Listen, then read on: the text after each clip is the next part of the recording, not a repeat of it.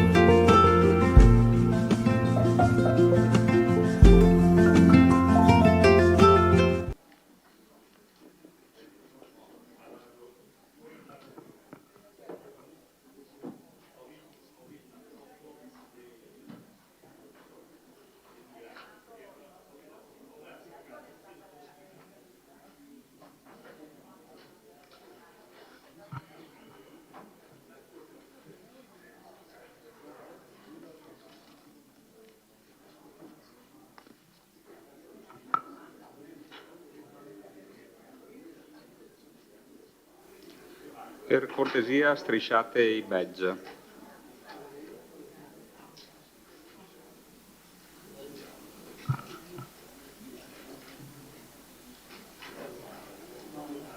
Boh.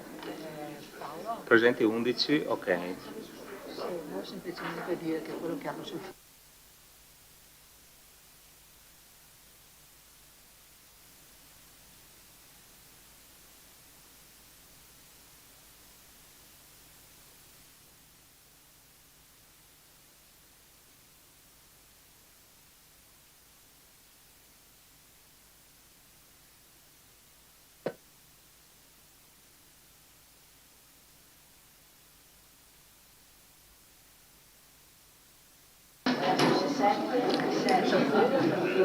Apriamo questa sera la 51esima seduta del Consiglio Comunale di mercoledì 26 luglio 2023. La seduta pubblica può essere anche vista in diretta TV sul canale televisivo La Tenda TV, visibile sulle smart TV e su internet. Passo la parola al segretario per l'appello. Sì. Ok. Bagliana Mirella, Casagrande Andrea, non c'è. Dareggian Antonio, De Antoni Giulio, De Bastiani Alessandro, non c'è. Denardi Barbara, Luz Marco, Gomiero Maurizio, Miatto Antonio, Fagotto Alberto, Parrella Roberto, Rasera Gianni, Rosset Mario, Salette Silvia, Sant'Antonio Paolo, Tonon Roberto, Baraschin Gianni. Numero legale c'è.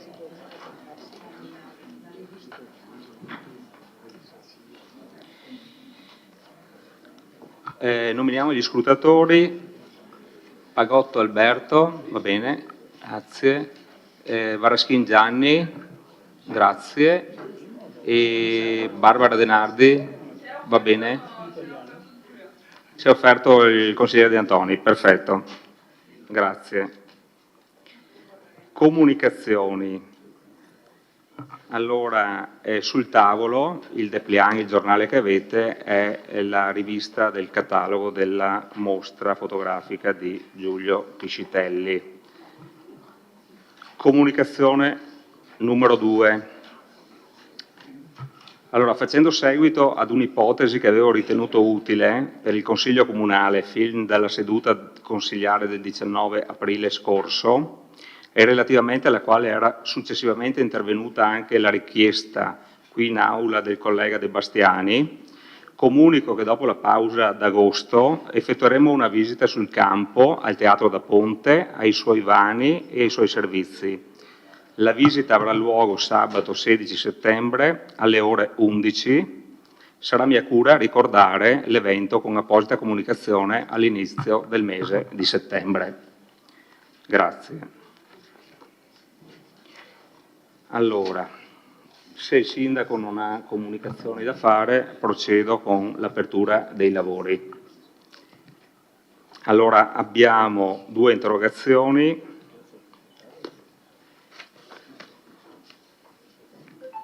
La prima, a risposta orale, pervenuta dal consigliere comunale Mirella Bagliana, gruppo De Bastiani Sindaco, ad oggetto di servizio nel rilascio delle carte d'identità, necessario implementare in via straordinaria le ore di apertura degli sportelli con personale aggiunto. Lascio la parola al consigliere Bagliana per l'illustrazione della interrogazione. Prego, consigliere. Ok, grazie Presidente e buonasera a tutti. Do lettura dell'interrogazione. Premesso che da molti mesi il servizio per il rilascio della carta d'identità dimostra una serie di criticità. Infatti, già ad aprile di quest'anno si registrava un'attesa di 3 mesi per coloro che fissavano un appuntamento online per accedere al servizio. Attesa aumentata a 5 mesi per coloro che prenotavano a fine giugno. Considerato che nella comunicazione durante il Consiglio Comunale del 23 marzo di quest'anno, l'assessore Antiga, nel merito del problema, dichiarava che ad oggi siamo ancora con una sola postazione disponibile, anche se nel 2017 è stata fatta al Ministero dell'Interno la richiesta di postazioni aggiuntive, a cui non hanno mai risposto. Sempre nella stessa comunicazione del 23 marzo, l'assessore Antiga dichiarava: il tempo medio per il rilascio sono 15 minuti. Postazioni in comune ne abbiamo una e nel 2017, quando abbiamo fatto richiesta della seconda postazione, abbiamo rilasciato 3.419 carte d'identità, a nota che nel 21 siamo passati a 4.394, nel 22 a 3.332 e nel 23 in previsione andremo sempre ad attestarci sui 3.004. Considerato che da alcune dichiarazioni riportate sui quotidiani locali a marzo lo stesso Sindaco auspicava che entro qualche mese le criticità del servizio si sarebbero risolte. Constatato che dai dati forniti nella comunicazione dell'assessore Antiga si evince che nel 2021 sono state rilasciate 1.000 carte d'identità in più rispetto al 2017-22 e in previsione del 2023. Considerato anche che l'attesa per il rilascio della carta d'identità è progressivamente aumentata dai primi mesi dell'anno fino ad oggi, tutto ciò premesso, si chiede all'amministrazione comunale di sapere quante sono le postazioni adibite al rilascio della carta d'identità elettronica in uso all'Ufficio dei Servizi Demografici del Comune al 7 luglio e ad oggi, sapere il numero complessivo di personale impiegato ai servizi demografici nei rispettivi anni dal 2019 ad oggi e negli stessi anni quante unità deputate allo specifico servizio di rilascio delle carte d'identità, di sapere come si spiega il fatto che nel 2021 vennero rilasciate circa 1.000 carte d'identità in più rispetto agli anni precedenti e all'anno in corso e chiedo anche se al fine di garantire un servizio adeguato ai cittadini che si stanno lamentando insomma, del disservizio, non si ritenga opportuno implementare in via straordinaria le ore di apertura degli sportelli, destinando a tale servizio del personale aggiuntivo, come sta avvenendo anche in altri comuni. Grazie. Grazie, consigliere Bagliana. Allora lascio la parola all'assessore Antiga per la risposta, prego.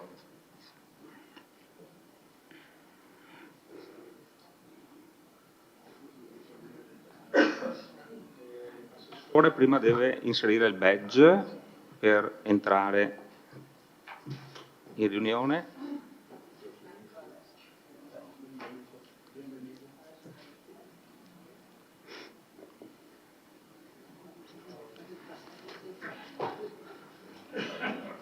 Eccolo qua. Benissimo. Prego, Assessore. Grazie Presidente per la parola e buonasera a tutti e bentrovati. Rispondo all'interrogazione del consigliere Bagliana. Innanzitutto ritengo che il personale dei servizi demografici venga sicuramente riconosciuto lo sforzo e l'impegno comune per mantenere l'operatività in tutte le loro mansioni, non solo per le carte d'identità, che con la modifica alla normativa si è consentito chiedere il rilascio delle carte d'identità anche quanto la precedente carta d'identità cartacea nelle mani del richiedente non fosse ancora scaduta o in imminente scadenza. Il nuovo documento viene richiesto dai cittadini soprattutto per avere le credenziali che danno l'accesso online ai portali della pubblica amministrazione, generando per tutti i comuni il caso carte d'identità. Ad oggi, con tutte le difficoltà più o meno impegnative, non abbiamo un utente che non abbia fatto un atto o avuto un servizio e che non abbia preso un aereo per la mancanza di rilascio della carta d'identità. Venendo all'interrogazione presentata dalla consigliere, puntualmente rispondo ai punti. 1. Le postazioni in dotazione per il rilascio delle carte d'identità sono 2, considerato poi con quanta difficoltà riusciamo ad ottenere assistenza dal Ministero quando abbiamo un problema o un guasto a una delle 2 postazioni, è stata fatta ulteriore richiesta al Ministero di una terza postazione aggiuntiva. Al punto 2, il numero personale impiegato all'unità dei servizi demografici e rilascio carte d'identità. Nel 2019 erano 10 persone, di cui 5 assegnate all'ufficio anagrafe e quindi a turno adibite al rilascio carte d'identità. Nel 20 sono 10 persone assegnate, di cui 5 all'anagrafe per adibite alle carte d'identità. Nel 21 9, di cui 5 adibite al rilascio della carta. Nel 22 sono 10 fino ad aprile, 9 ottobre, 8 novembre e dicembre. Le persone che hanno lasciato l'ufficio nel corso di quest'anno erano tra quelle abilitate al rilascio delle carte d'identità, quindi le persone abilitate sono rimaste 3. Nel 23 9 persone fino a luglio, di cui 4 assegnate all'ufficio anagrafe e quindi a turno abilitate alle carte d'identità.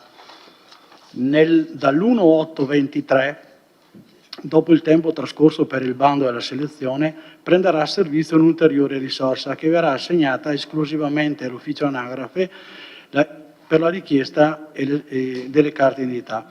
La richiesta a rilascio della tessera del Ministero dell'Interno che abilita il rilascio delle carte d'identità è stata fatta e si aspetta che la tessera possa essere arrivata non dopo metà agosto. Dal 17 agosto 23, pertanto, e già da 10 giorni, è stato aperto un altro canale di prenotazione e carte d'identità, in modo che nei giorni di accesso con prenotazione, martedì, giovedì e venerdì, siano sempre 2 postazioni adibite al rilascio della carta. In data odierna vi sono posti liberi già a fine agosto, dunque con un solo mese di attesa. Inoltre, il lunedì dalle 8:30 alle 12:45, il giovedì pomeriggio dalle 15:30 alle 17:45 l'accesso è libero, senza prenotazione, e sono attive entrambe le postazioni. Con questa scelta siamo riusciti a tamponare tutte quelle richieste urgenti che di volta in volta si presentavano. Al punto 3, nel 21 vennero rilasciate 1000 carte d'identità in più rispetto all'anno precedente, sacrificando moltissimo il lavoro del back office di anagrafe, in quanto causa Covid era stata disposta la proroga dei documenti di identità in scadenza per il 2020, anno durante il quale, a causa del lockdown, non si poteva recare negli uffici per chiedere il rilascio di un nuovo documento se non in casi di estrema urgenza. Ad oggi sono state rilasciate circa 22.000 carte d'identità e 130 carte d'identità cartacee. I numeri fin qui rispecchiano pertanto quelli 2021. Punto 4. Abbiamo attivato una seconda postazione di lunedì mattina dopo una richiesta di straordinario, richiesta esclusivamente agli operatori abilitati. Avendo avuto purtroppo un solo riscontro, con la modalità positiva di dedicare le ore del mattino del lunedì mattina non solo a retrobottega ma allo sportello esclusivamente, vedendosi poi, visto il carico di lavoro, se vi fosse più o meno la necessità di entrare in straordinaria, e questo credo si possa fare un plauso.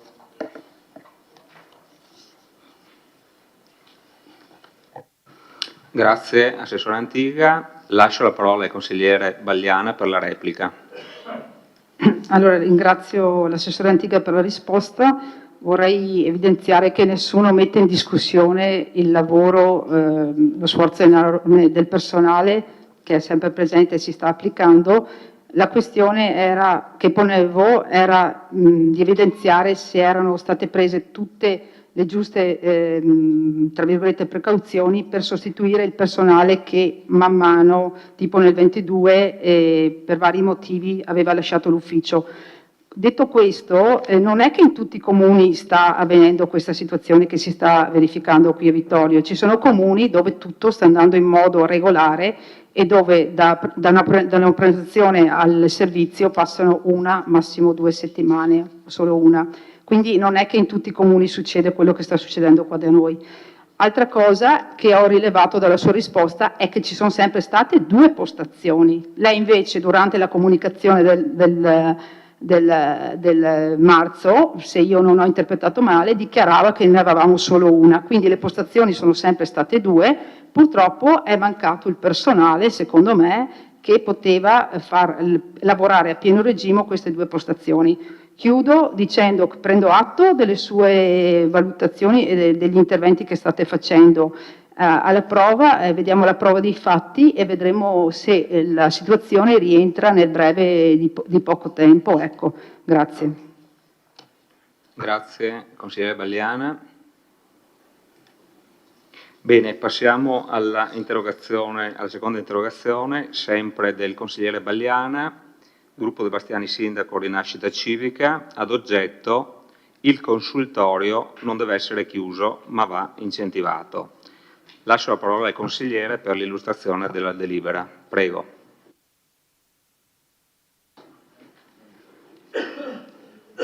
Ecco, allora questa delibera è relativa al consultorio di Vittorio Veneto, che ricordo opera su tutto il vittoriese. Immagino che abbiate visto i giornali in cui la scorsa settimana veniva riportata la notizia di una probabile chiusura del servizio del consultorio familiare di Vittorio Veneto, che appunto, vorrei ricordarlo, opera su un bacino di 60.000 persone, quindi dando un contributo su tutto il comprensorio del vittoriese e dando un'importante risposta sociosanitaria ai cittadini.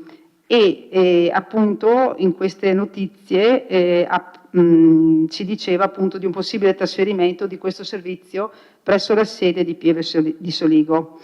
Premesso che la notizia ha suscitato preoccupazione e sconcerto fra donne, ragazze e mamme di tutta la zona del vittoriese che usufruiscono dei servizi erogati dal consultorio, sempre sui quotidiani veniva riportata la dichiarazione del direttore generale dell'ULSS 2, dottor Benazzi, che smentiva la chiusura del consultorio, spiegando che è in atto una riorganizzazione degli spazi ambulatoriali all'interno del distretto sanitario di Serravalle.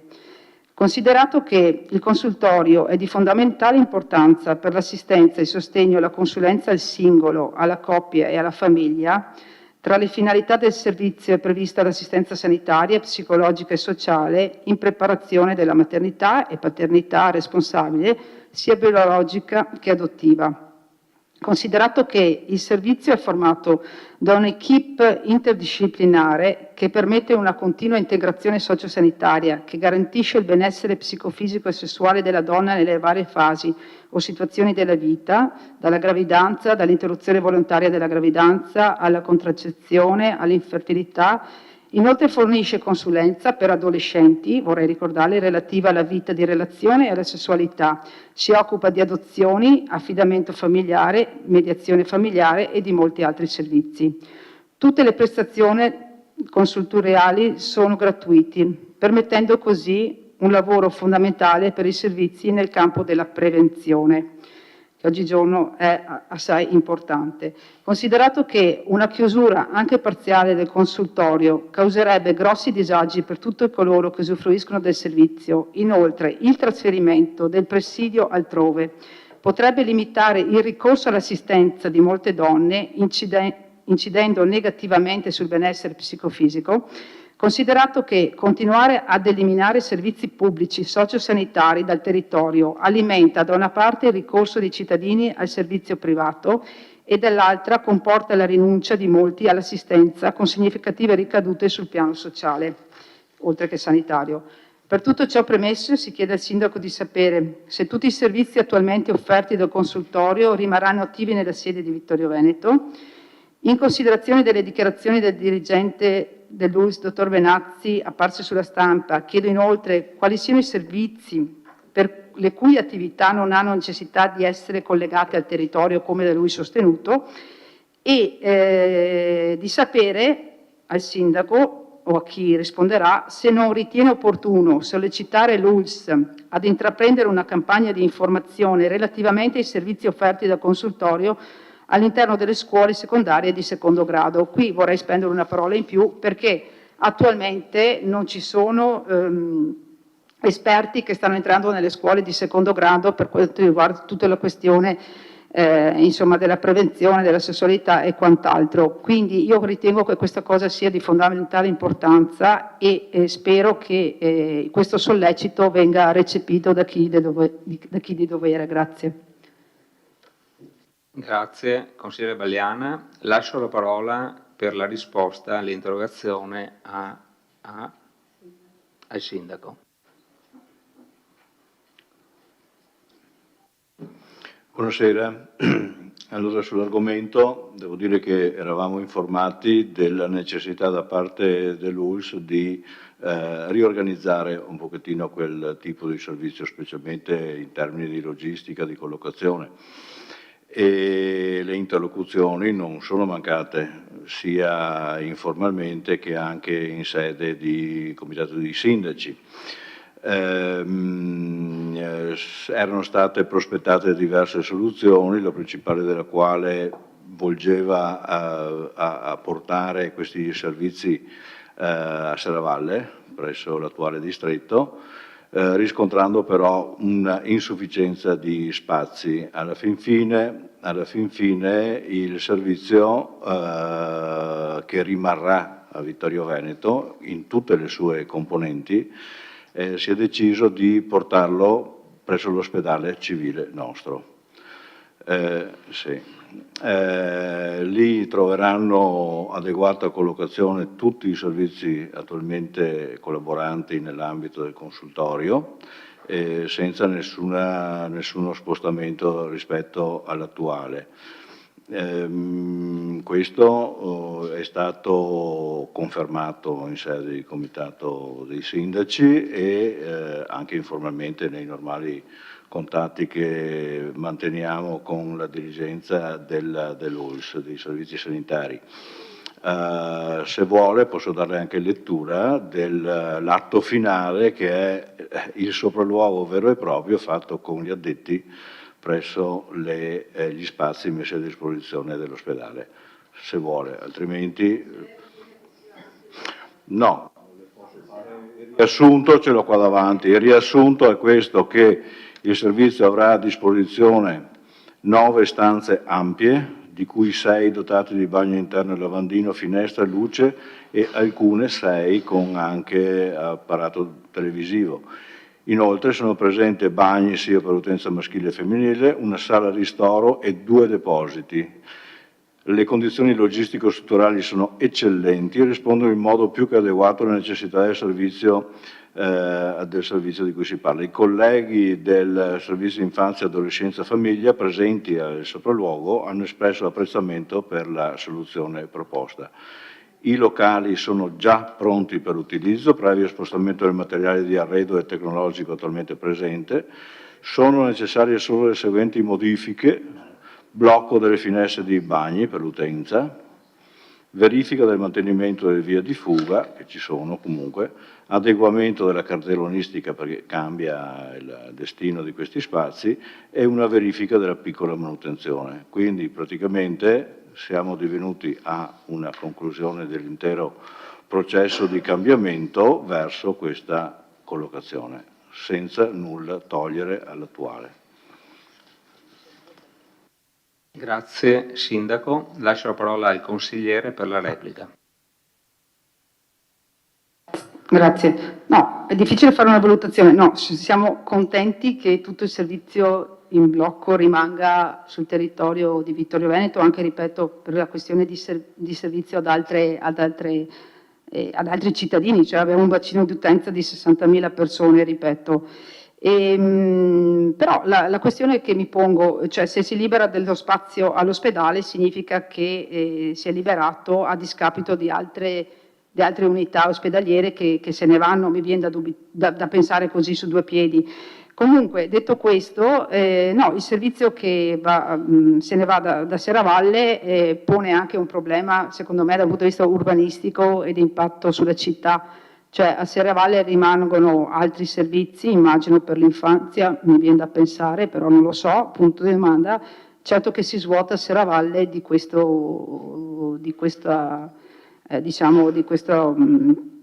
consultorio, quindi c'è meno. Vabbè, comunque prendo atto di quello che mi ha detto il sindaco, poi magari andando avanti possiamo verificare effettivamente la situazione. Ecco, grazie. No, vabbè, in via eccezionale c'è proprio una precisazione. Una semplice precisazione relativamente alle sue note finali. Faccio presente che ci sono sono già passati 3-4 consigli comunali dove le esigenze nostre di avere il direttore generale per fare il punto su quelle situazioni non abbiamo mai trovato libero, tant'è che l'ultimo accordo di questi giorni qua è che per il Consiglio di settembre, prima di decidere la data, la sottoponiamo al direttore generale in modo tale da cercare di far coincidere e averlo presente. Perché no? Perché no? Grazie a tutti e passiamo ora al punto clou della serata. Allora, la proposta di delibera piano di assetto del territorio, ovvero acronimo PAT, di cui alla legge regionale numero 11 del 2004, adozione. Allora, informo i colleghi consiglieri che sono arrivati 10 emendamenti da parte delle minoranze, il 10° poi è stato ritirato, quindi ne rimangono 9. Chiedo ora l'intervento, la presenza dell'ingegner Curti, responsabile dell'ufficio tecnico del Comune di Vittorio Veneto, e dell'architetto Dino De Zan, che hanno redatto la parte tecnica di questo PAT per la illustrazione tecnica. Informo anche i consiglieri che sono state fatte 2 commissioni relativamente alla discussione del PAT, a chiarimenti di tipo tecnico.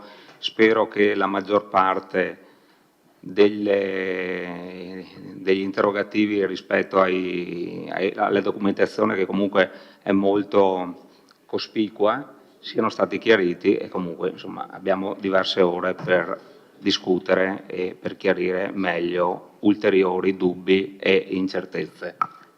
Prego, ingegnere.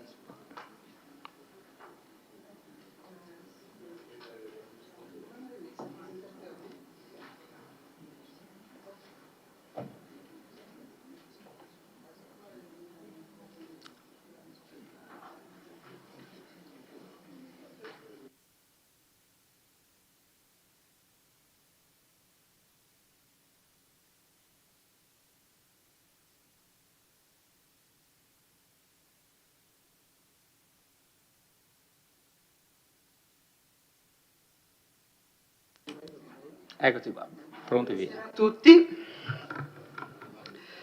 Come anticipato, questa sera portiamo in Consiglio Comunale il piano di assetto del territorio. Per il Comune di Vittorio Veneto questa sera si conclude un percorso che è iniziato nel 2008. Non so se sia corretto dire si conclude, perché noi questa sera adottiamo, poi ci saranno tutte le fasi successive che ci porteranno comunque più avanti all'approvazione. Comunque è il primo passaggio fondamentale per arrivare ad avere il PAT. Prima di entrare nel vivo dell'argomento, io avrei piacere, se mi permettete, di ringraziare il gruppo di tecnici che ci ha supportato nella redazione del PAT, che ha lavorato con noi in questi ultimi 2 anni, partendo dal dottor Lucchetta, il dottor Pianca Marco, poi lo studio sintesi con l'ingegner Zorba che ha curato la parte idraulica, lo studio matte con l'ingegner Loventhal per la Vasse e la Vinca e infine lo studio diretta, qui rappresentato dall'architetto De Zan e che non sono presenti questa sera, dalle dottoresse Silvia Ballestini, Elisa Dotta ed Elisa Tesser, che hanno sopportato tutti i capricci miei e dell'architetto. In ultima ringrazio anche l'avvocato Stecanella che dovrebbe raggiungerci a breve, che ha fornito un prezioso contributo nella stesura dell'apparato normativo, mettendo a disposizione del Comune la sua competenza.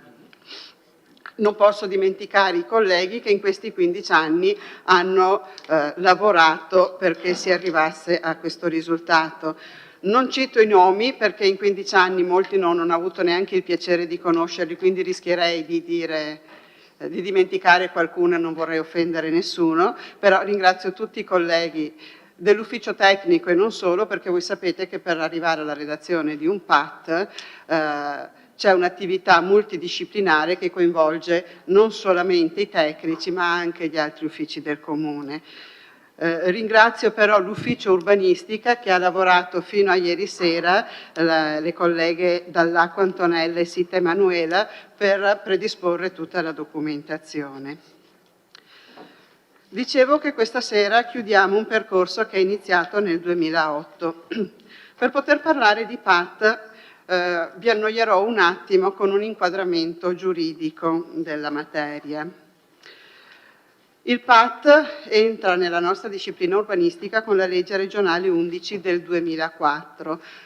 Noi fino al 2004, in realtà noi fino ad oggi, abbiamo avuto il piano regolatore generale. Dal 2004 la legge 11 parla di piano regolatore comunale, che non è più un unico piano ma si compone di due strumenti, il PAT appunto e il piano degli interventi OPI.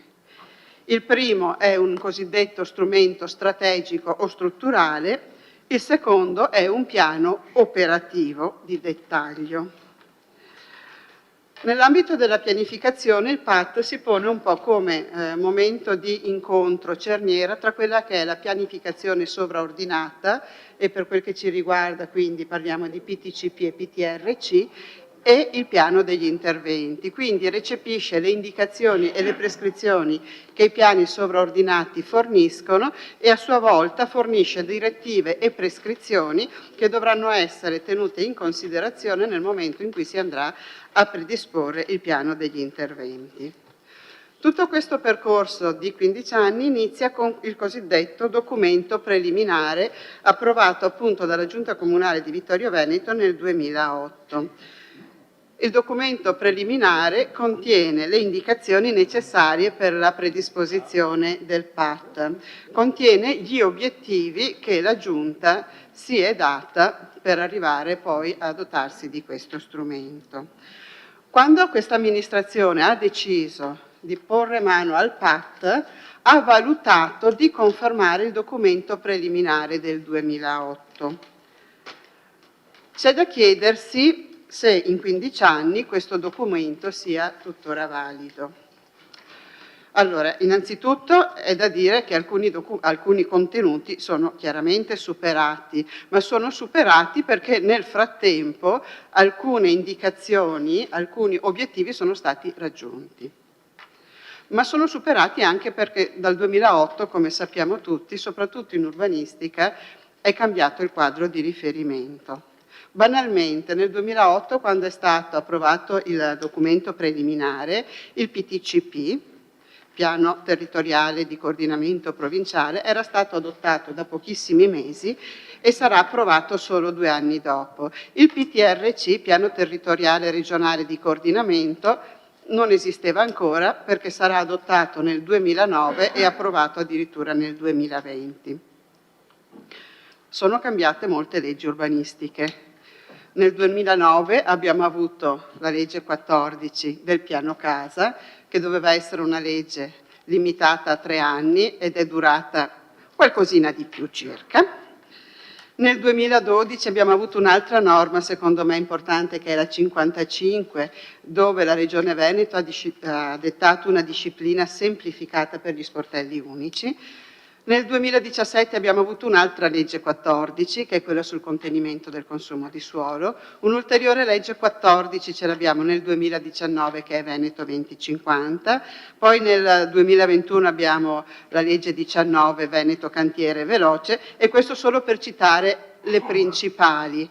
Altre leggi ci sono state, ma hanno per fortuna un'influenza un pochino più contenuta, per cui non andiamo a citarle tutte. A parte un diverso quadro normativo, come dicevo prima, alcuni obiettivi sono stati raggiunti. Nel documento preliminare si parla dell'ecosistema delle colline.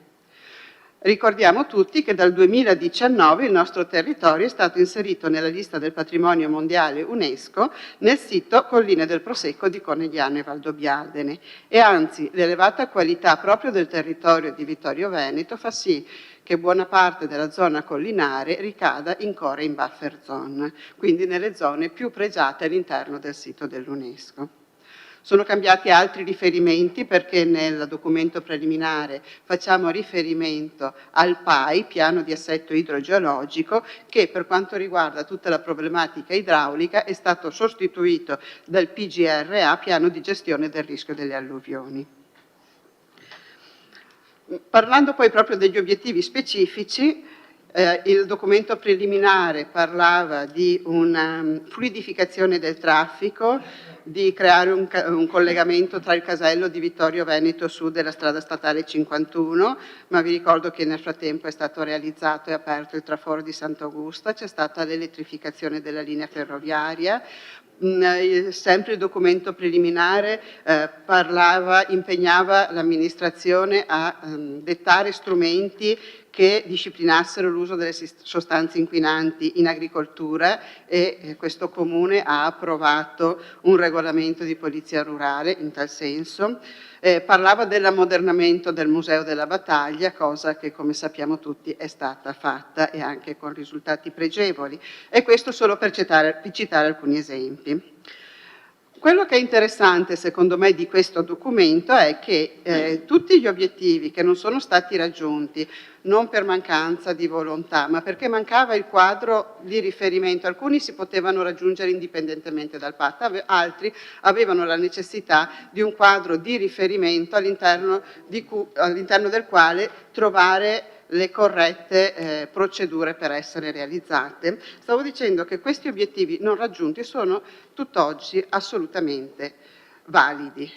Questo cosa significa? Significa che nel 2008 è stato fatto un documento calato sulla realtà del comune. Credo che l'architetto non mi possa smentire in questo, ne abbiamo visti molti, io non è il primo PAT che vedo, dove il documento preliminare è un libro dei sogni. Qua devo dire la verità che me lo sono andato a studiare e ho trovato invece un documento fatto su quelle che erano le effettive esigenze del comune, e per quelle che in 15 anni non hanno potuto trovare una risposta rimangono tuttora assolutamente valide, tant'è che poi il PAT su questo documento si è basato e a questi obiettivi ha cercato di dare una risposta. Io eviterei di fare altri discorsi perché penso che usciranno cose molto più interessanti dalla discussione.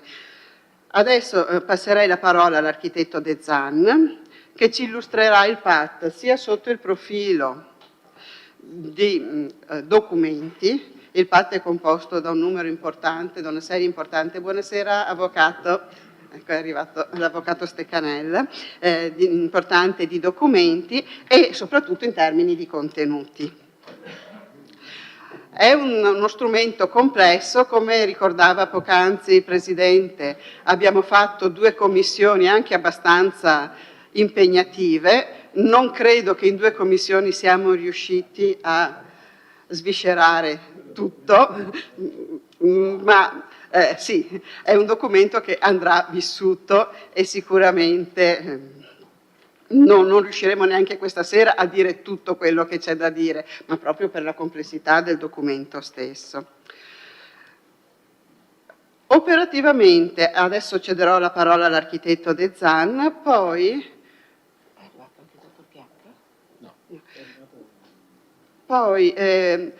c'è il dottor Lucchetta. Se ci sono domande sugli aspetti geologici, magari chiederei di farle come prima, in modo che poi lo liberiamo dal resto della discussione.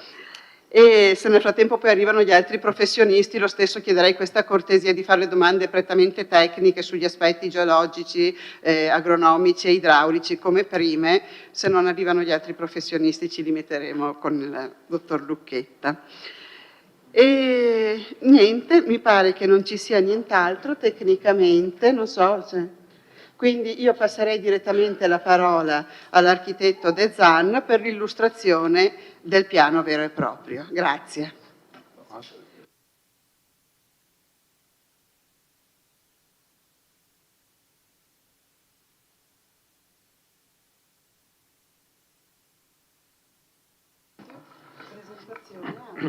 Sì? Sì, buonasera. Prego, architetto. Sì, grazie, buonasera a tutti. È una data abbastanza importante questa, perché il PAT è un documento strategico, quindi ha una valenza politica molto, molto importante. E quindi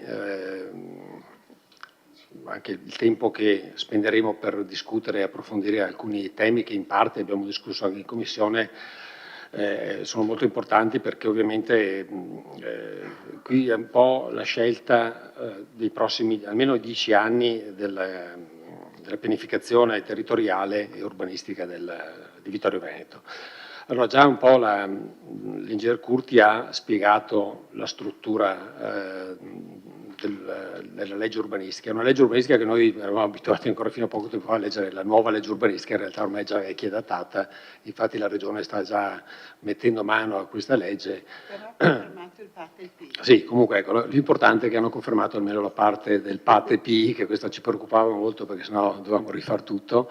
Diciamo che la struttura del piano regolatore comunale prossimo che avrete a che fare è fatta composta, come vedete anche nella slide che ho preparato, da il PAT, che è la parte appunto, la cornice che è proprio strategica del piano, mentre il piano degli interventi è il piano operativo, il cosiddetto piano del sindaco.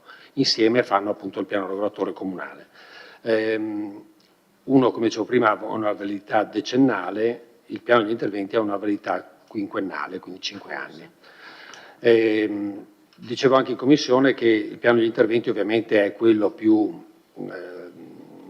complesso, più di dettaglio, dove i contenuti del piano degli interventi dovrebbero essere accompagnati anche da altri documenti, che sono quelli della programmazione delle opere pubbliche e anche del bilancio, perché ovviamente questi tre temi sono tra loro interconnessi, perché ovviamente la pianificazione urbanistica comporta anche l'urbanizzazione eventualmente o la ristrutturazione urbana di alcune aree, quindi coinvolge anche la parte di programmazione delle opere pubbliche, e ovviamente anche l'aspetto tributario ha un suo peso specifico.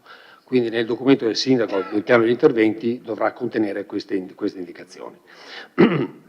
Il PAT è stato fatto in copianificazione con la provincia di Treviso, quindi è stata scelta una procedura, che è l'articolo 15 della legge 11, che prevede in sostanza un scambio continuo di informazioni tra di noi, e le osservazioni che alla fine della procedura la provincia ci ha fatto sono poche in realtà, perché abbiamo appunto fatto un lavoro abbastanza di concertazione e condivisione con loro.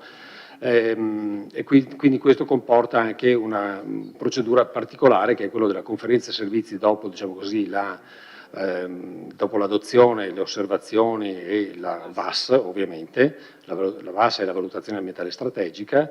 C'è questa conferenza servizi che decide un po' su tutte le osservazioni che sono arrivate, e la VAS ovviamente, e quindi si chiude con una delibera della giunta provinciale, alla fine della sottoscrizione dell'accordo della conferenza e la delibera di giunta provinciale.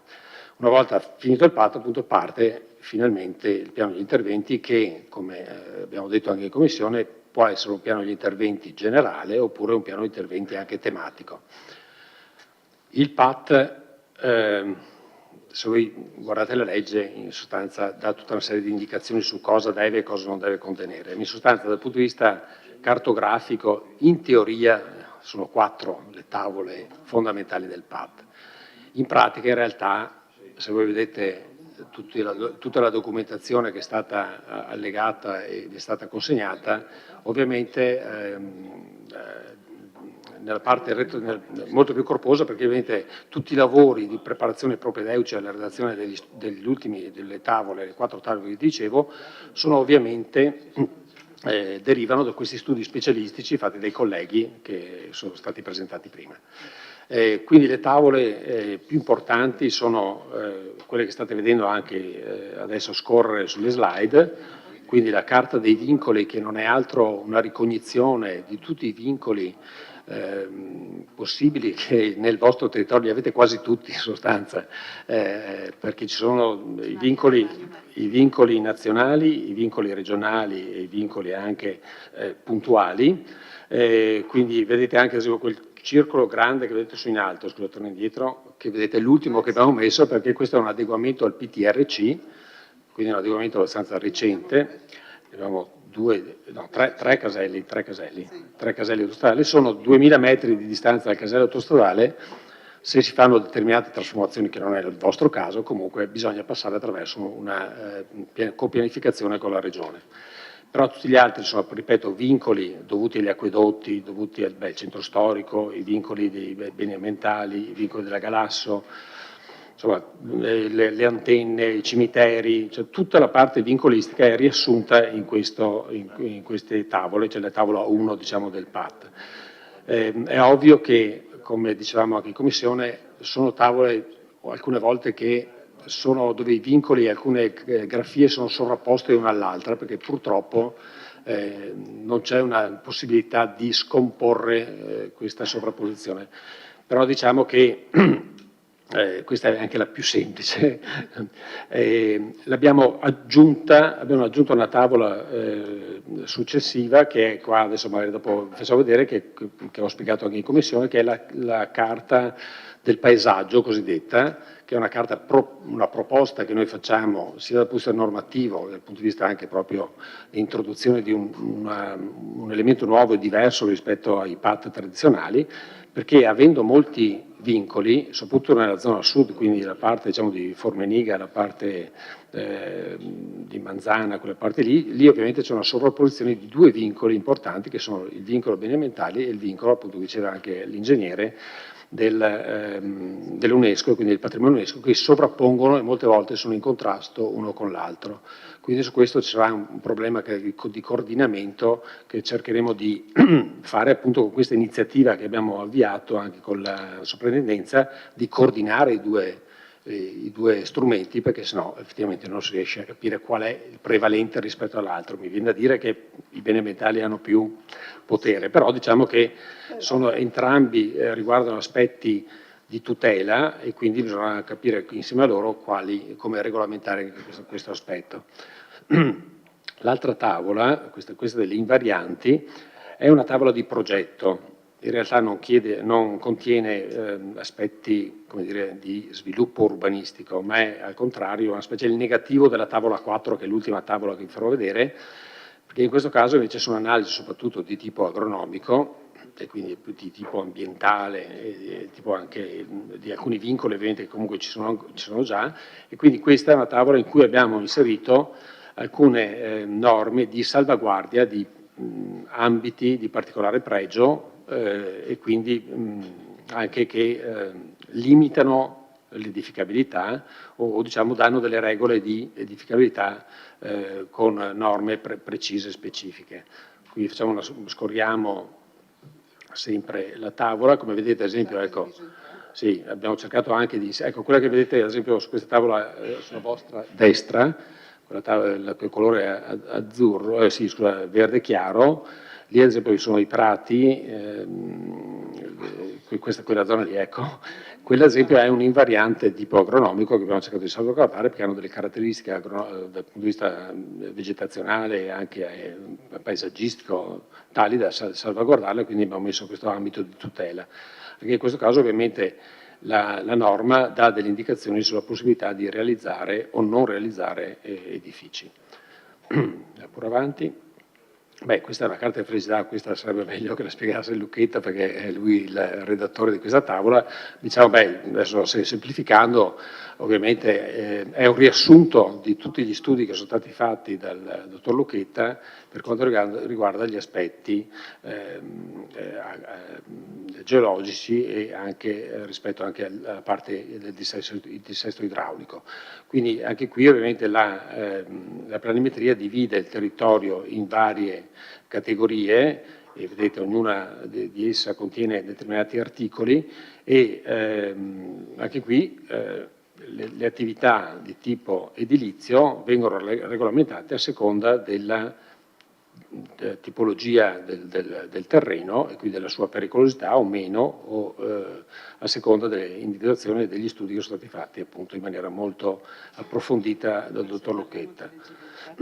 Questa appunto come vedete anche questa grafico è stata molto complicata perché ovviamente il territorio è alquanto diverso dalla parte nord alla parte sud e quindi ha tutta una serie di aspetti anche geomorfologici differenziati che hanno comportato un lavoro importante.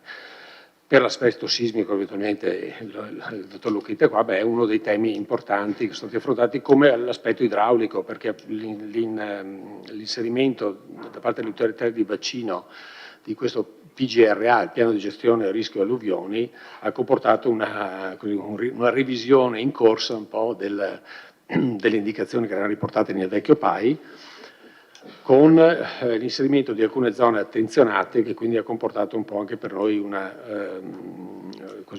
ripensamento su alcune aree.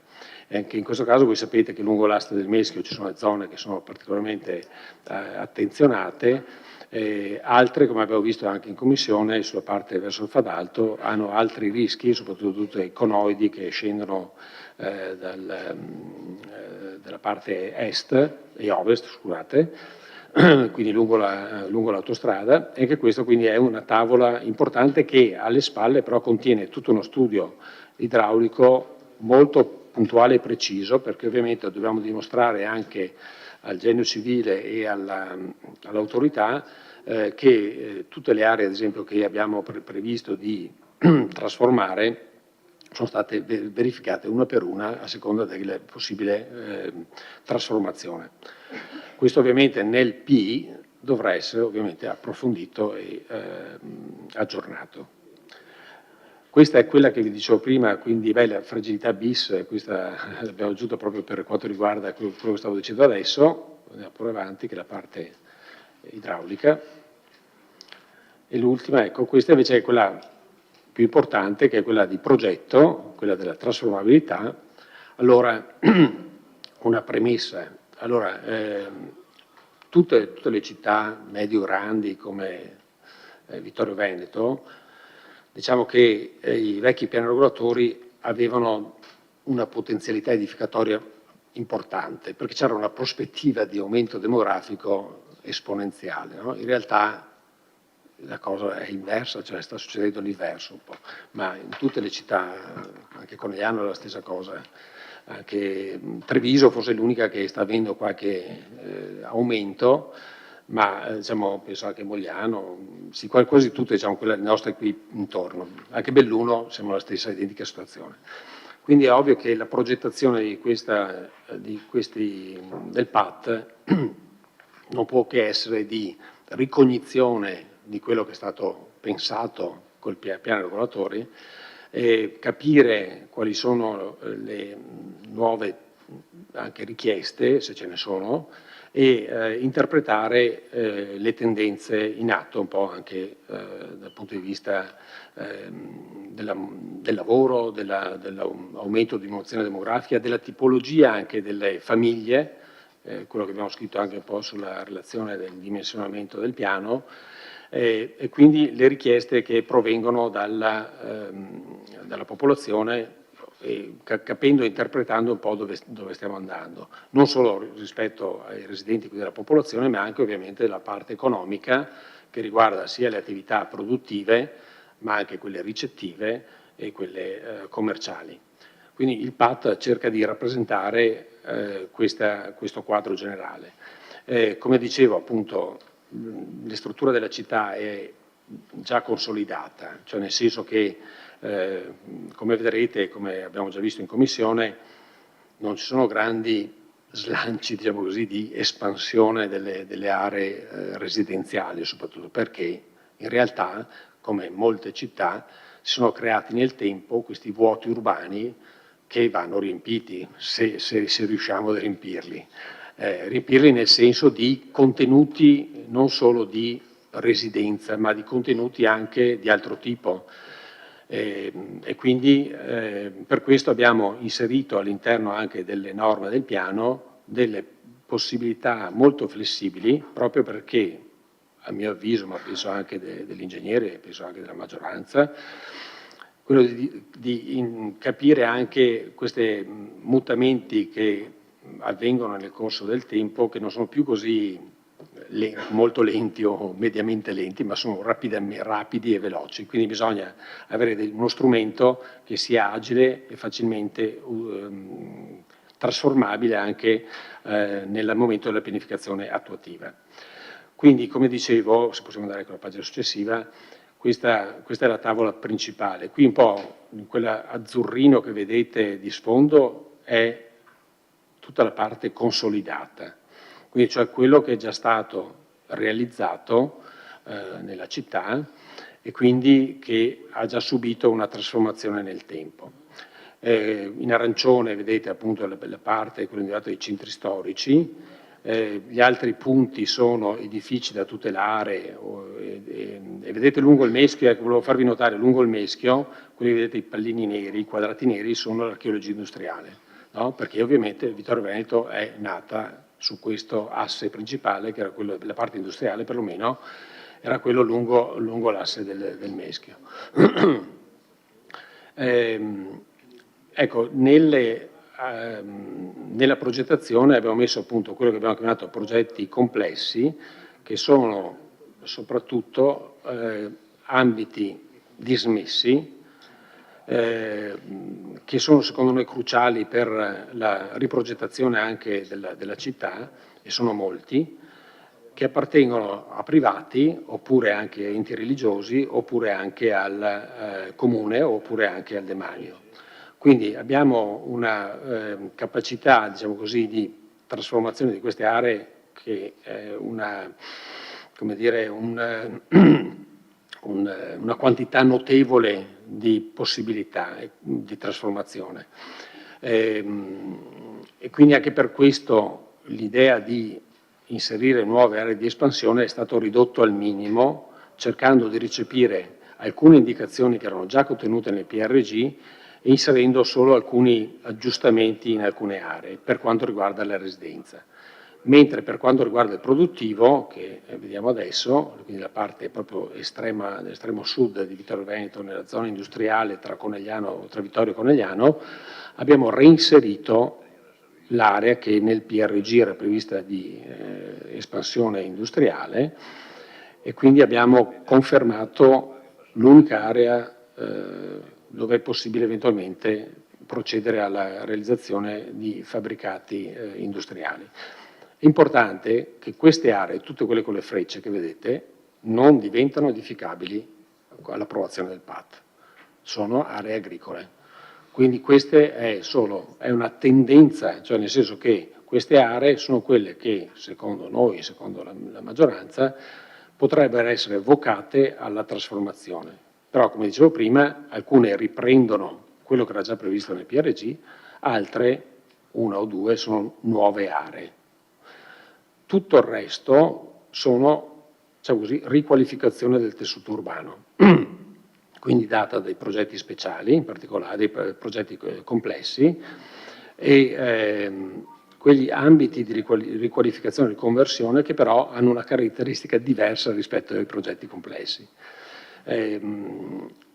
Diciamo che poi dal punto di vista appunto residenziale, come dicevo, nel dimensionamento noi ci troviamo un bagaglio di volumetria importante proveniente dal piano regolatore.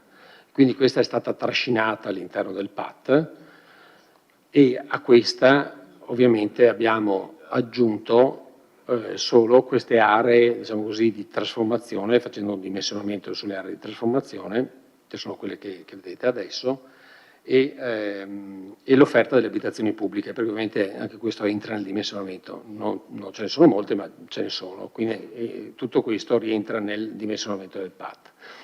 Dal punto di vista degli standard abbiamo fatto anche lì una verifica e sapete anche qui che abbiamo un problema di riconferma eventualmente delle aree vincolate a standard, perché anche queste possiamo farlo, diciamo, una volta, ma reiterarlo è molto pericoloso, però diciamo che l'equipaggiamento degli standard del Comune sono abbastanza importanti, quindi non c'è una carenza, anzi c'è una sovrabbondanza di standard.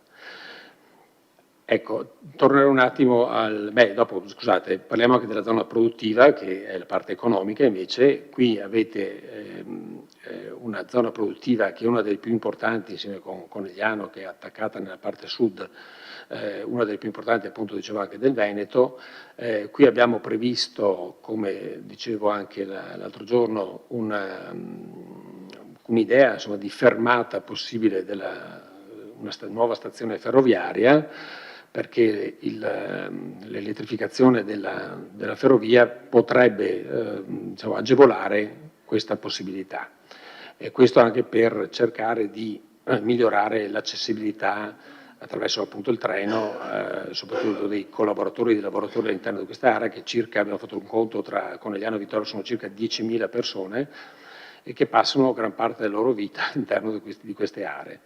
E su questo, appunto, come dicevo, anche nelle norme, nella relazione l'abbiamo scritto, la dotazione degli standard è buona, però in realtà alcuni servizi che non sono previsti per legge, ma che secondo noi sono importanti, dovrebbero essere potenziati. Tra questi abbiamo inserito anche quella norma della possibilità di aprire, sempre però all'interno della zona produttiva e non lungo la Lemagna, ma all'interno della zona produttiva, eventualmente qualche negozio di vicinato. L'altra novità era quella di riprendere quel vecchio progetto che era inserito anche nei piani precedenti, di creare il casello su Conegliano, e quindi un'uscita diretta della zona produttiva direttamente sull'autostrada. Questo permetterebbe, secondo noi, di evitare traffico sulla Lemagna e quindi togliere tutta una serie di punti neri cosiddetti che, soprattutto il traffico pesante, creano sulla struttura viaria attuale. Allora, diciamo che ecco, il tema importante è la riqualificazione, quindi quello che abbiamo chiamato progetti complessi sono un po' come dire, il refrain un po' di questo PAT, perché abbiamo visto che le quantità sono veramente notevoli. Non sotto l'aspetto volumetrico, che non interessa secondo me, ma sotto l'aspetto proprio superficiale, cioè come superfici ce ne sono molte e sono dipanate un po' lungo tutta la zona nord-sud di Vittorio Veneto. E quindi questo è come dire, un auspicio che chi affronterà il piano degli interventi cerchi di interpretare quello che abbiamo cercato di scrivere sulle norme tecniche, cioè quello di fare degli accordi pubblico-privati propedeutici alla trasformazione di queste aree, e solo così, secondo noi, si può arrivare a una vera trasformazione. Certo che alle spalle di tutto questo deve esserci un ragionamento anche di, come dire, di politica di visione della città, cioè nel senso che, come tutte le città, quelle medio-grandi, c'è un problema di residenza, quindi di popolazione. Quindi, come dicevo, c'è una diminuzione della popolazione, un aumento del numero delle famiglie, perché purtroppo si stanno riducendo, sia per motivi anche di separazioni o di altro tipo, quindi siamo passati da 2,22 di media il nucleo familiare a 1,90, la previsione è 1,98 mi pare, quindi sta riducendo. A Belluno, già vi dicevo l'altra volta, siamo a 1,47 a Belluno, quindi c'è praticamente quasi una persona mediamente per famiglia. Questo comporta il fatto anche di ripensare il tipo dell'abitare, no? Quindi non solo la quantità, ma la tipologia anche dell'abitare e dei servizi conseguenti a questa tipologia. per attrarre probabilmente nuova forza vitale, quindi giovani, bisogna capire cosa fare, quindi l'intervento deve essere solamente ed esclusivamente politico, ovviamente, perché questa è la strategia, tenendo conto soprattutto che c'è una zona industriale che per fortuna è molto sana e quindi che ha una forte potenzialità ancora di rimanere sana ancora per qualche tempo. E la trasformazione in atto anche sotto l'aspetto della automazione e quindi anche della modernizzazione dal punto di vista dei macchinari, ma anche ovviamente tutta questa nuova tendenza ovviamente anche dell'intelligenza artificiale cambierà completamente il panorama del tipo di lavoro che verrà tra adesso e qualche anno, non troppi anni secondo me. Quindi bisogna intercettare questo tipo di problematiche e capire quali sono le esigenze che verranno richieste. E qui sui progetti complessi abbiamo inserito appunto il discorso dell'accordo pubblico-privato perché secondo noi la mano pubblica comunque deve governare queste cose, perché ovviamente la capacità di interpretare questi nuovi bisogni che speriamo emergano deve essere guidata appunto dalla politica. E quindi per questo abbiamo creato questa situazione. Beh, altro non penso che ci sia, insomma, sono qui per le eventuali vostre richieste. Grazie.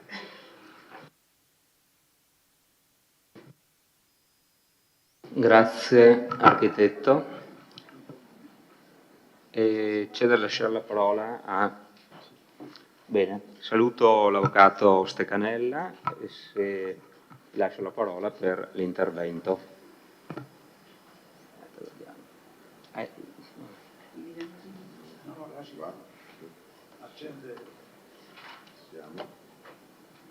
No, prego.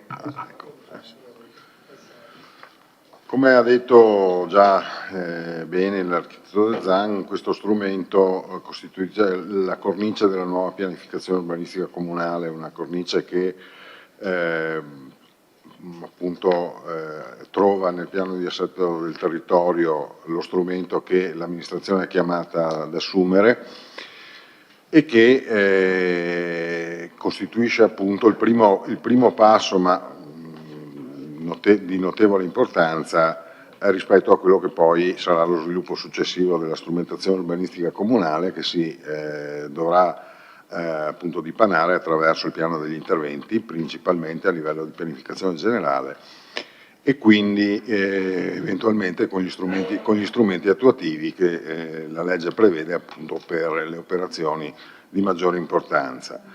Il rilievo che è stato dato alle aree appunto soggette a progetti complessi, quelle aree particolari, questi contenitori che caratterizzano in maniera molto importante il tessuto edilizio e urbanistico della città, sono una caratteristica che fa di Vittorio un po' un unicum sotto questo profilo, che da un lato testimonia la storia industriale della città e appunto il suo sviluppo lungo l'asse del Meschio, che era proprio la direttiva e la direttrice principale dello sviluppo produttivo del paese, del tessuto economico, insomma, del contesto territoriale.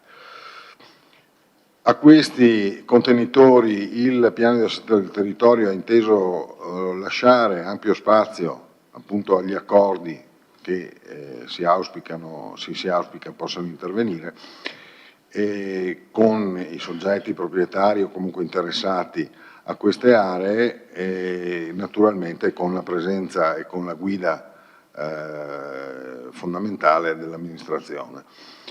Non si è voluto quindi entrare nel merito di queste aree in questo momento perché ciò richiede un dettaglio che questo tipo di strumento, piano di assetto del territorio, appunto non è deputato ad avere. Questo lo dico proprio per rimarcare la differenza che c'è fra il piano di assetto del territorio e il piano degli interventi.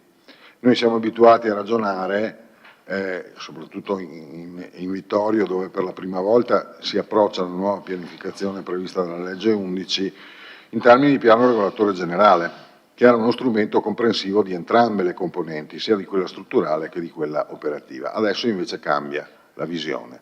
C'è la strumentazione operativa, che è quella di cui ci stiamo occupando oggi, ci sarà poi la strumentazione operativa che sarà deputata, sarà contenuta nel piano degli interventi. Il piano di assetto del territorio il nostro piano di assetto del territorio ha un connotato importante che è derivato dalla sua lunga gestazione, ma che insomma ha consentito poi di approfittare delle novità normative che sono sopravvenute nel tempo rispetto a quando è stata assunta la legge 11 del 2004 e in particolare dalla fondamentale legge sul consumo di suolo. Legge sul consumo di suolo che ha cambiato in larga misura l'approccio alle trasformazioni. Le trasformazioni un tempo erano declinate in termini di edificabilità, oggi invece le trasformazioni devono confrontarsi appunto con il consumo di suolo. Consumo di suolo che è una nozione trasversale perché riguarda sia appunto l'edificazione ma riguarda anche l'infrastrutturazione. Se io vado a realizzare un parcheggio e lo impermeabilizzo, certamente quel parcheggio fa consumo di suolo. E qui poi ci sono tutte le deroghe che la legge 14 prevede per quel che riguarda la realizzazione di opere pubbliche in deroga appunto alla previsione di consumo di suolo. È importante, e questo voglio proprio sottolinearlo, arrivare in questa fase, in questo momento storico, all'approvazione del piano degli interventi, all'adozione quantomeno del piano degli interventi, perché questo consumo di suolo, che oggi è quello che comanda veramente la dotazione edificatoria e le possibilità di sviluppo della città al di fuori del consolidato, sono una dotazione limitata. Il Comune di Vittorio ne ha a disposizione circa 14 ettari, che rispetto alla dimensione territoriale del Comune sembrano veramente poca cosa. Questi 14 ettari sono stati assegnati al Comune con la DGR di attuazione della legge 14 del 2017, quindi con la DGR del 2018, con cui il Comune ha attribuito a con cui la Regione, scusate, ha attribuito a ogni singolo Comune del territorio regionale un plafond di consumo di suolo utilizzabile. Questa DGR ha una durata di 5 anni ed è quindi scaduta nel 2023, nei mesi scorsi. Per cui il fatto di andare noi oggi a pianificare il nostro territorio con questo strumento sta a significare che il Comune di Vittorio si sta appropriando di questo plafond di 14 ettari di consumo di suolo che la Regione aveva riconosciuto nel 2018 e lo sta utilizzando. Questo è importante perché? Perché la Regione dovrà ritornare a breve, molto a breve, su quella determinazione di consumo di suolo del 2018 che è scaduta, come dicevo, e dovrà riassegnare ulteriore consumo di suolo, o meglio, decidere se assegnare ulteriore consumo di suolo ai vari comuni. E quindi il fatto di utilizzare il plafond che era stato attribuito nel 2018 diventa fondamentale, perché altrimenti la Regione ci dice: ma voi avevate 14 ettari, non avete utilizzato manco uno, non avete previsto di utilizzarne nemmeno uno, io non ve ne do altri, vi tenete i 14. Invece il fatto di varare il piano di assetto del territorio con cui effettivamente il Comune comincia a mettere le mani su quei 14 ettari sarà argomento per poter dire alla Regione: noi abbiamo iniziato a utilizzare il nostro consumo di suolo, quello che ci avevate reso disponibile, e quindi riconoscetecene dell'altro se ce ne sarà bisogno. E bisogno ce ne sarà probabilmente, perché già solo le previsioni di espansione della zona industriale li consumerebbero quasi tutti se non avessimo previsto la possibilità di ottenere dalla Regione una contribuzione, perché per l'importanza strategica che il nodo produttivo di Vittorio ha rispetto al contesto regionale e al contesto produttivo regionale, quindi un contributo della Regione che ci verrebbe incontro, o dovrebbe venirci incontro, con il riconoscimento, facendosi carico della metà circa degli 11 ettari di consumo di suolo che l'espansione del polo industriale comporterà. Quindi il Comune ce ne metterebbe metà, però capite bene che su 14 ettari già consumarne 5,5 o 6 non è poca cosa. Quindi ripeto, questo passaggio di oggi è importante anche sotto questo profilo per non precludere alla città di poter andare a discutere in sede regionale, in sede di riconoscimento dei nuovi plafond di consumo di suolo rispetto a quelle che sono le ipotesi di sviluppo futuro dell'ambito cittadino. Altre cose che vanno evidenziate sempre a questo proposito sono l'individuazione degli ambiti di urbanizzazione consolidata, perché anche qui la legge 14 ha cambiato di molto il precedente assetto normativo, nel senso che l'edificabilità una volta era disciplinata in maniera uniforme su tutto il territorio comunale, invece oggi all'interno dell'urbanizzazione consolidata si ragiona in un determinato modo, al di fuori dell'urbanizzazione consolidata si deve ragionare in altro modo, proprio perché all'interno dell'urbanizzazione consolidata gli interventi di completamento non comportano consumo di suolo, quindi riallacciandoci al discorso fatto prima sul plafond che abbiamo a disposizione non vanno a erodere quel plafond, mentre invece quelli fatti all'esterno lo vanno ad erodere. E anche tenendo presente che appunto l'ambito del consolidato corrisponde grosso modo con la fotografia di quello che oggi esiste, quindi ricomprende il tessuto che già c'è con i suoi spazi vuoti, con i suoi punti da completare, ma è uno spazio già diciamo compromesso, per usare un termine che di solito ha accezione negativa ma non intende averla, è già compromesso dall'insediamento umano rispetto agli ambiti territoriali che invece sono ancora vergini e non compromessi. Appunto ragionamento sulla disciplina dell'edificabilità all'interno e al di fuori degli ambiti di urbanizzazione consolidata è diverso e l'approccio che dovrà fare il PI rispetto a questi due temi quindi andrà condotto su due direttrici che sono differenziate tra loro, a differenza di quel che avveniva invece con il vecchio piano regolatore generale. Ecco, credo che le caratteristiche, al di là di tutti gli aspetti di individuazione dei vincoli, delle fragilità, delle invarianti che poi ai quali si riferiranno i professionisti che hanno le specifiche competenze in quelle materie, diciamo che ecco, spero di essere riuscito a tratteggiare in maniera comprensibile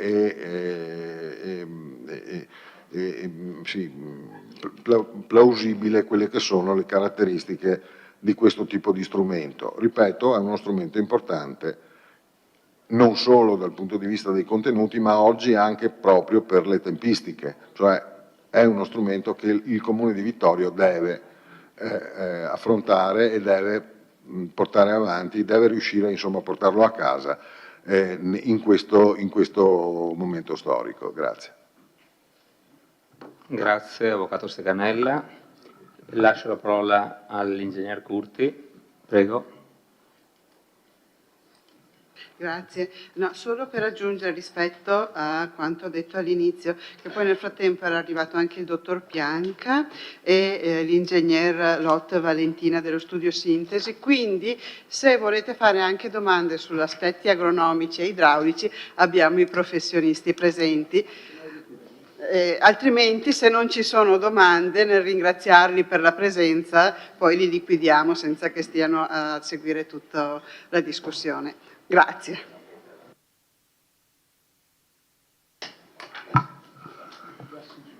Bene. C'è un'ulteriore presentazione o basta?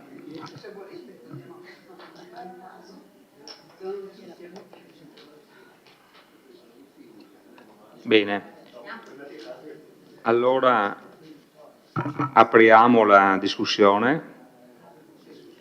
O se c'è qualche domanda qualche precisazione? Prego.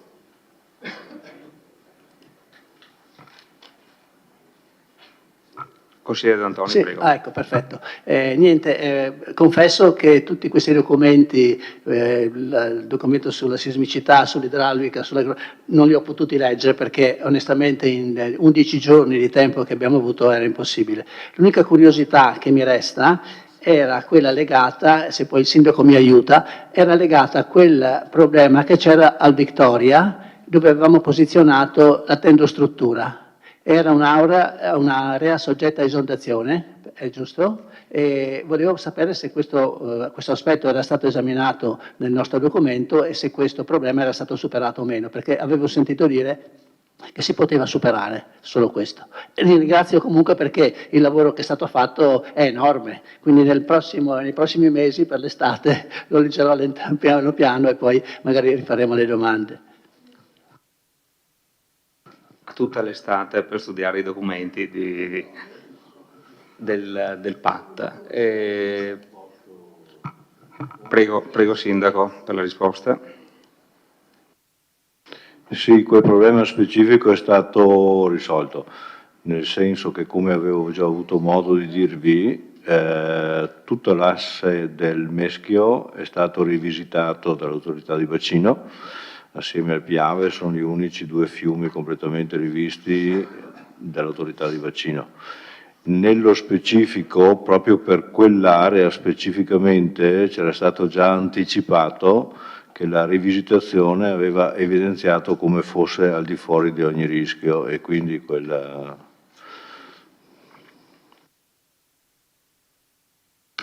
Grazie Sindaco. Prego. E questa variante si ha tempo di metterla dentro che nel PAT, dice la nostra dirigente.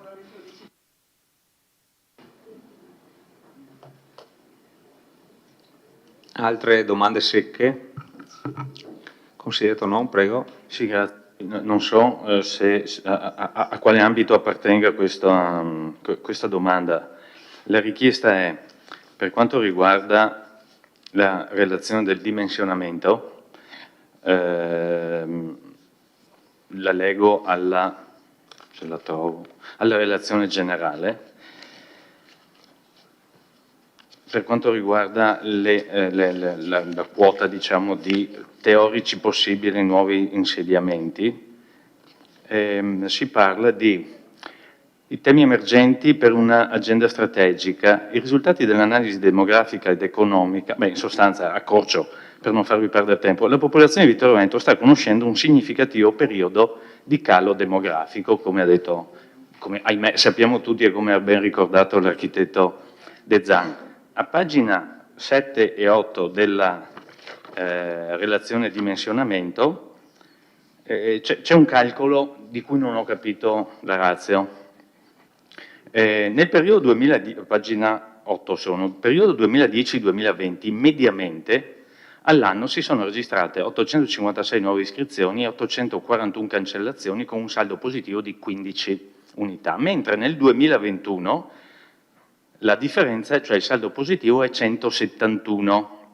L'Istat, nelle sue statistiche sperimentali, non so se si basi solo sul 2021, prevede nel 2031, cioè a 10 anni dalla rilevazione, in realtà a 7 anni da 8 da adesso, prevede una riduzione delle nuove iscrizioni pari a 843 unità e un incremento delle cancellazioni pari a 700. Fatta tutta questa stima, posto che c'è scritto la speranza di un incremento demografico, non è un termine molto scientifico, si parla di 78 nuove famiglie, considerata la media del nucleo familiare 2 a 2. La relazione generale a pagina 15 sul numero delle famiglie dice che sono tendenzialmente crescenti. In realtà non è così. Sono tendenzialmente crescenti negli ultimi 3 anni, ma precedentemente sono quasi sempre calanti, frutto, come ben ha sottolineato l'architetto, della riduzione del numero medio di componenti della famiglia. Ma in realtà, nonostante il calo, diciamo che nel 2017, tanto per dire, erano quasi di 90-89 unità superiori rispetto al 21. Allora la domanda è: come si fa a calcolare questa aspettativa di crescita? Perché lo chiedo? Perché ovviamente poi la dotazione, diciamo così, di nuova, se si può dire, edificabilità è basata sui dati di crescita, perché non è come con i vecchi PRG, me lo spiegate voi, per cui più o meno si metteva qualsiasi numero, 40.000 andava bene, 45.000 per poter urbanizzare, diciamo così. Oggi per fortuna non è più così. Allora, come viene fatto questo calcolo? Perché mi lascia perplesso. Grazie. Grazie, consigliere Tonò.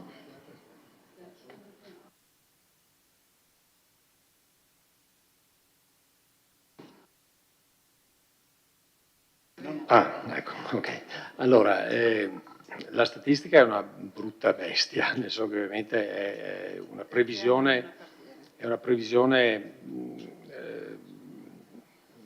dire, difficile anche da attuare. Quelle che ho trovato del 2031 erano appena uscite quando abbiamo fatto quel documento, quindi per fortuna che c'erano, perché sennò non avevamo documenti e strumenti per capire qual è la tendenza. Invece per fortuna Vittorio Veneto è ricaduto all'interno di questa sperimentazione che lì è stata fatta e quindi abbiamo capito un po' qual è la tendenza. È ovvio che, come diceva lei, consigliere, cioè è una cosa molto aleatoria, perché ovviamente il cambiamento, soprattutto del numero delle famiglie, è veramente difficile, no? Quello che abbiamo scritto, e abbiamo visto anche nelle altre realtà amministrative, è, come dicevo, che la speranza è che ci siano nuove coppie che si formino e quindi questa è una tendenza positiva. La diminuzione dei componenti invece è fisiologica, questo veramente è dappertutto così. L'aumento delle separazioni è un altro elemento importante, che quindi è però, diciamo così, statistico, quindi è una previsione, diciamo, scientifica, e ovviamente anche nel dimensionamento, quello che lei dice sia aleatorio, ma anche lì le azioni virtuose che il PAT inserisce all'interno del proprio strumento è la speranza che, quello che dicevo prima, quindi il potenziamento della struttura economica, produttiva, turistica, ricettiva anche, no? Importante che abbiamo inserito, cioè nel senso che il fatto di creare un'economia virtuosa comporta il fatto che questa speranza è ovviamente l'unica che abbiamo per capire se la tendenza è così. Cioè, come lei ha visto, non abbiamo un aumento pazzesco, cioè l'aumento deriva soprattutto dal trascinamento un po' della volumetria che abbiamo del piano regolatore. Se non ci fosse quella sarebbero numeri a decine, non a migliaia di persone. Però ecco, mantenendo questa considerazione inversa, cioè partendo dalla volumetria esistente e sperando appunto che il PAT e quindi lo sviluppo futuro della città avvenga come abbiamo scritto, è ovvio che ci teniamo questa riserva importante anche di volumetria. Quindi però ecco, come ho scritto anche, bisogna pensare anche a rilanciare il tema dell'affitto, no? Che è un tema secondo me provvisorio, transitorio, tra il fatto di avere casa in proprietà e non averla, quindi in mezzo secondo me ci sta l'affitto, cosa che negli ultimi anni, se voi guardate, è zero. In realtà quel discorso che facevo prima, che avevo fatto anche in commissione, mi pare, sul fatto della necessità di attrarre coppie giovani, io lo vedo anche nella mia realtà, ma lo vedo soprattutto nelle zone produttive, il fatto della difficoltà di trovare alloggi anche temporanei per accogliere queste persone che vengono da fuori e che dopo entreranno nel mondo del lavoro. Quindi è ovvio che è un auspicio, appunto lo slogan che dicevo prima è non quante nuove abitazioni per quante nuove famiglie, ma il tipo, giusto? Cioè questo è il tema secondo me importante. Quindi quei dati là prendeteli ovviamente un po' con le pinze, sono molto, ripeto così, aleatori anche, però sono dell'Istat e quindi quelle le abbiamo tratte da questo aspetto. Però Belluno, che ha adottato il PAT da poco, ha la stessa identica nostra, anzi, tendenza. Quindi Belluno, che secondo me è ancora più critica come città, perché è molto più complicata dal punto di vista proprio anche della localizzazione, sta subendo un invecchiamento della popolazione e se non attrae gioventù come ad esempio l'università, è quello che stanno tentando anche a Belluno, il rischio è che questo aumenti le problematiche anche di tipo urbanistico, cioè nel senso che la dotazione di servizi deve essere ricalibrata anche sulla tipologia di persona della città. Dopo l'altra forza secondo me è il discorso turistico, lì bisogna puntare molto sulla ricettività che in Italia è molto sbilanciata sulla la gestione privata, no? Mentre nelle realtà straniere come la Francia, la Spagna eccetera, il turismo è organizzato in maniera molto più industriale, se devo passare questo termine.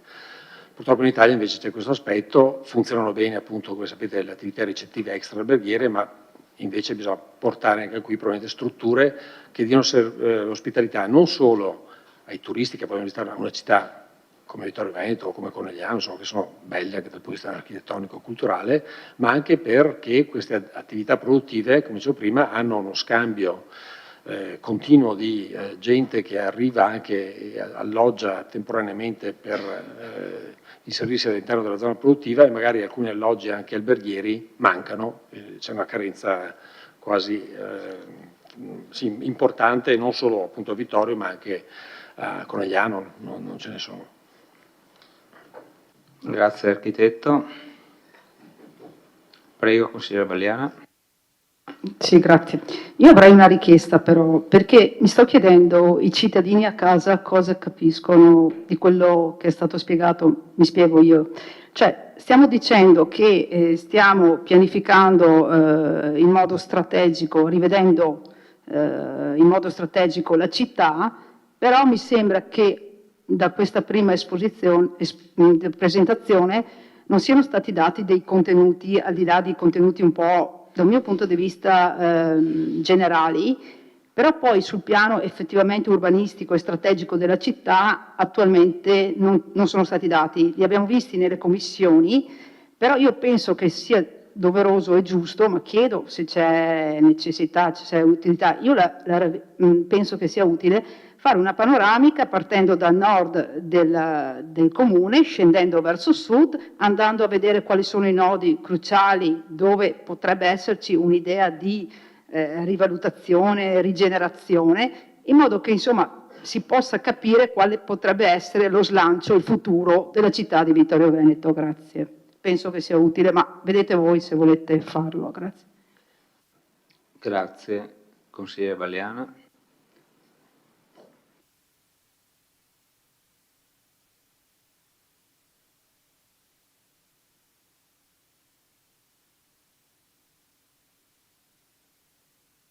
Prego, architetto.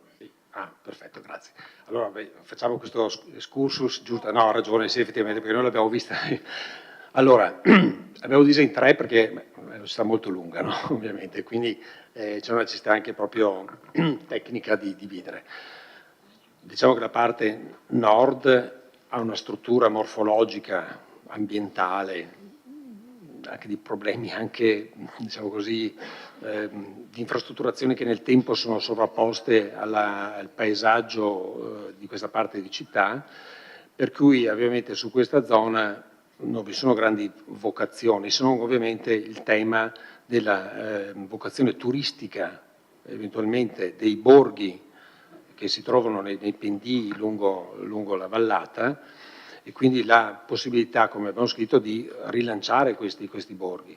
È un tema difficile, non è facile. Questo tema del turismo esperienziale deve essere una, ad esempio, delle tendenze che bisogna affrontare col prossimo PI, perché ovviamente i borghi hanno tutta una serie di problemi, come anche, sapete anche l'UNESCO aspira a questa possibilità, perché dice recuperate tutti quegli annessi abbandonati che si trovano lungo i declivi e rilievi del nostro territorio, però ovviamente bisogna tenere presente delle dimensioni, delle urbanizzazioni, cioè di tutto quello che è l'aspettativa di un'accoglienza normale per un turista che viene da fuori. Però diciamo, sì, scusa, vai.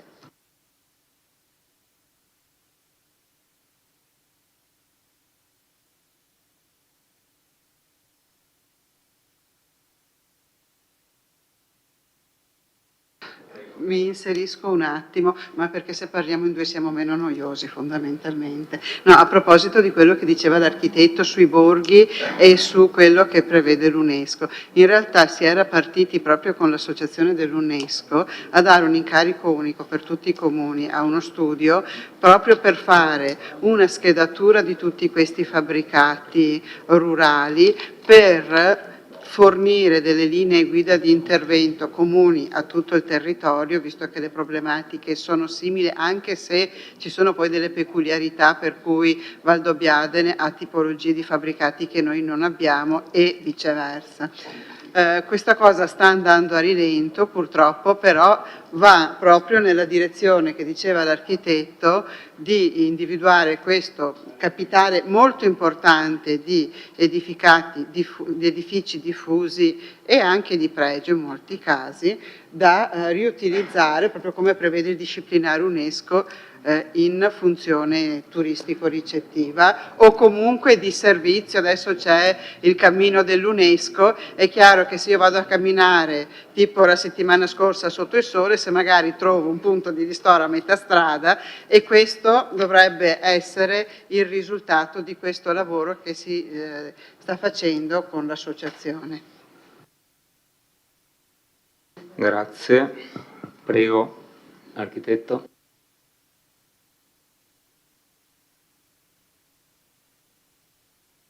Eccomi. No.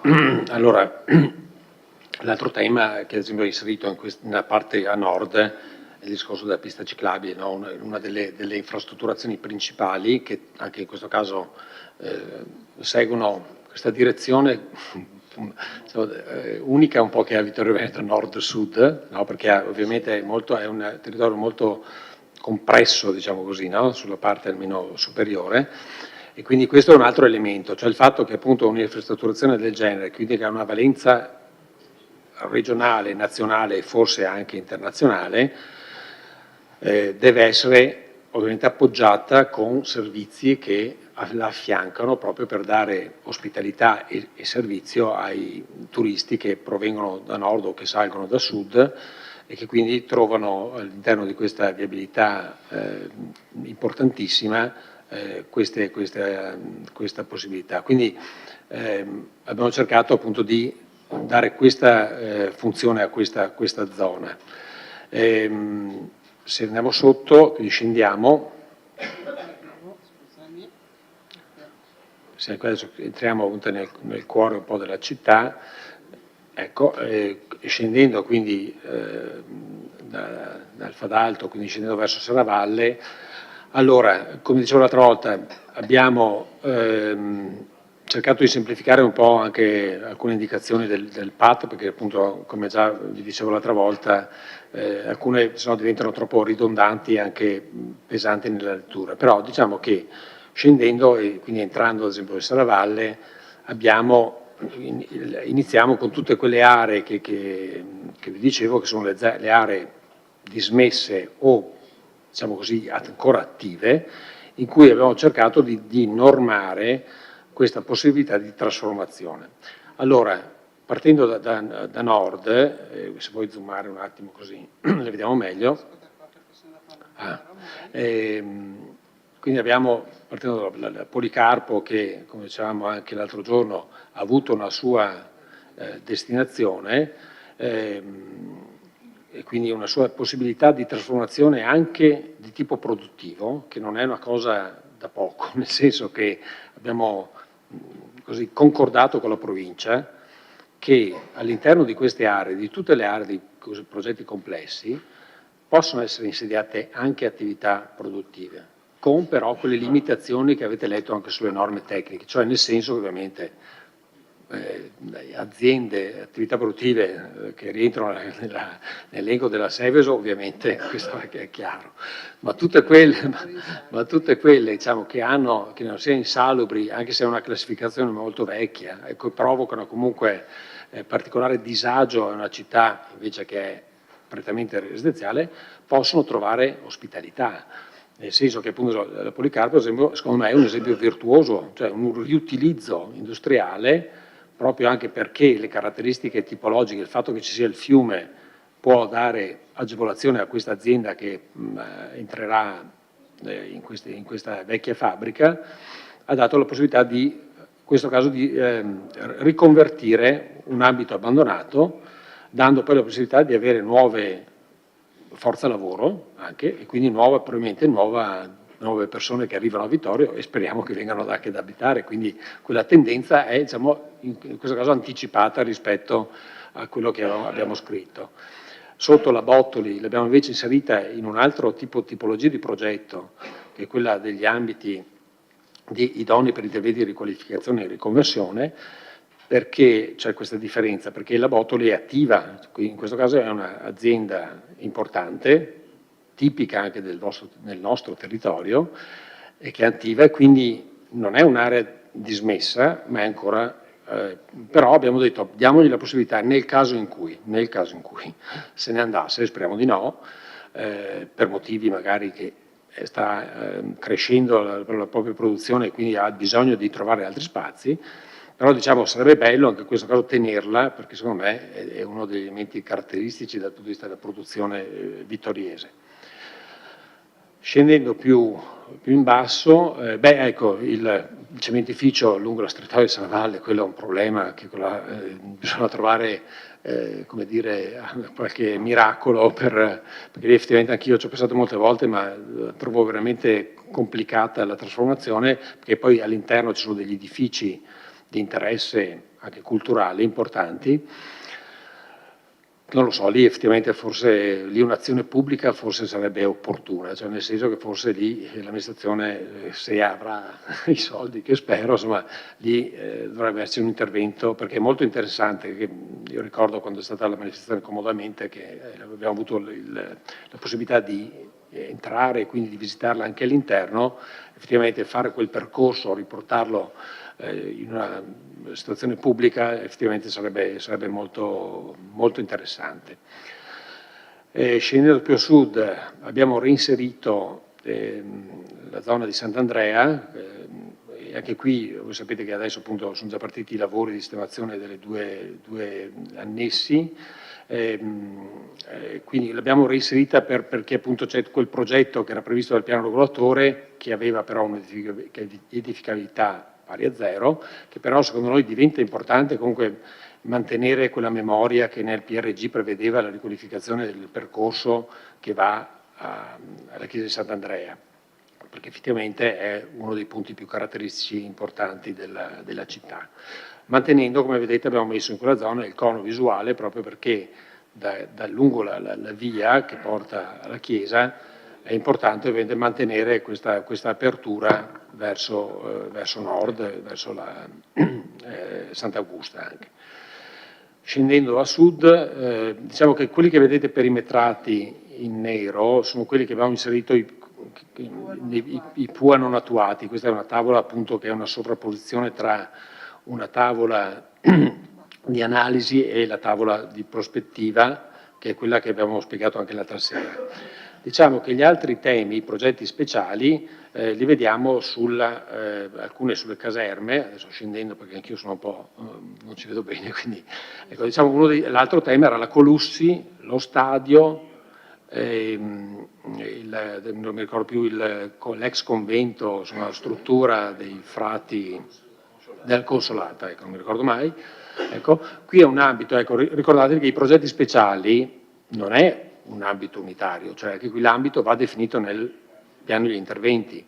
Diciamo però queste aree vanno regolamentate attraverso accordi pubblico-privati, questo è importante, cioè nel senso che li abbiamo individuati, però ovviamente sarà il piano degli interventi a dire come e quale è il perimetro esatto da individuare.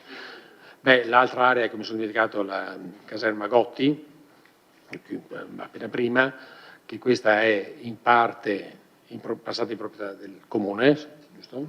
E in parte è rimasta al demanio. Quindi anche col demanio ovviamente, a meno che non sia stata fatta la variante in questo caso, Sì. ecco, questa, come per la Tandura che dicevamo l'altra sera, la variante è stata fatta, però anche per la parte pubblica, quindi di proprietà dell'amministrazione comunale, l'area Gotti è strategica perché ovviamente ha questa, un po' rientra su quel discorso che abbiamo fatto del Parco del Meschio, no? La possibilità di dare questa permeabilità delle strutture pubbliche verso il corso d'acqua e quindi verso tutta l'infrastrutturazione di mobilità debole, la pista ciclabile e la pista ciclopedonale, che passa appunto tutto lungo il comune di Vittorio. Quindi anche la Gotti rappresenta un punto diciamo, importante che abbiamo considerato strategico per il comune.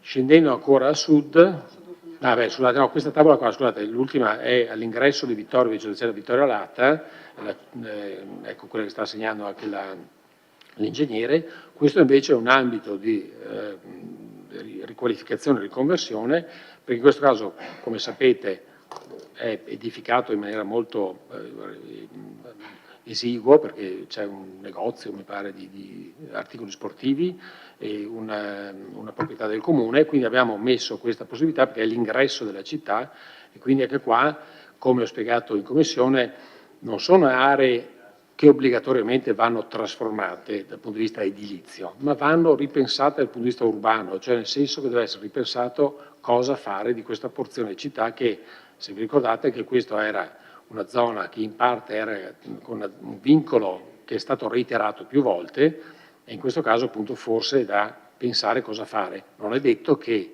anche in questo caso, come quello che vedremo dopo, la mano pubblica possa intervenire per, ovviamente, anzi debba intervenire per regolamentare le modalità di attuazione di queste aree, perché appunto la norma di questo specifico articolo prevede proprio una modalità attuativa, quindi non scappa dalle verifiche dei controlli dell'amministrazione pubblica.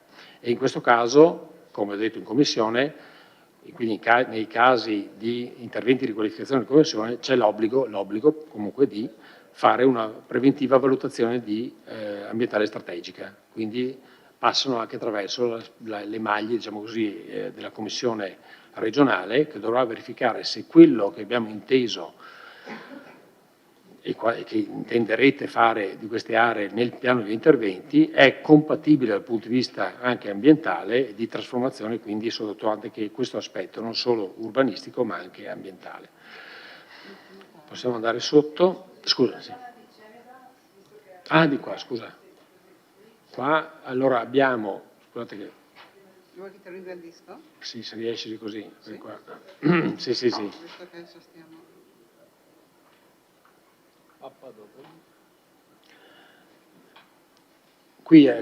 Qua siamo in presenza di vincoli importanti, perché ovviamente è una zona molto delicata, quindi come vedete questa sovrapposizione che mi era stata segnalata anche dal consigliere De Antoni, ovviamente diciamo così, si fa fatica un po' a leggere, però anche qui ci sono dei contenitori che avranno bisogno di essere ripensati e soprattutto qui ovviamente abbiamo una quantità di ambiti di proprietà del clero.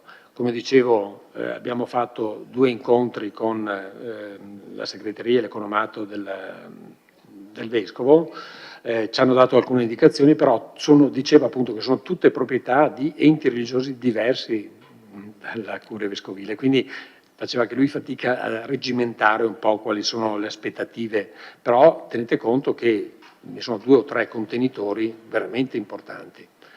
E quindi partendo dal seminario, ovviamente che ha una sua tipologia architettonica molto interessante, ma che lì è difficile da capire cosa fare, e poi per passare alle famose suore di Bambina, no, come si chiama? Maria Bambina. Maria Bambina, ecco, non ricordo mai, che anche lì vi dicevo che sono circa mi pare, circa 30.000 metri cubi di edifici che effettivamente potrebbero essere riconvertiti semplicemente anche in residenze di qualsiasi tipo anche mi viene in mente alloggi per persone anziane, e mi ci metto anch'io, perché effettivamente il posto è molto bello, anche all'interno non c'ero mai stato, c'è una corte molto bella, però è grande, cioè è importante, quindi anche la riconversione di questo ovviamente deve passare attraverso una decisione ovviamente dell'amministrazione pubblica.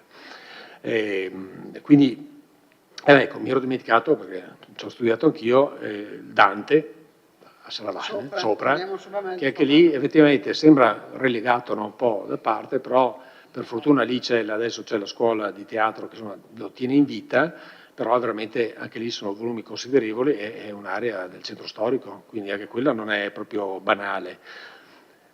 Ci siamo dimenticati il cementificio, anche, che è quello più importante. Lì, e in quel caso, no, beh, si vede, penso, sì, eccolo là. Il cementificio è il punto più delicato. Su questo vi avevo già detto che un po' l'idea, insomma, che era sorta anche un po' con gli industriali, sarebbe bello coinvolgere loro, quindi la parte produttiva di Vittorio e anche quella di Conegliano, per far sì che quest'area possa diventare, siccome è molto vicino alle scuole secondarie, un po' un punto, diciamo, di trade union tra la produzione e la scuola, no? Quello che un po' vengono chiamati gli ITS adesso, oppure i centri di formazione anche per i collaboratori delle nostre attività produttive che hanno bisogno continuamente di formazione. Il fatto della formazione, secondo me, potrebbe essere un volano che dà la possibilità di attrarre eventualmente corsi di specializzazione universitaria, e quindi i corsi di specializzazione universitaria portano giovani, e questo bisogna ovviamente cercare di tenerli. Quindi il discorso, ad esempio, dello studentato, che sente parlare molto... Non mi parla gratuito. No, diciamo che anche il discorso dello studentato, che adesso appunto è un po' questo è un argomento molto contemporaneo, però insomma io sto seguendo alcune cose, insomma a Trento ad esempio stanno facendo, c'è un'università proprio consolidata e importante, però c'è una carenza di posti per gli studenti. E io penso non solo anche magari quelli degli studi superiori, ma anche gli stessi studenti delle secondarie, molte volte forse, e anche gli insegnanti, giustamente, no, c'è questa necessità.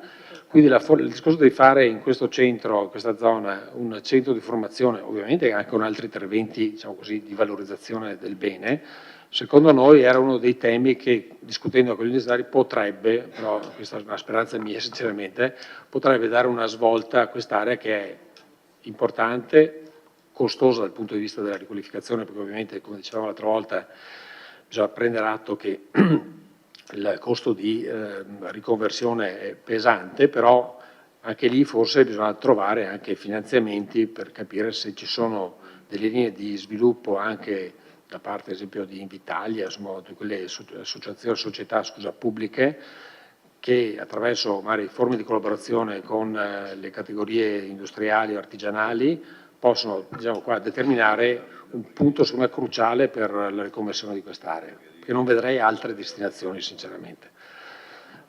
Passiamo sotto. Avevi qualcos'altro, se no passo all'altra tavola. Sotto penso. No, vabbè, no, quello lo so, ma lì è molto... No, spero che sì. No, quello è un tema.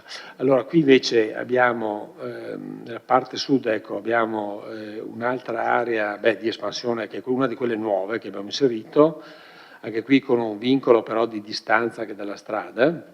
Queste, ripeto, non sono aree che vengono trasformate, ok? Queste è un ambito di possibile vocazione alla trasformazione, però non è detto che parte tutta, cioè il prossimo PI può decidere anche autonomamente di dire parte metà, di quella metà una parte perequata, come avete anche chiesto anche negli emendamenti, quindi questa è l'unica, diciamo, importante area. Abbiamo messo un'area invece di riqualificazione e riconversione, che è quella invece che vedete, che puoi segnare questa, perché questa è venuto fuori un po' una discussione all'interno anche nostro, è un'area che dal punto di vista edilizio urbano ha delle carenze, e quindi l'idea è quella anche qui, di un intervento con la mano pubblica abbastanza importante, per migliorare tutti quei bordi che stanno all'esterno di quest'area, quindi affacciano verso quest'area, proprio per dare la possibilità di valorizzare queste abitazioni, anche questi edifici, e dare un senso anche a quest'area che adesso è un vuoto, uno spazio urbano che non ha nessuna qualità, no? Quindi l'idea nostra è quella di dire fare delle strutture, ovviamente possibilmente a verde, ma che eventualmente fare anche degli spazi, delle ludoteche, degli asili nido, è venuto fuori l'altro giorno, cioè bisogna capire l'esigenza dei quartieri, questo è importante, dovete capire che nel PI, prima di affrontare questi temi, dovete capire quali sono le esigenze. Ecco, un altro tema importante che anche l'Ingegner si è dimenticato e anch'io, è il fatto della partecipazione, nel senso che il PAT comunque è stato preceduto dalla partecipazione. Al di là del fatto della partecipazione fatta ancora nella prima fase, l'abbiamo rifatte alcuni passaggi anche con gli enti e anche con la popolazione per capire se sorgevano nuove richieste, cosa che per carità abbiamo inserito e ricapitolato. Però diciamo che anche la prima partecipazione è stata veramente importante, quindi una parte anche di quelle esigenze che abbiamo cercato di tradurre nel PAT provengono un po' da queste cose. Ricordatevi appunto che anche nel PI, al di là del documento programmatico che il sindaco dovrà presentare, la fase della partecipazione è importante, quindi come dire, il sentimento, il sentire anche della gente che abita appunto in questi quartieri deve essere un po' il vostro leitmotiv per dopo scegliere quali sono le strategie politiche per attuare queste previsioni strategiche che prevede il PAT. Andiamo pure avanti.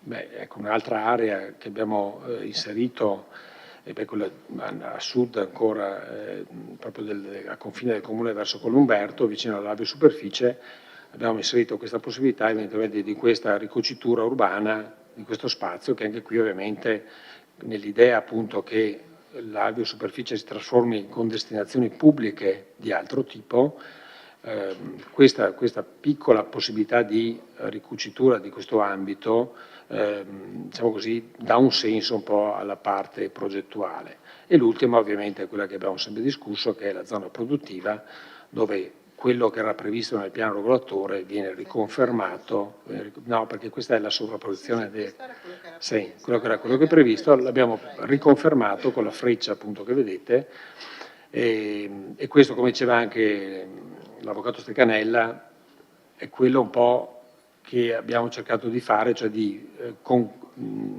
concordare con la Regione, solo ovviamente in via informale, ma con un impegno della dirigente dell'urbanistica, di fare un accordo di programma proprio per anche sviluppare quei temi che dicevo prima, cioè il fatto della fermata, della stazione, del nuovo accesso all'autostrada, ed eventualmente anche di quei servizi che vi dicevo prima che in parte ci sono già, perché anche l'asilo nido, appunto, anche se a Conegliano comunque c'è. Adesso, come dicevo anche l'altra volta, lo Sporting Club è stato acquistato e sembra appunto che ci sia un progetto di riconversione e riqualificazione che comunque, essendo a ridosso della zona produttiva, diventerà un servizio importante, e ovviamente tutto il discorso della viabilità e della mobilità bisogna un attimo ripensarlo sulla base anche di questa possibile nuova accessibilità al casello autostradale che dovrebbe eliminare il traffico pesante dalle strade ordinarie. Bene, grazie architetto. Possiamo aprire la discussione? Ok, apriamo la discussione. Prego con le prenotazioni. Vabbè, altra domanda, prego. Grazie, buonasera a tutti. La domanda nasce dall'interlocuzione di stamattina e dell'altra sera con l'ingegner Cutti e dall'intervento del collega Steccanella. L'altra sera in commissione, giusto per chiarirci, perché anche i colleghi consiglieri come me volevano capire definitivamente la vicenda. Allora, l'altra sera in commissione l'architetto ci diceva che la realizzazione di un parco pubblico è considerato consumo di suolo, anche se è un'opera pubblica. Con l'ingegner Curti leggevamo via mail, diciamo, l'articolo 12 della legge 14 del 2017 sulla deroga per le opere pubbliche. Vedo il collega Stecanella che fa sì con la testa. L'architetto però ribadiva questa mattina che in realtà è consumo di suolo, per cui riusciamo a raggiungere una definizione condivisa, creare un parco pubblico, al di là del fatto che materialmente credo chiunque di noi consideri che non c'è impermeabilizzazione del suolo e quindi sembra un controsenso che sia consumo di suolo, ma è come la storia dei derivati. I derivati non sono debito anche se lo sono, quindi le mani del legislatore hanno capacità diverse dalla persona comune. La creazione di un parco pubblico come opera pubblica consuma suolo o no? Grazie, consigliere. Avvocato, prego. Promosso sul campo. Consigliere promosso sul campo, dico. Sì, ho detto... Dopo sì. Sì, allora, lo stato della giurisprudenza in questo momento è ancora molto fluido, ecco, mettiamola così. Però, che un parco pubblico consumi suolo mi sembra veramente un esercizio di acrobazia concettuale, nel senso che un parco per definizione è uno spazio verde e quindi che uno spazio verde consumi suolo, se andiamo a leggere qual è la definizione che la stessa legge 14 dà del consumo di suolo, mi pare proprio che non ci siamo. Poi no, se all'interno del parco ci sono strutture diverse, per cui io all'interno del parco ci faccio una biblioteca pubblica, allora questo è un altro paio di maniche, ma il parco in sé non mi pare proprio che possa considerarsi un'opera pubblica che prima che giuridicamente che fisicamente può comportare consumo di suolo. Ecco. Grazie, avvocato. Prego, architetto.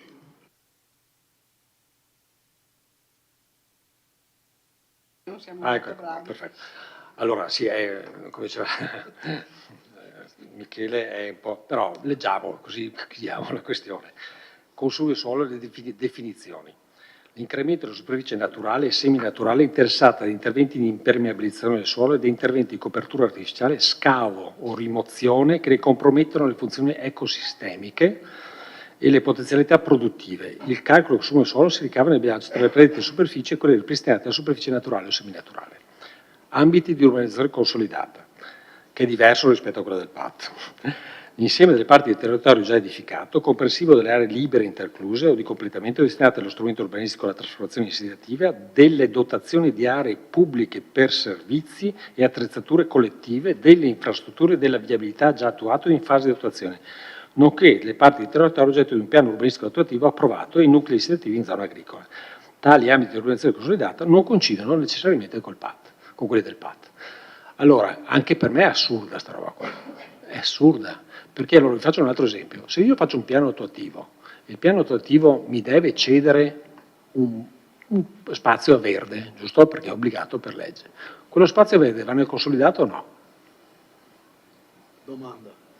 Se qualcuno mi risponde, io non lo so, sinceramente. Abbiamo chiesto alla Regione 10.000 volte che questa discriminazione sia chiara, perché una strada, per me, impermeabilizza e quindi è consumo di suolo. Una pista ciclabile è consumo di suolo, ma anche un giardino privato non fa consumo di suolo. Invece in realtà è nel consolidato e fa consumo di suolo.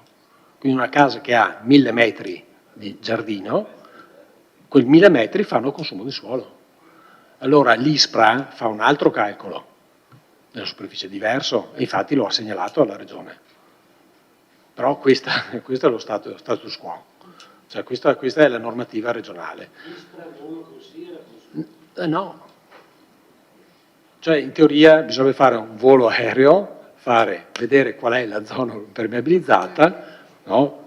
Questo sarebbe scientifico, è una cosa che non è impossibile da fare, e allora man mano che ovviamente anche l'amministrazione rilascia il permesso a costruire, quindi usa il suolo, allora in quel caso va a consumare, però allora devono ricalcolare tutto il sistema, quindi non avete più 14 ettari, ma ne avrete di più se viene calcolato in maniera scientifica, no? Quelli sono gli spazi effettivamente naturali.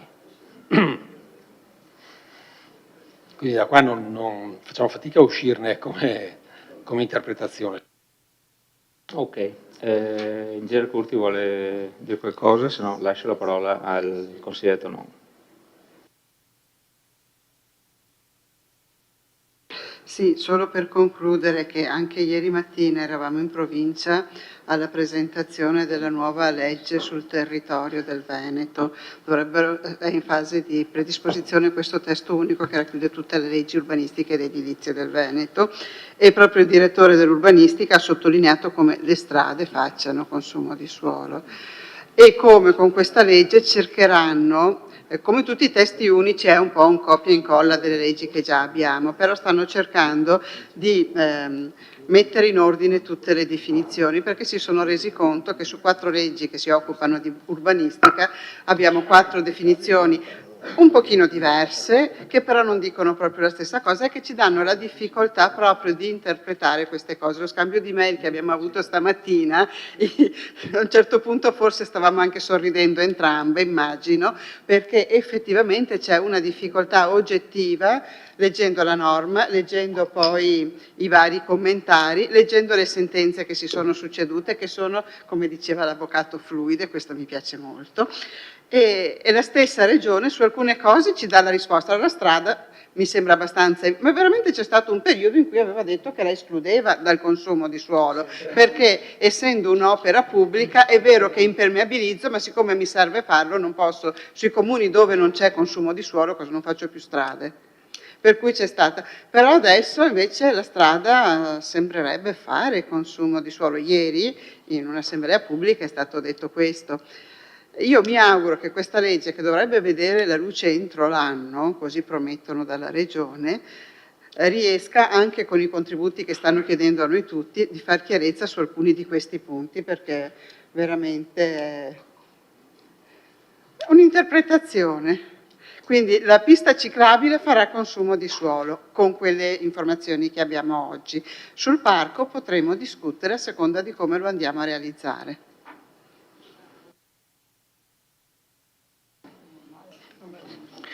Grazie. Articolo 45 delle norme tecniche.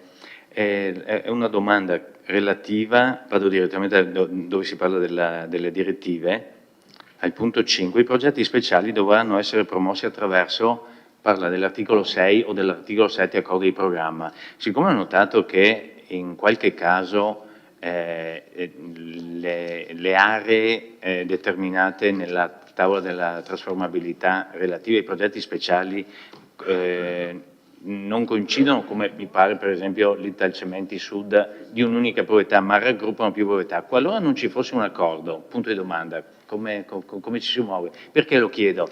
Perché siccome può partire anche per iniziativa pubblica, il Comune cosa fa? Deve fermarsi o perché ricordo che una volta, ma non so se è assimilabile, nella vecchia 61 dell'85, quando c'era, poi mi pare siano cambiati anche i parametri, una certa percentuale di proprietà relativa non solo alla superficie ma anche alla...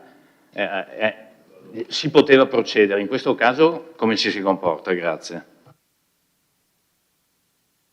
Grazie. Prego, architetto.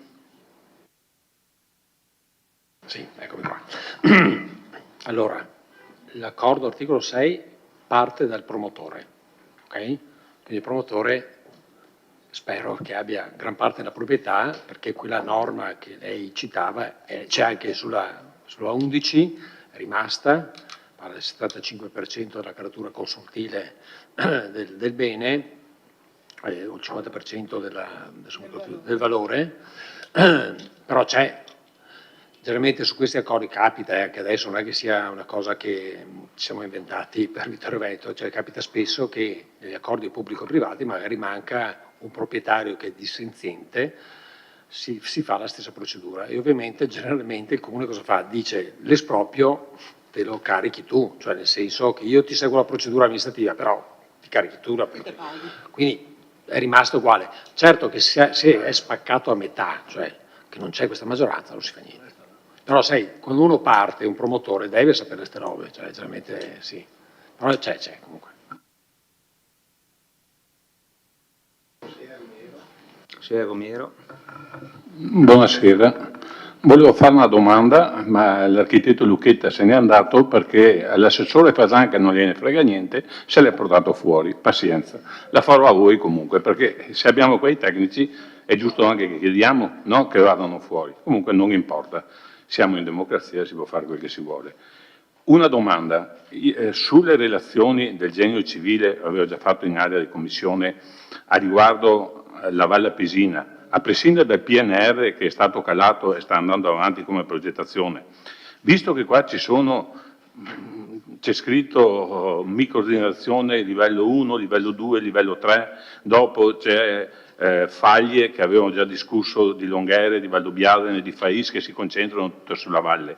I progetti in essere o in corso che ci sono là, a prescindere dal PNR, i progetti di costruzione, di rigenerazione, di sistemazione delle case, sono tutti bloccati per questo discorso qua, se approviamo sto PAT qua con queste osservazioni o no? Adesso è rientrato. Dio, ecco. Allora,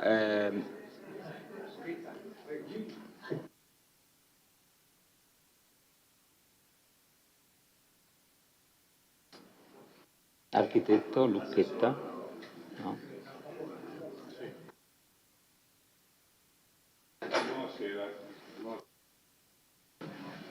Prego, consigliere Romero.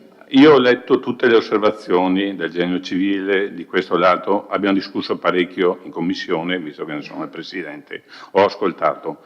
Chiedevo questo, visto i problemi sismici e idraulici che ci sono soprattutto a nord della città, a prescindere dal PNR che è in corso, a prescindere che ho capito che la via ciclabile fa consumo del suolo e dovremo anche tenere presente se facciamo ste super ciclabili, perché a Longhere ce ne sono 3, e anche se una strada è lunga 500 metri, larga 3 metri, porta via...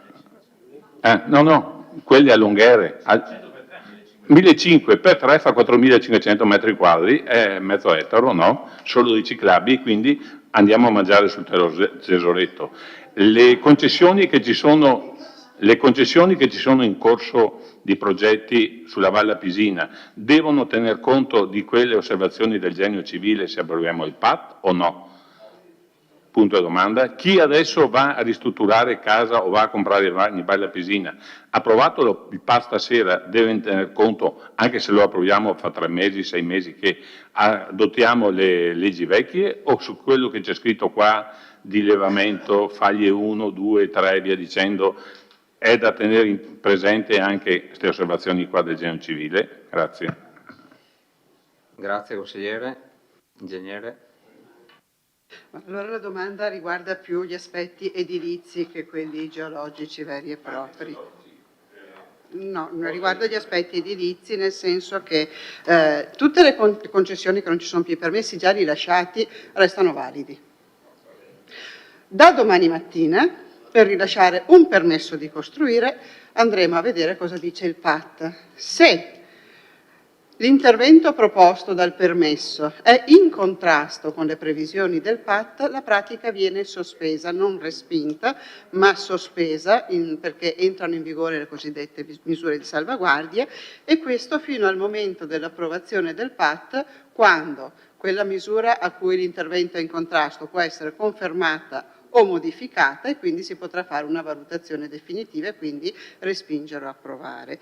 Ciò detto, non è che quando noi oggi rilasciamo un permesso di costruire non la guardiamo la microzonazione di livello 2, perché sono anni che ce l'abbiamo, quindi tutti i permessi che noi rilasciamo hanno già preso in esame questa situazione e quindi se lì non si può costruire perché la microzonazione di livello 2 dice che non si può, già oggi non si può, non è che questo cambi perché abbiamo adottato il PAT, ci sarà qualche dettaglio in più, vero dottore?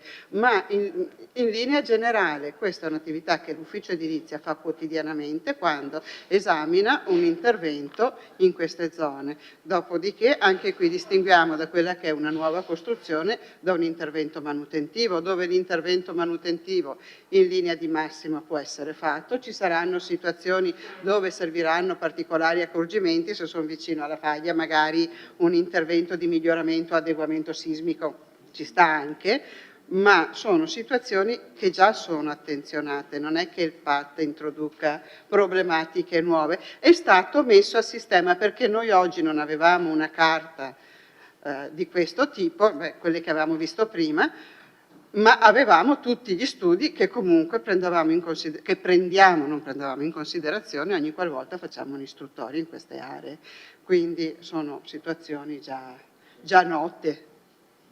Sarà diverso poi quando arriveremo al livello 3 perché lì sarà molto più dettagliato e quindi si restringeranno anche i vincoli perché avremo una conoscenza più approfondita, cosa che il Genio Civile ci dice che dovremo avere per poter fare il PI, anche se già ci stiamo lavorando. Grazie. Quindi le osservazioni fatte dal Genio Civile sulle distanze da faglia, sulle distanze da rotolamento delle montagne e roba, le state già attuando? Punto di domanda. Buono, grazie. Allora, volevo fare un attimo un intervento, l'avvocato Stecanella, prego, avvocato. Sì, volevo solo una precisazione che mi sembra opportuna, visto quello che è stato detto a proposito del consumo di suolo. Non c'è dubbio che una strada asfaltata o una pista ciclabile, se comporta appunto impermeabilizzazione del suolo, determini consumo di suolo dal punto di vista della definizione normativa. Ma infatti non è che queste opere naturalmente non abbiano questo portato. C'è però una norma che è l'articolo 12 della legge 14, che appunto dice che questi interventi, purché comportanti, anche se comportanti consumo di suolo, sono sempre ammessi, sono sempre consentiti, sin dall'entrata in vigore della legge e anche successivamente, in deroga ai limiti di consumo di suolo stabiliti dal provvedimento della Giunta regionale del 2018 di cui vi parlavo, quindi i famosi 14 ettari, in deroga al consumo di questo plafond. Queste opere sono ammesse quando si tratti di lavori e opere pubbliche o di interesse pubblico. Ora, che una strada non sia un'opera pubblica o di interesse pubblico, che una pista ciclabile non lo sia, non mi sembra che si possa affermare, per cui queste opere qua, anche se comportano dal punto di vista definitorio consumo di suolo, vanno in deroga al provvedimento del 2018, che in questo momento è quello che comanda, che ci dà i 14 ettari, e quindi la strada non consuma quei 14 ettari, così come non li consuma la pista ciclabile. Ecco. Tornando al parco, visto che ci siamo, lei mi guarda e io le dico, cioè, il parco non mi pare che comporti interventi di copertura artificiale, se c'è scavo o rimozione, il parco non è artificiale. Ma un parco pubblico stavamo dicendo, ma perché si viene impermeabilizzato? Cioè, vabbè, allora, se c'è impermeabilizzazione, quella sì, ma per quel che riguarda le aree verdi, i percorsi in ghiaino e tutto il resto mi pare proprio di no. E comunque deve trattarsi di impermeabilizzazione che ne comprometta le funzioni ecosistemiche e le potenzialità produttive. Ne compromettano, cioè se non è una trasformazione irreversibile del suolo, mi verrebbe da dire non le compromette. Cioè, non è che se io faccio una colata di cemento, ok, ma se io metto lì una panchina piuttosto che un gazebo che poi posso tirare via, non mi pare che lo sia. Ecco, questo dico, cioè, insomma, anche le norme vanno applicate con un grano di sale naturalmente, perché diversamente non c'è norma che tenga. Grazie. Grazie Avvocato. Balliana, prego. Prima di fare l'intervento generale, volevo chiedere, rispetto alla zona industriale, non capisco il quadrato azzurrino rettangolare giù in fondo, che mi sembra sia il depuratore, se non vado errata, quello è visto come residenziale. È consolidato però consolidato generale, quindi messo così, ok. E invece l'ecocentro è quello piccolino, il rettangolo al di là della ferrovia, anche quello è visto attività produttiva? No, quello viola. È consolidato ma attività produttiva. Ma non è legato alle attività produttive quell'ecocentro. Vabbè, finisco anche l'altra domanda. L'ultima domanda era il discorso dell'ambito ATO, che passa a ridosso della ferrovia, immagino, perché su una planimetria, adesso non ricordo quale, c'è l'atto ambito che praticamente a ridosso, sovrasta la ferrovia, l'ambito marrone. Adesso noi che spostiamo l'attività produttiva al di qua, e quindi l'atto va ridefinito, penso, cioè altrimenti quella volumetria andrà a impattare su un altro atto, non sull'atto dell'area produttiva. Mi sembra di aver visto da qualche parte. Vabbè.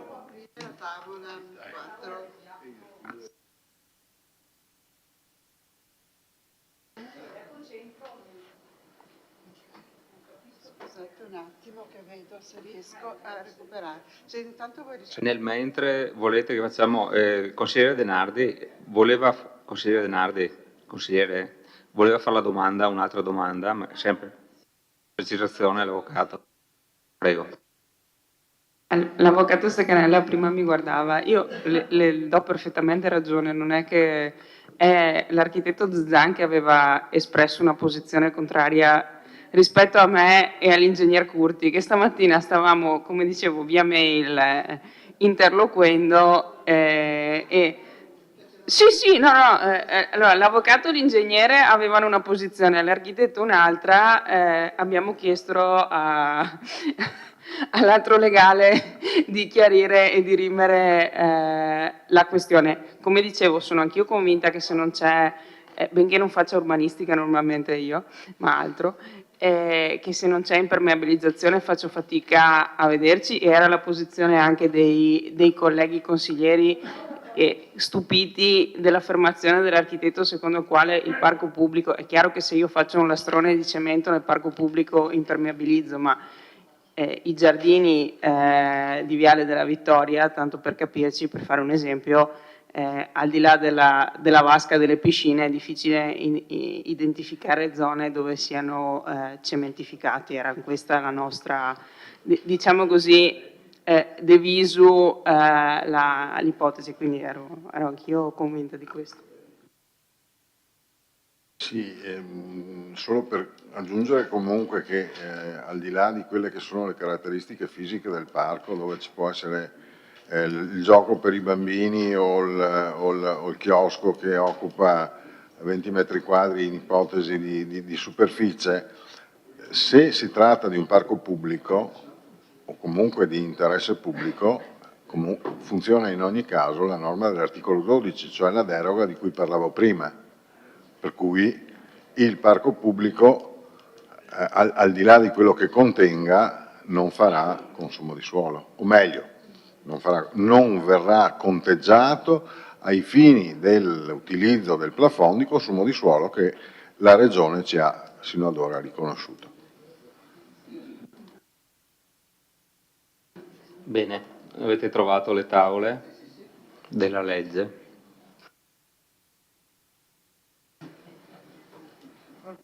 Sì, ecco. Un'osservazione giusta, quella dell'atto è giusta, l'atto ha ragione, sì. Effettivamente no, bisogna riperimetrarla perché effettivamente ha ragione, cioè nel senso che è un ambito consolidato quello che sta a destra della ferrovia. Lì invece se inseriamo quella, giustamente rientra, e quindi faremo magari un'osservazione in cui sì, la mettiamo dentro, quindi non cambia più di tanto. Sì, beh, cioè lo siamo in modo che...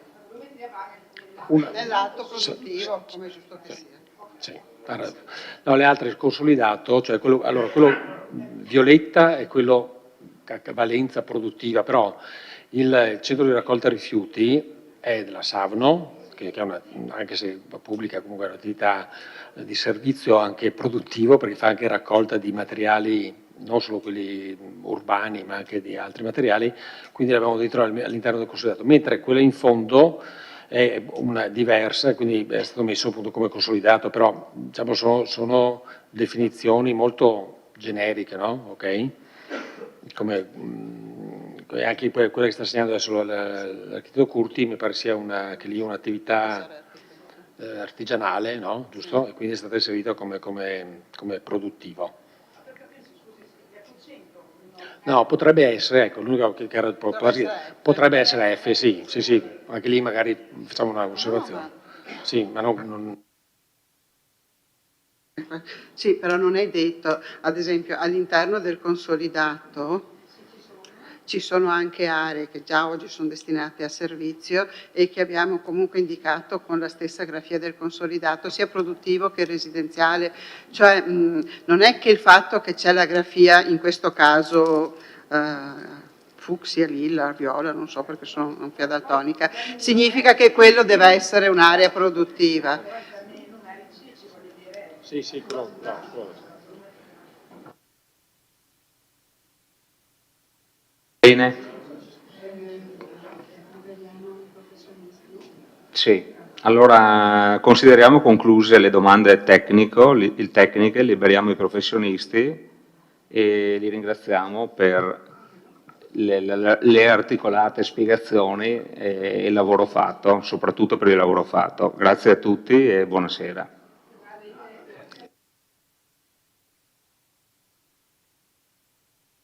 Bene, noi intanto possiamo aprire la discussione.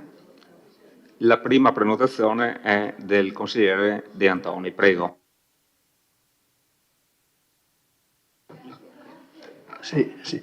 Buonasera. Dunque, finalmente siamo arrivati all'esame del PAT in Consiglio Comunale. Questo documento dovrebbe delineare le scelte strategiche di assetto e di sviluppo per il governo del territorio comunale, individuando le specifiche vocazioni e i vincoli di natura geologica, idrogeologica e sismica. Ho letto quello che c'è scritto nella legge, no? Quindi questo documento è un documento imponente, molto complesso. Come è stato detto, abbiamo fatto 2 riunioni fiume delle commissioni e abbiamo cercato di capire meglio alcune cose e qui anche voglio anch'io ringraziare l'architetto De Zan, l'ingegnere Curti e soprattutto gli altri consulenti che hanno lavorato per il piano e soprattutto i dipendenti comunali che hanno lavorato in questo periodo e quindi è un grosso lavoro che hanno fatto, apprezzabile diciamo, nella sua cosa generale, però diciamo, ci sono alcune osservazioni che poi farò anche nel merito. Certo, Presidente, che è uscito, la fine di luglio, con un altro Consiglio Comunale tra 5 giorni, non è forse il periodo migliore per discutere un documento così importante.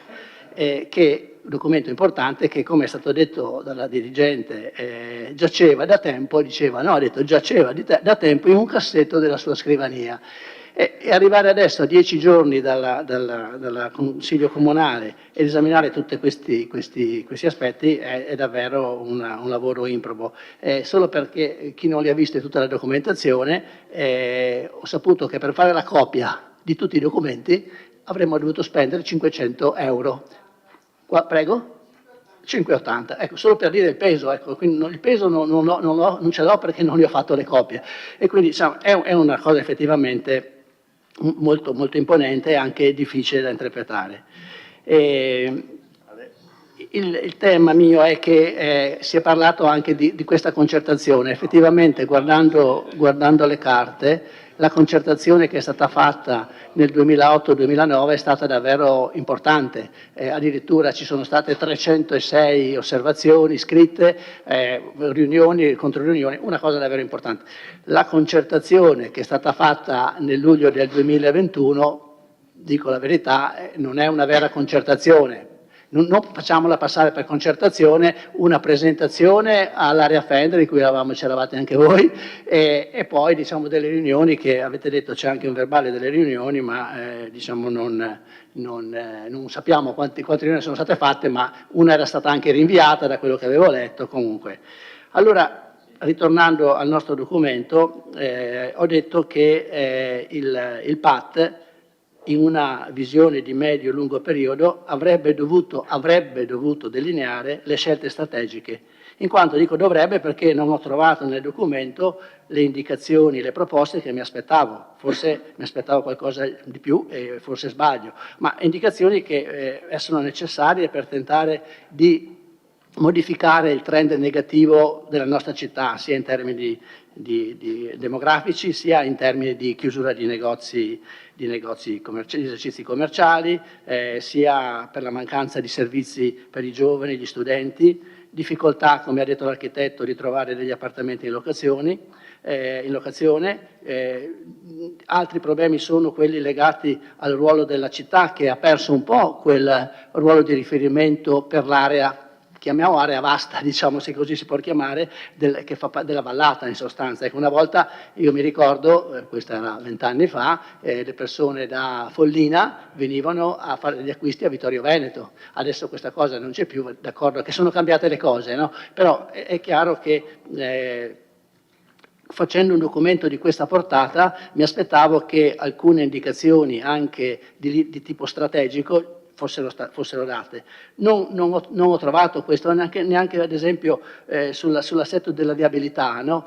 Si è parlato appena della possibilità di bypassare San Giacomo, no? Con quella strada che arriva alla rotonda poi di via Pinto, ma pensavo che ci potesse essere una attenzione più puntuale su questi temi così importanti e ce ne sono anche di tanti altri di cui potremo parlare, ma ho capito che questo è il documento e su questo dobbiamo lavorare.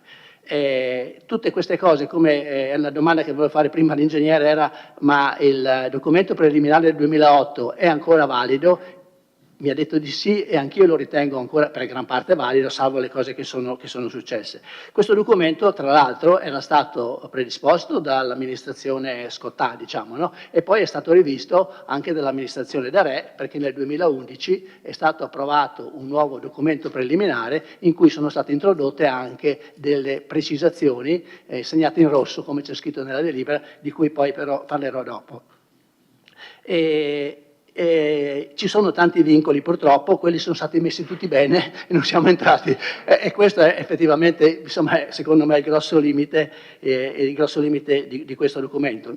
Oltre ai vincoli mi auguravo che ci fossero anche delle proposte, ad esempio per le piste ciclabili, per la riduzione delle emissioni in atmosfera, per ridurre drasticamente il consumo di suolo, perché si parla sempre di questo consumo di suolo, però nella norma, nel documento non abbiamo trovato diciamo, degli spunti per aiutare poi anche l'amministrazione a ridurre questo consumo di suolo, ma anche per favorire, questo è un aspetto importante che ha ripetuto l'architetto in relazione agli incontri che sono stati fatti anche con gli imprenditori, ma anche favorire un avvicinamento delle relazioni tra la zona industriale e la città, individuando ad esempio in città un centro studi, se ho capito bene, un centro di formazione e di servizi per le attività produttive.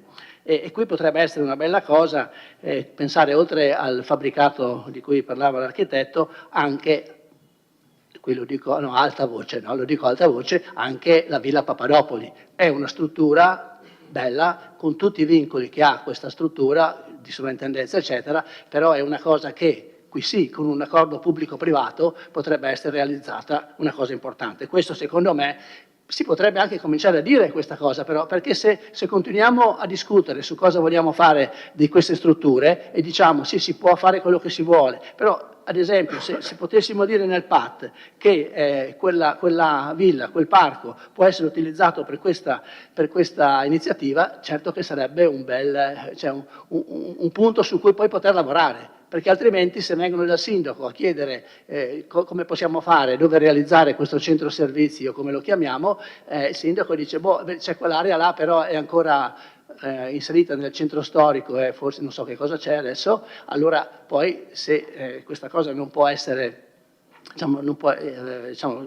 questa cosa deve essere definita e poi o con un emendamento oppure con qualche cosa io proporrò che venga definita un'area come progetto speciale o come area di riqualificazione ben definita su tutto il parco e poi si farà quello, non decidiamo ancora niente, ma perlomeno mettiamo intanto, pubblicizziamo questa idea di fare questo centro. Secondo, individuiamo una possibilità di utilizzo di questa villa che è da anni, per quello che da tantissimi anni, poi i sindaci che sono qua penso che ne abbiano già discusso tutti, però è da tanti anni di cui parliamo e poi biblioteca, non biblioteca, eccetera, alla fine la struttura crolla e non se ne fa niente. Questo poteva essere quindi il momento per parlarne, per definire. Ecco, non so se è possibile ancora, perché per molte cose, per molti aspetti operativi si demanda il piano interventi, però non sempre, cioè, se ho capito bene il piano interventi è una cosa un po' più, come dire,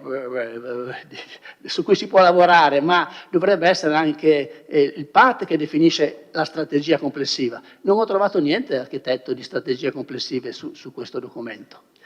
E questo mi dispiace. Adesso io avrei da continuare ancora, no, oggi che non c'è il tempo oggi, bene, no, perché se preferisco, allora, preferisco fermarmi in questo primo intervento e poi fare guadagnando 3 minuti di questo. Presidente, allora mi fermo su questo primo intervento generale e mi riservo nel secondo intervento di fare un intervento un pochettino più lungo di quello che mi è consentito, avendo risparmiato questi 3 minuti. Prego. Vado per 10 minuti e ne mancano 4. Questi 4. Bene? No, non è che si sommano. Il primo intervento è di 14 minuti, il secondo è di 10. Non è che si interrompe al quinto e poi fa l'altro cioè il regolamento parla chiaro, 14 minuti primo intervento se vuole continuare e altrimenti perde il tempo. Nel timore che lei mi interrompa, rinuncio a questi 4 minuti e poi faccio il secondo intervento. Grazie, consigliere. Consigliere Dus, prego. Buonasera a tutti, innanzitutto. Prima vorrei spendere 2 brevi parole di ringraziamento per i tecnici per il lavoro che hanno fatto. Il loro è sicuramente un compito rilevante e credo anche a tratti, dal mio personalissimo punto di vista, ingrato, perché devono tradurre in norme e grafia i desiderata degli amministratori. Questo non vale solo per qui, ma vale un po' per tutti i comuni e sappiamo che i desiderata spesso sono lontani da quelle che sono le norme stringenti e quindi immagino che sia stato un lavoro abbastanza complicato. Lo è a maggior ragione quando non c'è una maggioranza granitica che come questa sera lo sta dimostrando, giustamente ponendo rilevanti questioni che evidentemente non si sono esaurite nei corsi della preparazione a questo PAT. Dunque, mi è stato insegnato spesso che si deve imparare dai più bravi e anche in questo ambito qui, nell'ambito del Consiglio Comunale, sto cercando di imparare dai più bravi. E lei, Presidente Sant'Antonio, che è il Presidente di tutti noi, è evidentemente il più bravo. Pertanto sono andato a recuperare un suo intervento datato 2018, datato 4 agosto 2018, in cui nelle premesse ci esponeva la difficoltà che aveva avuto nel dover affrontare e preparare un consiglio comunale appunto il 4 agosto. Lei diceva così: i tempi e gli orari di trattazione del recupero di quell'ordine del giorno imposti dalla Giunta, o forse più verosimilmente dal titolare della delega urbanistica, sono del tutto inusuali. Lo dico senza dietrologia alcuna. Non ci si deve stupire però se poi prendono corpo ed entrano nel dibattito pubblico curiosità, ipotesi e supposizioni della più svariata natura. Di esse è unicamente responsabile l'autore di quello che oggettivamente può sembrare, ripeto, può sembrare, un colpo di mano agostano. Invito piuttosto ad una riflessione coloro che si siedono su quel banco, non certo il sindaco, ormai sempre più incarnato su se stesso, assiso sul trono di un iperurario, distante anni luce dalla città e dai cittadini, sempre più infastidito e stizzito anche quando gli vengono avanzate con garbo idee e proposte di buonsenso. Siete convinti in cuor vostro, egregi assessori, che questo sia stato il modo migliore di procedere per un problema di tale portata? Sia infatti chiaro che quanto decideremo qui stamane, sotto il solleone agostano, che invita a chiudere in fretta ed andarsene al fresco del Cansiglio o alla brezza di Santa Croce, potrebbe essere il certificato di morte del centro della città, della sua capacità aggregativa in generale e di quella commerciale in particolar modo. Un tetro progressivo mortorio di via Manin all'interno del viale della Vittoria e in agguato dietro l'angolo.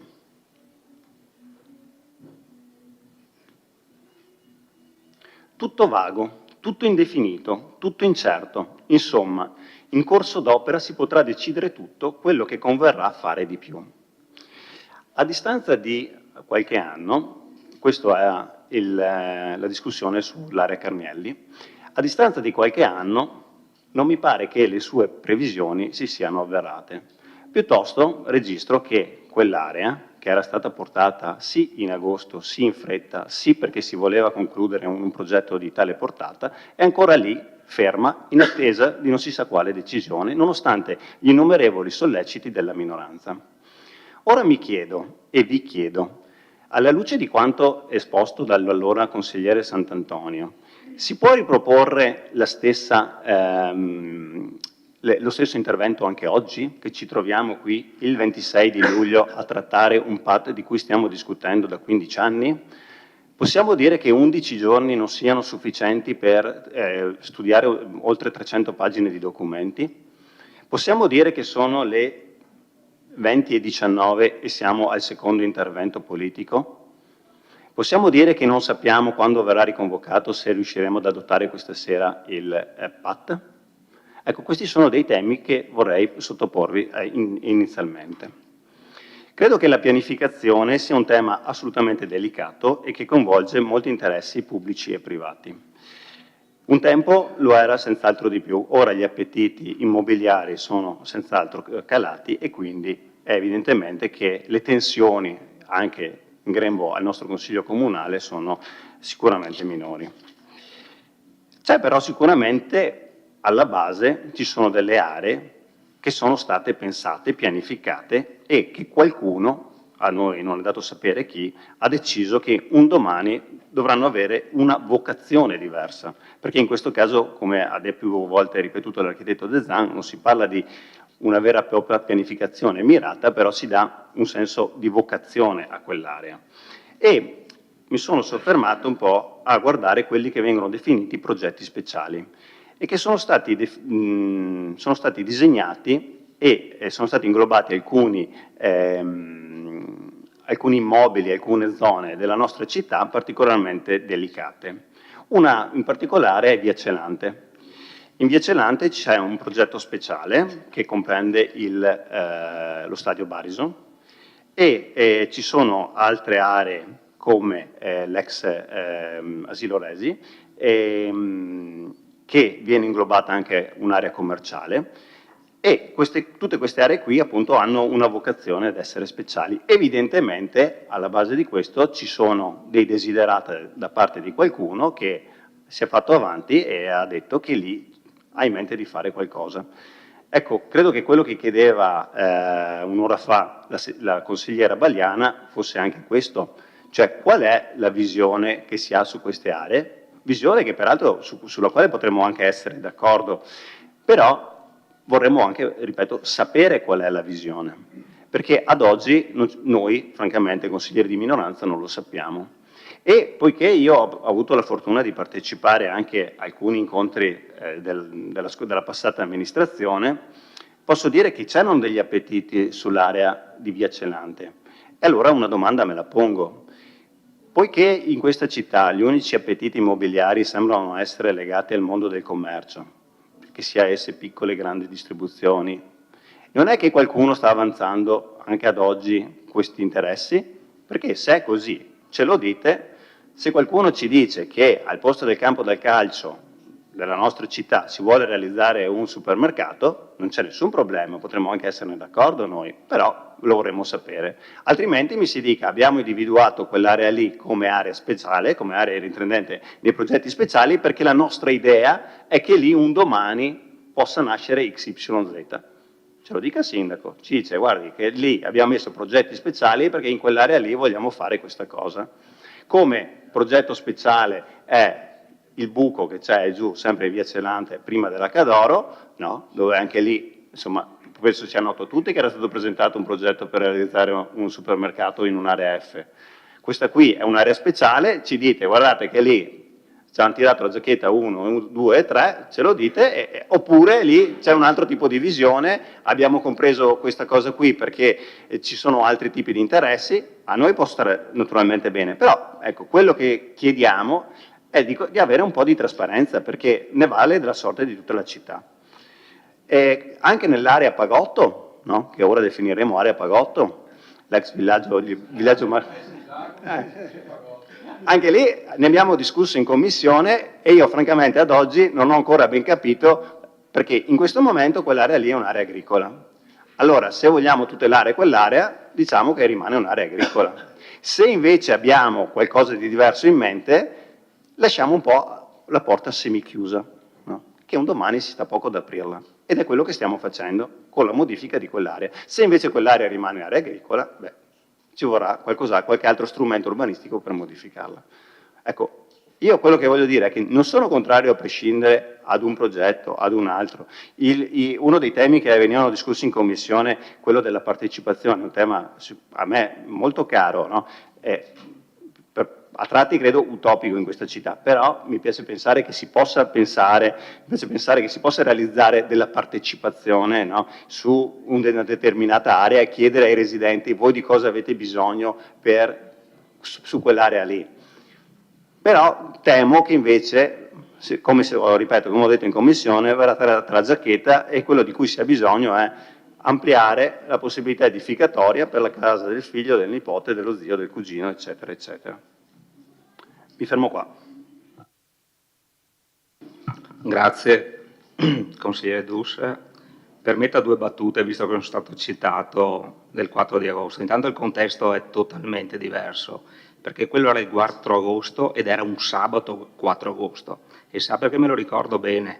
Perché io durante quel consiglio comunale sono stato querelato da parte di un dipendente comunale del comune di Vittorio Veneto, cosa mai successa in 50 anni a Vittorio Veneto. Ecco, querela che, ripeto, è stata archiviata con mio sommo piacere e penso sommo dispiacere dalla controparte. Ecco, quindi adesso che abbiamo ripetuto questa cosa, procediamo. Avanti. Consigliere Tonò. Grazie Presidente. Mi associo con un ringraziamento generale, senza citare alcuno, se non tutti i dipendenti comunali che hanno lavorato, ovviamente ringrazio la dirigente, anche a nome di tutti gli altri, i collaboratori esterni e, devo dire la verità, anche il Presidente Gumiero che ci ha permesso per ben 2 volte di affrontare questo tema. Perché dico per ben 2 volte? Perché lo ricordo io al Presidente Sant'Antonio, aperta parentesi, sa perché era un sabato mattina? perché io ero andato a mie spese, come sempre, in Inghilterra, a Londra, a inaugurare una mostra del centenario. Appunto, sono tornato dopo mezzanotte, quindi era già previsto di farlo di sabato. Mi spiace aver disturbato il suo sabato. Anche il Presidente del Consiglio Comunale era lì. Ah sì, anche il Presidente del Consiglio Comunale era con noi, comunque non importa. Ma ricordo, visto che un po' di storia io, ahimè, vista l'età ce l'ho, che nel 93, nella presentazione delle varianti di sintesi, cioè in sostanza il piano regolatore attuale con tutte le sue varianti, fu presentato in sede consigliare, non in una sola serata, in più serate, ovviamente come ha ricordato prima anche l'ingegner Curti, scatta il regime di salvaguardia del momento dell'adozione, fu esposto per 20 giorni nella sala, ex sala consigliare, sala di rappresentanza. Solo dopo furono fatte le osservazioni, ma non in una serata di 6 ore veloci via, caro Presidente. È un piano regolatore questo, di fatto, cioè un piano di assetto del territorio che riguarda l'intera città, non un'unica sola area per cui lei si è lamentato di essere stato convocato un sabato mattina. Ma andiamo avanti. Allora, il sindaco nella sua intervista ha detto che è rimasto sorpreso che non fosse stato adottato questo piano nel 2014, visto che era tutto pronto dall'amministrazione presieduta dal sottoscritto. La domanda è, ma se era tutto pronto, perché non l'avete adottato voi? Domanda, ma io la faccio a lei perché lei è sindaco oggi, ma soprattutto era già assessore allora, come buona parte dei presenti.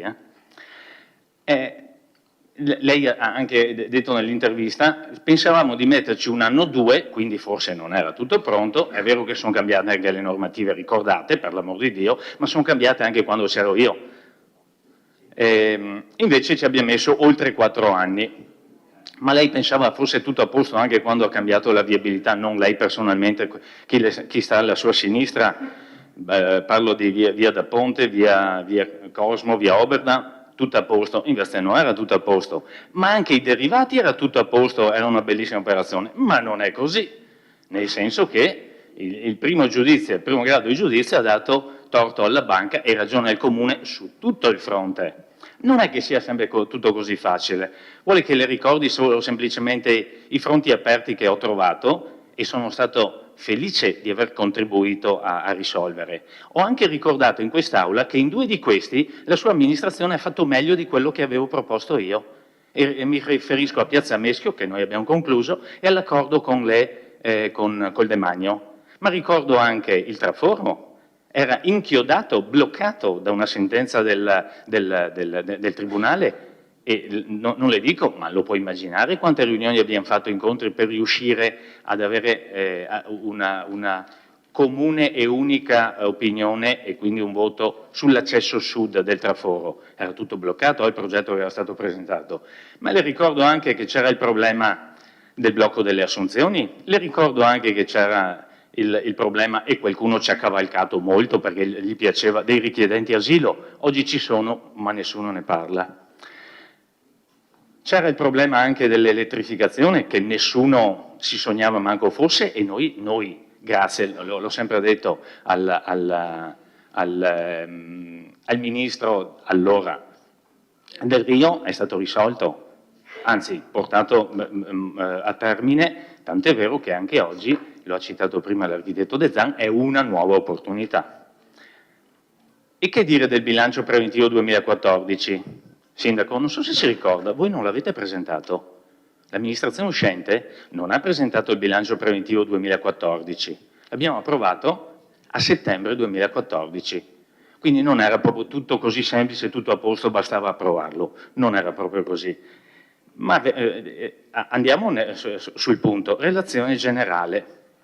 Come molto spesso accade, si fa un copia e incolla. È anche normale, non è che mi sorprenda la cosa, è anche normale fare copia e incolla.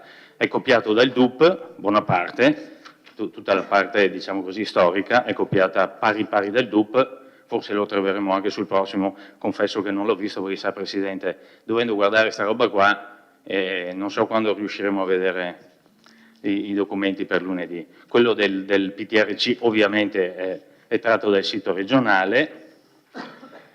quello del piano regolatore comunale è sia nel documento preliminare 2008 che nel DUP, non è originalissimo. Per quanto riguarda poi la questione del dimensionamento, mi ha già risposto l'architetto, mi era venuta in mente una battuta, giustamente quando lei ha detto fare previsioni, mi è venuta in mente la battuta del famoso premio Nobel Niels Bohr, che a chi gli chiedeva, visto che era un premio Nobel, cosa prevede per il futuro, e rispose, sa, fare previsioni è molto difficile, soprattutto se riguardano il futuro, e quindi immagino che immaginare quanti saremmo, ma forse in mente dei. Andiamo avanti però. Allora, fase di ascolto. È stata fatta, sì, mi pare se fossero 306 addirittura le osservazioni pervenute nella primissima fase.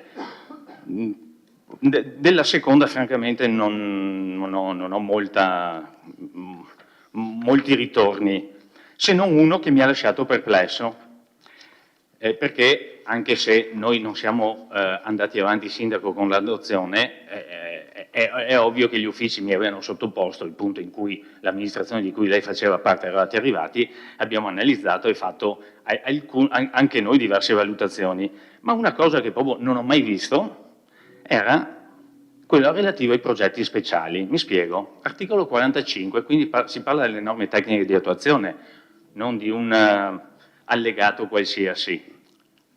Comma 1. Nell'ambito delle strategie volte a promuovere Vittorio Veneto come città dell'abitare, del turismo, della produzione, della cultura e dei servizi, i progetti speciali, la cui previsione è maturata all'esito del processo di partecipazione e concertazione. Io nei documenti, è vero che sto invecchiando, forse me lo dimentico, ma nei documenti che ho letto ante 2014 non ricordo di aver visto la parola progetti speciali. Costituiscono un'azione, eccetera.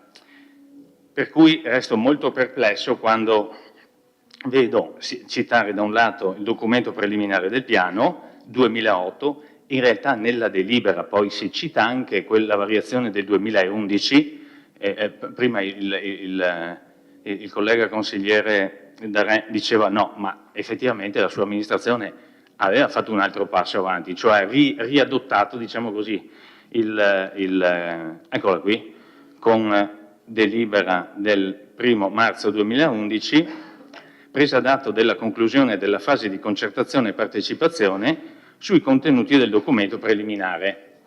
Benissimo, dico, benissimo, se non che ci sono, come dire, delle differenze rispetto al documento preliminare del 2008 che non trovano riscontro nella cartografia, anzi sono nettamente in contrasto quello che c'è scritto nel documento rispetto al piano alla indicazione cartografica, e questo mi lascia molto perplesso. Si parla per esempio del garantire i crediti e non se ne è parlato molto. Beh, per quanto riguarda la tabella, prima ho cercato di spiegarmi.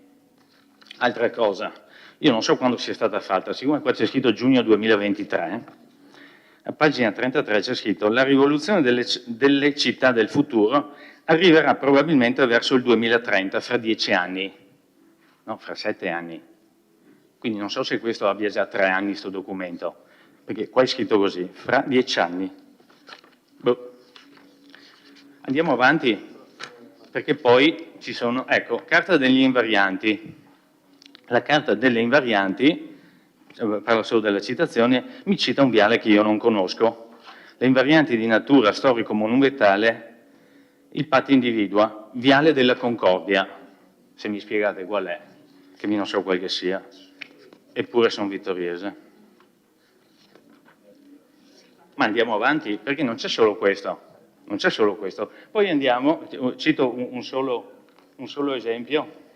Vabbè, a parte che vabbè, sarà la fissazione come dire, del piacere di vedere le cose corrette. È scritto quasi ovunque valutazione di compatibilità, non compatibilità idraulica, vabbè, ma non importa, questo insomma è un errore veniale. È meno veniale, secondo me, che a pagina 71 della relazione di compatibilità, qua è scritto giusto, idraulica, ci sia scritto interventi urbanistici. Il PAT prevede diverse trasformazioni urbanistiche.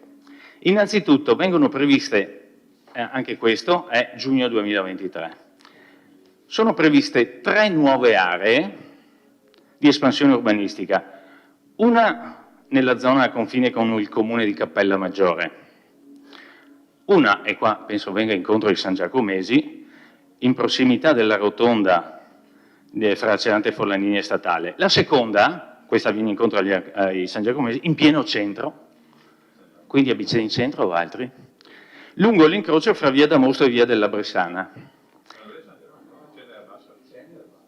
Ma è scritto in pieno centro qua? Oh. Prego. La terza, l'ultima, pardon, al confine della zona industriale del comune di Conegliano, che è l'area di espansione. E la quarta?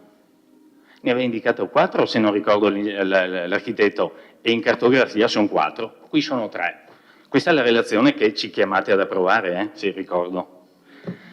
Poi, fra l'altro, invece per gli interventi di riqualificazione e riconversione, la famosa, come si chiama, area Pagotto, adesso, scherzando, quartiere Margherita, Piccola Resi e l'anificio Colussi. L'anificio Colussi da Vittoriese, giuro non l'ho mai sentito. Biscottificio Colussi sì, l'anificio Bottoli sì, ma l'anificio Colussi ancora no. Ancora no. E ripeto, anche questo siamo chiamati ad approvare. Poi va bene, il complesso De Zorzi Colussi, va bene, altri svarioni che ci sono, ma non solo. Quando in un altro documento si dimenticano 2 cimiteri, non 1, 2, San Giacomo fra l'altro, non so se ve ne siete accorti, San Giacomo e Fadalto non ci sono. Poi citano scuole che sono chiuse da anni, anche la Zanette c'è per esempio, ma anche il Dante che non c'è più. Le scuole elementari del Dante non ci sono più da, credo, 15 anni. Vabbè, dimenticano 2 parrocchie, ma forse interessano poco a tanta gente. 2 parrocchie non ci sono, sempre nella relazione. Allora, Sindaco, se tutto era pronto, perché ci portate i documenti così fatti?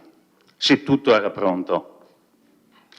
Non mi ha fatto arrabbiare la sua intervista, francamente, mi ha fatto sorridere, perché mi pareva l'atteggiamento tipico degli adolescenti che bisogna dare colpa a qualcuno sempre, cioè una responsabilità bisogna affibbiarla a qualcuno. Non abbiamo lavorato, qualcuno ha fatto altre scelte, eccetera. No, bisogna dare colpa a qualcuno. Questo è l'atteggiamento che c'è spesso. Se, fra l'altro, avessi avuto intenzione di fare un intervento analogo a quello dell'allora consigliere, oggi presidente Sant'Antonio, avrei cominciato a dire lasciamo carta bianca al sindaco e agli uffici, ma non sono così ottuso. No, ripasserà tutto in consiglio comunale come era già previsto in quel provvedimento citato dal mio capogruppo prima, che si sarebbe passati comunque in consiglio comunale. Intervengo dopo, grazie. Grazie, consigliere. Consigliere Rosset, prego. Presidente, buonasera. Consigliere Tonon, non ho mai criticato le scelte fatte dalle amministrazioni precedenti, perché ho sempre detto che bisogna vedere in quale contesto sono state fatte. Lei ha chiesto perché non abbiamo approvato il PAT al termine dell'amministrazione da Re. Se la memoria non mi inganna, voglio ricordare che alla fine dell'amministrazione del sindaco da Re il piano regolatore di fatto era pronto. Il sindaco allora, o con un grande gesto di correttezza e sensibilità istituzionale, o per capacità intellettuale dichiarò: sono arrivato alla fine del mio mandato, sono scelte importanti, lascio all'amministrazione che viene dopo prendere queste decisioni. Ecco, volevo ricordare solo questa cosa qui, che la correttezza fatta allora dal sindaco. Se non è stato fatto con la vostra amministrazione, cercheremo di farlo con la nostra, ma io credo che qualcosa dobbiamo fare ormai, perché la gente, i cittadini di Vittorio Veneto, stanno aspettando già da troppo tempo. Grazie. Grazie. Consigliere Rosset, consigliere Darè, prego. Grazie Presidente. Innanzitutto un grazie va a tutti i dipendenti comunali che hanno portato avanti, diciamo, questa straordinaria pratica, e posso dire che è una giornata storica. È una giornata storica perché finalmente vediamo in questo Consiglio Comunale un'opera pensata nel 2008, ha visto 3 amministrazioni comunali e probabilmente questa sera o questa notte lo porteremo a casa. E mi riallaccio naturalmente a quello che ha detto l'avvocato Michele Stecanella, il quale dice: questo strumento urbanistico è importantissimo per non perdere quello che ci è già stato assegnato e quello che probabilmente ci sarà assegnato in futuro. Allora è facile ed è anche semplice rimuginare sul passato. Io avevo portato nella mia amministrazione nel 2011, mi pare sì, giustamente nel 2011, avevo portato il PAT, nel senso che avevo detto ai miei consiglieri: queste sono le linee generali, trovate la sistemazione, mettete quello che secondo voi o togliete quello che secondo voi è più opportuno, più consono, perché l'istrumento, noi eravamo ancora, diciamo, andiamo avanti ancora a varianti, no? Allora, se noi facciamo questa operazione, è un'operazione che finalmente ci mette, diciamo, a regola con quasi tutti gli altri comuni, perché siamo uno dei pochi comuni che non ha ancora attuato questa cosa. Allora è colpa tua, è colpa mia, è colpa di quello di prima o quello di dopo.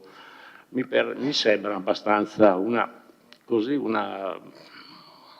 ricorrere forse a delle omissioni che tutti noi in questi, guardo il collega Tonò perché abbiamo avuto ruoli estremamente uguali e differenti nelle passate amministrazioni, ma il problema è rimasto qua. Allora, se noi possiamo dire ma è l'area di Pagotto, non so neanche dove abita, l'area di Darè no, perché io fortunatamente credo di non usufruire del consumo del suolo neanche in cimitero, perché ho altre idee. Allora, o facciamo le cose serie, facciamo delle osservazioni. Mi dispiace che si entri nel merito del documento, il biscottificio Colussi, sappiamo benissimo che era un biscottificio, se poi qualcuno nella trascrizione ha sbagliato è chiaro che è un peccato di gioventù, forse sì, forse no, ma siccome è un biscottificio perché mio padre ci ha lavorato 20 anni, allora insomma possiamo dire sì, cancelliamo, ma la fortuna o la sfortuna è che in questo Consiglio Comunale finalmente si fa uno strumento urbanistico che è necessario per la città nel prossimo futuro. Allora, se vogliamo entrare nel merito, tu hai fatto questo, noi abbiamo fatto i derivati sono stati dei debiti, però e in seguito degli investimenti fatti nel Comune. Ed era l'unico strumento economico che ci permetteva in quel periodo di poter accedere a dei fondi. Abbiamo superato anche quello, abbiamo pagato anche debiti con mutui al 15-16%, ma era giusto così perché in quei tempi così si faceva. E un'amministrazione comunale non deve fare cassa, deve fare investimenti, avere lungimiranza politico-amministrativa. Allora, se vogliamo dire che il PAT non va bene perché ci sono delle linee generali, poi passa tutto il Consiglio Comunale, come giustamente ha detto il consigliere, il collega Tonò, ripassa tutto qua. Ma noi non possiamo perdere quelle che sono le opportunità che ci possono essere date dalla provincia, dalla regione e quant'altro. Anche perché ricordiamoci che c'è uno uno studio in cui la provincia diventerà ancora uno strumento, diciamo, di collegamento tra i comuni e non solo la regione, e questo serve anche, questa qua è una cosa che serve. Poi se andiamo a vedere cosa hai fatto tu o cosa ho fatto io entro nel merito del consigliere Dus, quando dice ma vicino alla Cadoro non è stato fatto. L'avete portata voi? Non l'avete votata voi quella cosa lì?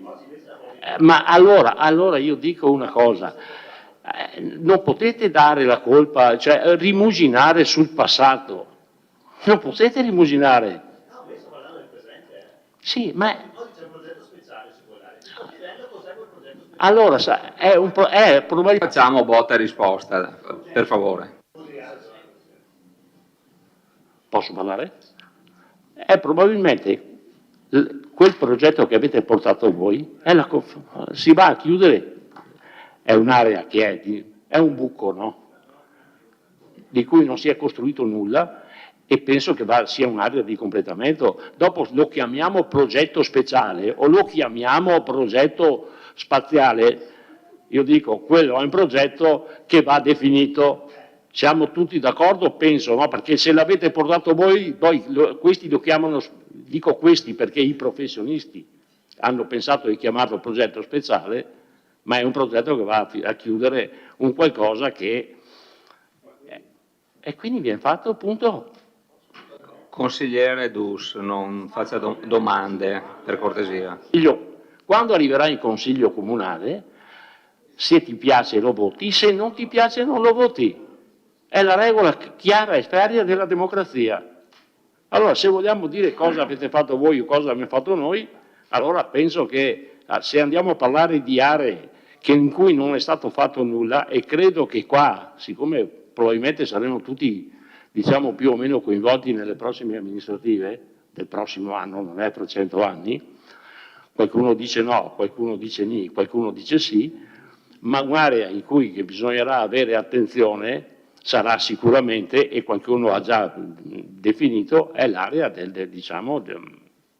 quella di Ceneda, dove l'ultimo progetto che è stato fatto il Museo della Battaglia, con tutti gli annessi connessi, e la fortuna che ho avuto di accedere a quei fondi e a quel progetto, però è stata l'ultima opera pubblica che è stata fatta in quell'area. Allora, siccome a Serravalle abbiamo completato, diciamo, grazie ai progetti ancora di Scottà, è stato completato il vecchio ospedale con 1000 critiche e quant'altro, però alla fine l'area di Serravalle diventa un'area veramente, diciamo, in cui il pubblico che viene da fuori, il turista che arriva da fuori, vede un'area ripristinata. Dobbiamo fare la stessa cosa. Non so chi vincerà le elezioni, perché come ha detto prima il consigliere Rossetta, abbiamo dato alla prossima amministrazione, ma noi sinceramente pensavamo di vincere, ma non è stata così, capite? Non è che ti abbiamo lasciato il compito di fare il bilancio, purtroppo hai fatto tu il bilancio, dico purtroppo perché io poi non ho perso, però siccome qua siamo ormai, io sono 20 anni che sono in questo comune, qualcuno mi precede e mi ha preceduto, allora diciamo cerchiamo di fare un ragionamento serio e in fase di presentazione di questo PAD cercare di portare a casa e poi capire nella puntualizzazione delle aree cosa fare con un confronto diretto, perché non è nella presentazione del PAD che si fanno i confronti si fanno in consiglio comunale nelle particelle specifiche. Chiudo. Grazie consigliere. Consigliere De Bastiani. Grazie. Non è per replicare al consigliere D'Arè, ma voglio dire, se invece di dover votare questa sera con 10 giorni a disposizione per guardare tutti gli incartamenti che compongono questa pratica, avessimo votato fra 15 giorni, non credo che sarebbe successo niente, non credo che ci siano scadenze che ci impiccano. Il fatto di aver voluto, dopo che la vostra giunta ha lavorato, la vostra giunta, lo staff che ha lavorato al PAT, ha lavorato per penso 1, 2, 3 anni, portare e lasciare alle minoranze 15 giorni neanche, mi sembra un sindaco, mi sembra un grave atto, uno sgarbo e anche un grave atto di non democrazia. Non succedeva niente.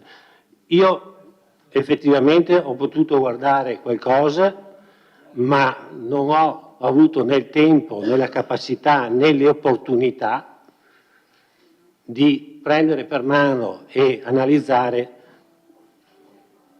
il lavoro che questa sera dovremmo votare. Sui ringraziamenti mi unisco anch'io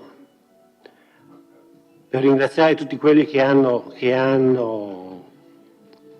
collaborato e al consigliere Gomiero che, da quello che ho capito, ha dedicato almeno un paio d'anni del suo lavoro, del suo impegno su questo progetto. Però qui faccio anche un'altra domanda al sindaco. Io immagino che lei abbia pensato per Gomiero una sorta di delega per il PAT, ma non si poteva pensare di coinvolgere anche un consigliere delle minoranze? Cioè, sicuramente non c'era niente da nascondere e quindi penso che se ci fosse stato anche un consigliere di minoranza sarebbe stato un apporto in più. Tenere tutto quanto chiuso, blindato, non accessibile e ripeto, per portare poi nel giro di 10 giorni alla votazione, pensare male, ma non si sbaglia, spesso non si sbaglia. Quindi mi piacerebbe sapere dal sindaco come mai non ha pensato di coinvolgere in qualche modo in questi 2 anni di lavoro anche le minoranze. Se dovessi pensare a un titolo giornalistico per domani che così faccia un flash su quanto ci stiamo dicendo questa sera, mi sembra che la cosa più azzeccata sarebbe massimo consumo di suolo possibile. Noi questa sera andremo a votare la massima possibilità e capacità di consumo di suolo che ci è stata messa a disposizione. E questo mi sorprende un po' perché quando nei discorsi che si faceva mi sembra che appunto Gomiero avesse un occhio di riguardo su questo tema, avesse a cuore il discorso del risparmio di consumo pubblico. Da quello che ho capito io, ma credo di non sbagliare, questa sera si approva il massimo del massimo. Se ci fosse stato qualcosa in più, probabilmente avremmo approvato qualcosa in più. E questo alla faccia del contesto, no, ecologico che vediamo no, critico anche in questi giorni, alla faccia degli scienziati che da anni ci dicono delle cose che però noi non ascoltiamo, cioè la copertura, l'impermeabilizzazione, i problemi ecologici che sono di fronte a tutti, ne parliamo tutti però alla fine vediamo questa sera, cioè, lo scopo è consumiamo il più possibile, copriamo il più possibile e vabbè, la scelta la farete voi. L'altro aspetto che mi ha colpito è il discorso della partecipazione e la fase di ascolto. Stiamo parlando di partecipazione che sta tanto a cuore, almeno lo ha sottolineato spesso l'architetto De Zan, e che da quello che sappiamo è alla base, no? È la linfa del PAT. Il fatto che noi ultimamente sono stati fatti, penso, io ho partecipato a uno, mi dicono 2 incontri pubblici, mentre c'è stata fatta tutta quella serie di consultazioni, chiamiamolo così, quanti anni fa? 15 anni fa? Circa 15 anni fa. Allora, prendete solo questo dato. I giovani dai 18 ai 30 anni che allora avevano 10, 12, 15 anni, non sono stati presi in considerazione per la realizzazione di questo lavoro. Non è marginale questa cosa qua. Non è un caso che si dica che Vittorio Veneto è una città per vecchi. Aver sottratto la possibilità a questi giovani di portare il loro contributo, la ritengo una cosa molto grave.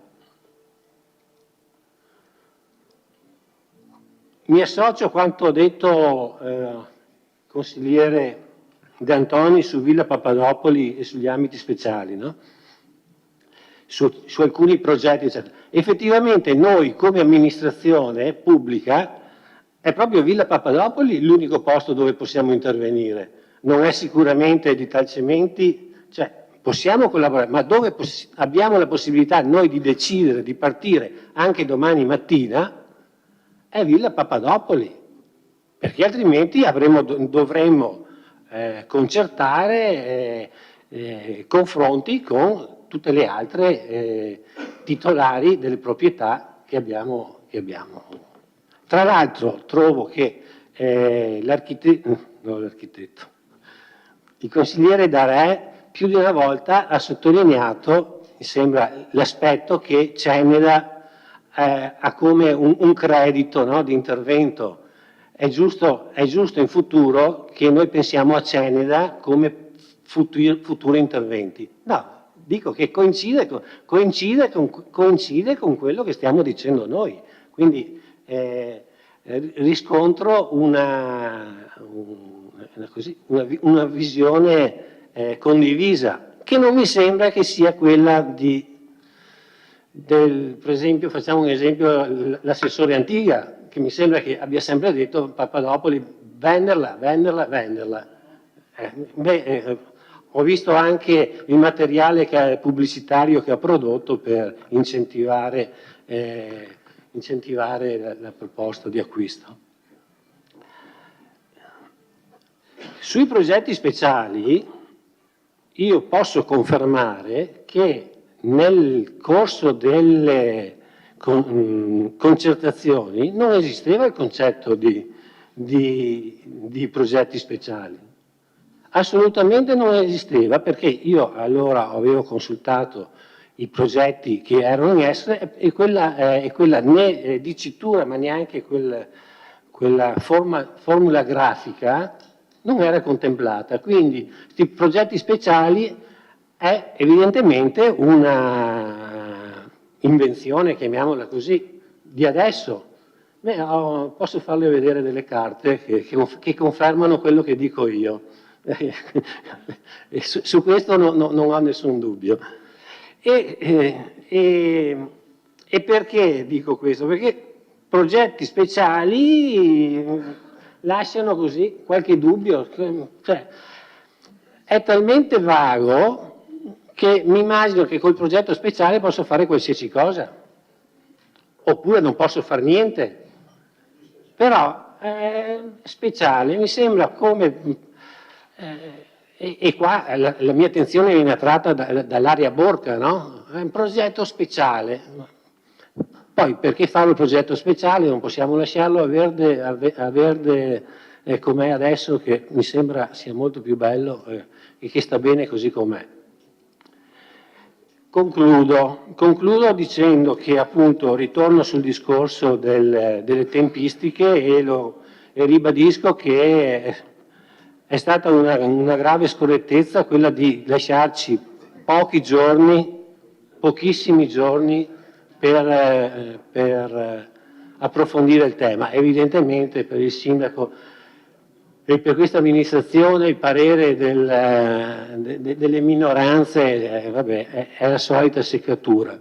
Però magari forse qualche strafalcione, qualche figura poco piacevole l'avrebbe potuta anche risparmiare.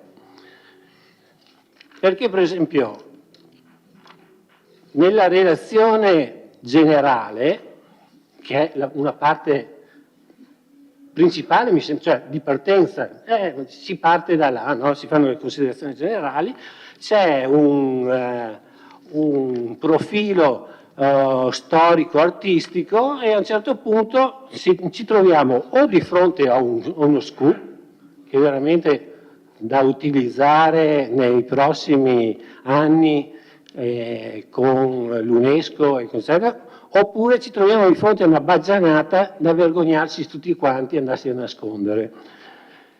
Parlo di quando si tratta delle origini di Ceneda, dove si dice durante i secoli delle migrazioni barbariche Ceneda forse cambia più volte padrone, dai Romani ai Goti, ai Bizantini ai Franchi, il cui re Lotario vi muore di malattia nel 552.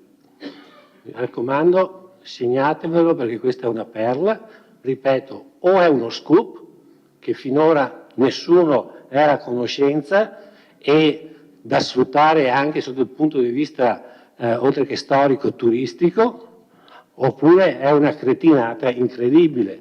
Se voi tutti quanti avrete i vostri attrezzi sotto mano, se uno va a guardare Lotario, re di Francia, mettono che è nato a Laon nel 941 e morto a Compiègne nel 986. Ecco, allora per dire, magari qualche piccolo contributo, sì, ecco, aspettavo la battuta perché cazzate, De Bastiani, cosa si ferma a dire queste stupidate? Cosa ce ne frega a noi se il re Lotario non è morto a Ceneda ma è morto in Francia? Ma che stupidate sono? Ma vi sto facendo perdere tempo, mi rendo conto. Era per dire che con qualche giorno in più magari qualche brutta figura in meno potevate farla. Grazie, consigliere De Bastiani. Consigliere Balliana, prego. Grazie. Allora, vabbè, mi unisco anch'io ai ringraziamenti per il lavoro fatto e insomma, per tutto quello che è stato prodotto, e un ringraziamento agli uffici del Comune e anche ai tecnici che hanno collaborato, ai professionisti che hanno collaborato alla stesura del piano. Allora, premetto che questa sera sono preparata ma non abbastanza. E quindi voglio scusarmi in primis con i cittadini, però non sono preparata no perché non ho avuto la volontà di studiare, consigliere De Antoni, e non sono preparata perché non ho avuto tempo sufficiente per prepararmi e sinceramente arrivo qua, sono molto sono delusa con me stessa e penso che questa delusione debbano condividere anche coloro che magari non hanno avuto il tempo poi effettivamente, come abbiamo detto, di approfondire alcune questioni. E penso che sia una cosa anche brutta questa, insomma, di affrontare un argomento così importante con scarse informazioni o quantomeno non sufficienti per dare un parere completo a tutto quello che è il piano, insomma. Andando in premessa, è già stato ribadito, ma io voglio ancora evidenziarlo, questo discorso, e soprattutto il consigliere adesso è uscito, il Presidente del Consiglio, ma il Presidente del Consiglio in teoria dovrebbe, tra virgolette, tutelare anche l'operato di tutti i consiglieri e mi sento questa sera ancora una volta di richiamarlo, tra virgolette, all'ordine rispetto all'aver scelto di convocare il Consiglio Comunale di questa sera relativamente al PAT e fra una settimana ci sarà l'assestamento di bilancio, meno di una settimana, 5 giorni lunedì, con assestamento di bilancio con un termine perentorio, però se quello era un termine perentorio vuol dire che questo PAT, la discussione di questa sera doveva essere staccata almeno di 15-20 giorni, giusto il tempo per poter, ripeto, anche tra un consiglio e l'altro poter essere anche preparati. Detto questo, ancora una volta sul discorso del tempo, come l'ha detto prima il consigliere De Bastiani, tempo messo a disposizione per approfondire la questione. a me sembra che stiamo ancora applicando una vecchia logica di quella che dovrebbe essere la nuova modalità di amministrare un comune, la pubblica amministrazione. E mi spiego, lo trovo veramente un modo retrogrado, cioè quello di dire noi, maggioranza, predisponiamo un piano, ve lo sottoponiamo in 10 giorni, poi se vi va bene, se no fate quello che volete, questa è la legge, molto probabilmente siamo nell'ambito naturalmente del rispetto anche delle normative, non sto mettendo in discussione questo, però questo evidenzia da un mio punto di vista tutto quello che è la mancanza dei nuovi modi di essere, di capire, di provare a produrre una partecipazione democratica della cosa pubblica. Voglio dire, ci chiediamo perché i cittadini si allontanano dalle istituzioni, ci chiediamo perché i giovani non partecipano più. Ma guardate che non partecipano più, i cittadini si allontanano anche per queste cose, perché non vengono, secondo il mio punto di vista, date abbastanza possibilità di interscambio, di analisi, di ragionamenti complessivi e condivisi. Quindi, ripeto, questo modo di procedere, dal mio punto di vista, appartiene ormai al passato. E condivido quello che ha detto il consigliere De Bastiani, non è stata, in questi 4 anni non è stata convocata nemmeno una commissione consigliare per il PAT, ok? Nemmeno una, nessuna commissione consigliare relativamente al PAT. Chiedo io, ma vuoi che man mano che si procedeva alla stesura di alcuni documenti, la VAS o qualche altro documento, perché non dire, consiglieri, guardate che questo documento è predisposto, se volete darci un'occhiata, magari valutate.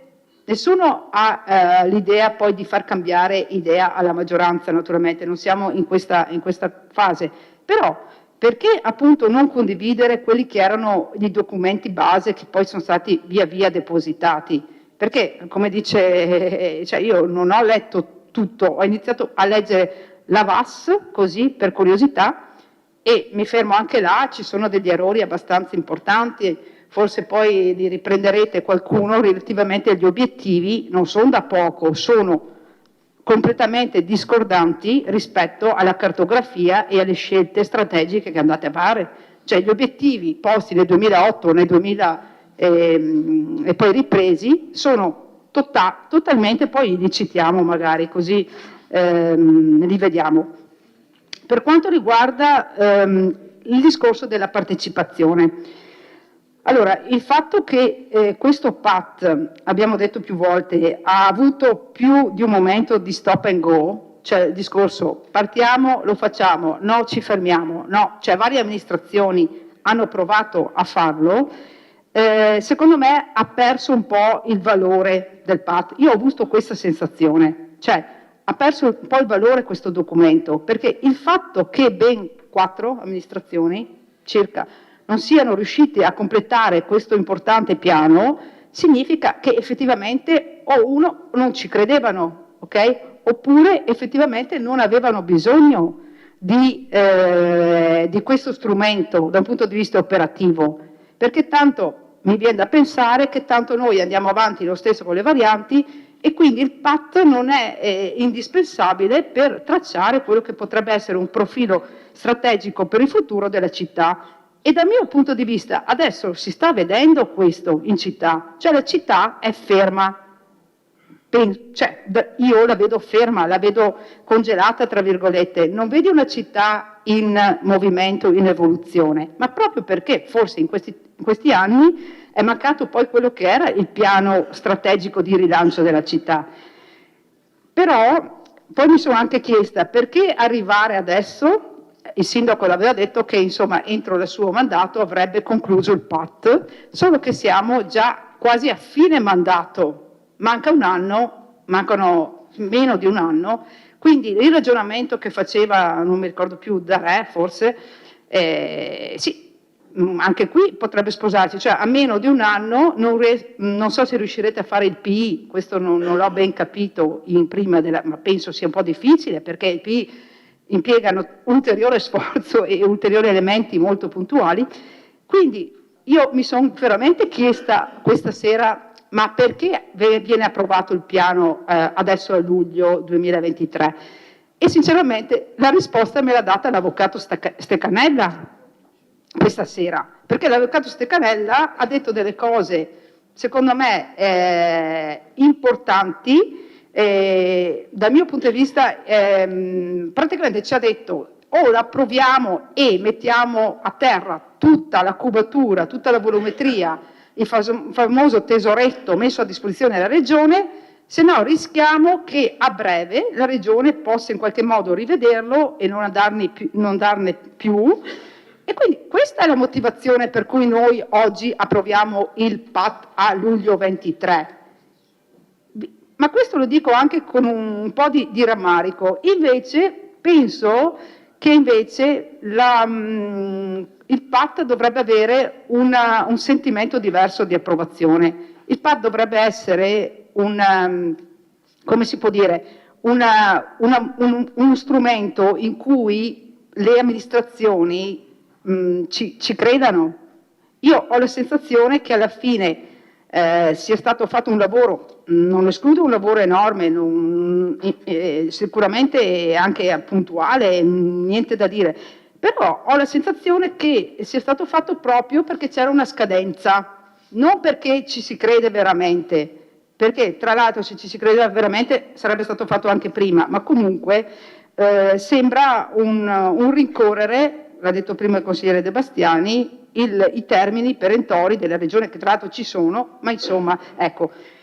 Il discorso che ha fatto l'avvocato Stecanella mi preoccupa tantissimo, ma molto, perché? Allora, qui consumiamo più superficie possibile, cioè stiamo elaborando una teoria che è l'opposto di quella che dovrebbe essere la teoria attuale, cioè del minor consumo di suolo, cioè tendere al zero consumo di suolo. No, qui stiamo rincorrendo il famoso tesoretto o quanto altro poi arriverà dalla Regione. Dico questo perché non era obbligatorio mettere nel PAT, immagino, il consumo del suolo, poi era obbligatorio inserirlo? No.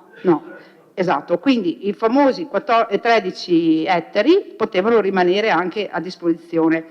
Quindi questa è un po' la sensazione che ho io rispetto a questo PAT. Poi entrando nel merito di alcune questioni, magari nel secondo giro affronterò alcune perplessità dal punto di vista tecnico legate agli ambiti che avete visto. E rimango un po' perplessa sul discorso del dimensionamento che avete fatto, e lo dico perché mi sembra che il dimensionamento ci sia stata una rincorsa a motivare le volumetrie con gli abitanti e non viceversa, cioè prevedere che entro 10 anni ci sia un aumento di abitanti di 3.037 persone, a me sembra fuori di ogni logica. Cioè, stiamo avendo un decremento all'anno di 214 persone.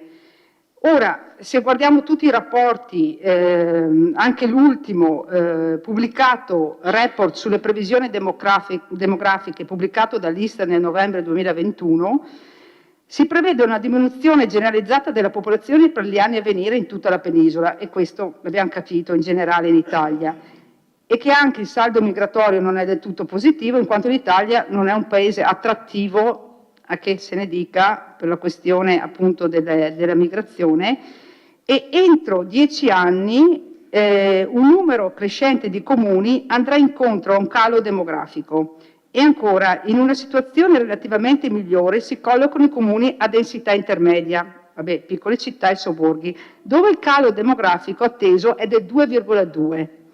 In ogni caso, quindi, si prevede un calo della popolazione generale. Quindi, Ripeto, il rincorrere con ipotetici numeri di abitanti la volumetria attualmente in essere all'interno del consolidato, ad esempio, voglio dire, solo per il PUA si prevedono 954 alloggi, cioè solo già adesso ci sarebbero a disposizione la fabbricabilità per 954 alloggi, cioè per 2100 abitanti.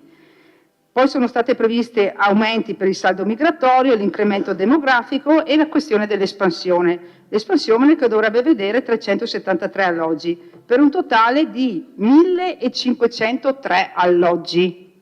Ecco, questa secondo me è, non lo so, non riesco a concepirla come previsione futura. Ripeto, mi fermo per il primo giro. Io torno a dire, e lo rivedrò anche a conclusione del secondo intervento, ci vorrebbe il coraggio che noi amministratori volessimo decretare il consumo zero di suolo. Grazie consigliere. Consigliere Denardi. Grazie. Intanto vorrei ringraziare il Presidente perché le sue capacità programmatorie delle sedute ci hanno consentito di fare consiglio comunale sul PAT sulle note di Last Christmas, il 26 di luglio. Da nata negli anni '80 sono cresciuta con questa canzone, qualcuno già ballava di quelli che sono qui dentro perché era già bella, benché più adulto. Non posso prevedere proprio tutto. È riuscito a fare anche questo però. E magari non scegliere come serata quella di Victor, visto che lo fanno una volta alla settimana per un mese all'anno, poteva anche essere utile e interessante per evitarci il sottofondo musicale. I ringraziamenti invece sono seri, l'ho d'altro canto anche detto prima nei confronti della struttura dei tecnici e dei professionisti che hanno collaborato alla stesura del PAT, l'ho detto prima, ne è nato anche sulle questioni più complesse un interessante confronto che probabilmente andrà avanti anche nei prossimi mesi a seconda delle future statuizioni della Regione e anche del TAR. Quello che mi è dispiaciuto, e su questo concordo con gli altri colleghi consiglieri che si sono espressi prima di me, è il poco tempo a disposizione, non tanto per studiare, perché possiamo studiare giorno e notte, non è quello il problema, quanto per la condivisione con la città. Il consigliere Tonò ricordava ben altri tempi in passato, magari tempi così ampi, così lunghi non appartengono più alla politica moderna, però insomma forse una via di mezzo non sarebbe stata male. So che tutti quanti, cioè che parecchi hanno sparato sulla Croce Rossa di refusi e sbagli vari di dei documenti allegati. Io ci tengo a sottolineare solo un paio di cose. La relazione generale a pagina 29 parla di aumento quasi costante dal 2000 del numero di famiglie, a pagina 29, peccato che la relazione di dimensionamento dica esattamente l'opposto, cioè dice proprio con numeri alla mano che l'incremento delle famiglie dal 2003 al 2012 è sì di 637, ma che dal 2010 al 2020 c'è un crollo di oltre 300, quindi parlare di costante aumento del numero di famiglie nella relazione generale, adesso mi domando quale dei due dati sia corretto. Mi dispiace che siano stati inseriti nella relazione generale i dati sulle arrivi e le presenze turistiche a Vittorio Veneto del 2016. Capisco non prendere quelle del 2020 e del 2021 perché e neanche il 22, anche se il 22 già comincia a essere considerato dagli statistici in tema di turismo un dato quasi pulito dal problema del Covid, ma quantomeno i dati del 2019 me li sarei aspettati, anche perché devo dire, l'ho visto per svariati motivi, il sistema statistico della Regione Veneto nel comparto del turismo fa un lavoro egregio e anche negli ultimi mesi ha sviluppato ulteriori funzionalità, quindi sarebbe stato bello avere dati più aggiornati, anche perché a pagina 4 della relazione sul dimensionamento si dice espressamente che il riconoscimento del patrimonio di umanità da parte dell'UNESCO delle colline del nostro territorio rappresenta un'opportunità di crescita e di sviluppo, valorizzando e tutelando il territorio e il paesaggio. Sul versante turistico. Ricordo però che l'amministrazione ha approvato un bilancio di previsione, l'ultimo bilancio di previsione, che dice esattamente il contrario, perché non aumenta nei prossimi 3 anni neanche di €1 la previsione di incasso di imposta di soggiorno e turismo, quindi dicendo esattamente il contrario, cioè che neanche un bed and breakfast o una struttura di piccolissime dimensioni, non parlo dei grandi alberghi, verrà aperta nei prossimi 3 anni. Anche sempre per la questione dell'aggiornamento dei dati, anche il fatto che i dati sugli alloggi ATER siano fermi a 2 anni fa sono dati che insomma si possono recuperare molto agevolmente e quindi magari averli più aggiornati poteva essere un po' più utile. Questo per quanto riguarda gli elementi delle 2 relazioni che ho trovato o incongruenti l'una con l'altra o poco aggiornate. Più in un ragionamento generale, io vorrei fare riferimento a siccome stiamo di fatto assumendo un atto che norma il futuro dal punto di vista urbanistico della nostra città, fa riferimento a un filosofo del diritto che è John Rawls e a un testo che è degli anni 70 invece del 71 che si chiama Una teoria della giustizia. In questo testo John Rawls elabora quella che è la cosiddetta giustizia come equità. Egli ipotizza una situazione presociale dove ogni individuo si trova in una posizione originaria, nell'incapacità di conoscere e prevedere quale sarà il suo posto nella società. Se sarà ricco, se sarà povero, se sarà intelligente o non intelligente, eccetera, e lui lo chiama il velo dell'ignoranza. In questa condizione, secondo Rawls, in buona sostanza, gli individui saranno spinti a decidere in modo equo. Questo perché il velo di ignoranza fa loro decidere senza situazioni da difendere. Quello che dice l'autore è che, ad esempio, se un individuo sa che sarà ricco nella società, allora si opporrà a una tassazione più alta al fine di redistribuire il reddito verso gli individui più poveri. Vedrebbe infatti sminuito un suo vantaggio. Allo stesso modo un giovane magari avrebbe da lamentare l'eccessiva tassazione della sua busta paga per pagare le pensioni agli anziani. Il velo di ignoranza si stende su ogni possibile conoscenza del proprio status sociale successivo che possa indurre al conflitto col prossimo. Nella posizione originaria, è una finzione ovviamente, sotto il velo di ignoranza le persone raggiungono un accordo equo, che è razionale, dettato dalla preoccupazione per la propria sorte. Tale accordo però prescinde dalle contingenze sociali, essere nato in una famiglia ricca, essere nato in una famiglia povera o naturali, avere una malattia, avere qualche problema. Permette una condizione iniziale di equità che per Rawls è la giustizia. Rawls teorizza che in tale condizione gli uomini allora sceglieranno di essere guidati da 2 principi. Ogni persona ha un uguale diritto al più esteso sistema di libertà fondamentale nel rispetto di quelle degli altri e le ineguaglianze economiche e sociali sono giustificabili solo se vanno a vantaggio di chi ha più svantaggio.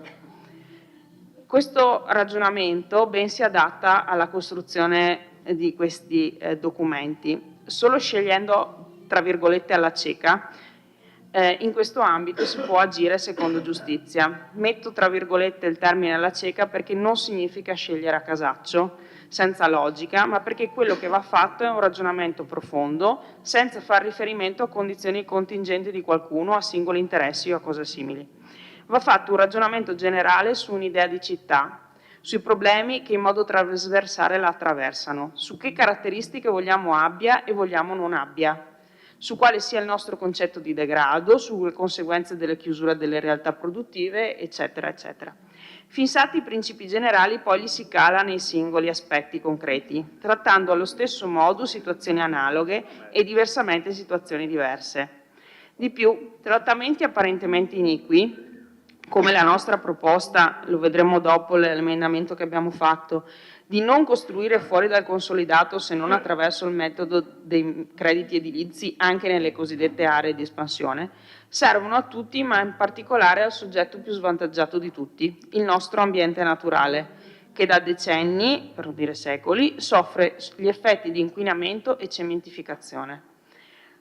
A me non pare che sia stato questo il metodo che ha portato alla costruzione del PAT, anzi, a meno che non stiamo parlando di persone che vivano su Urano e stendano il PAT in un paio d'ore appena arrivate a Vittorio Veneto. Vi spiego perché dico questo.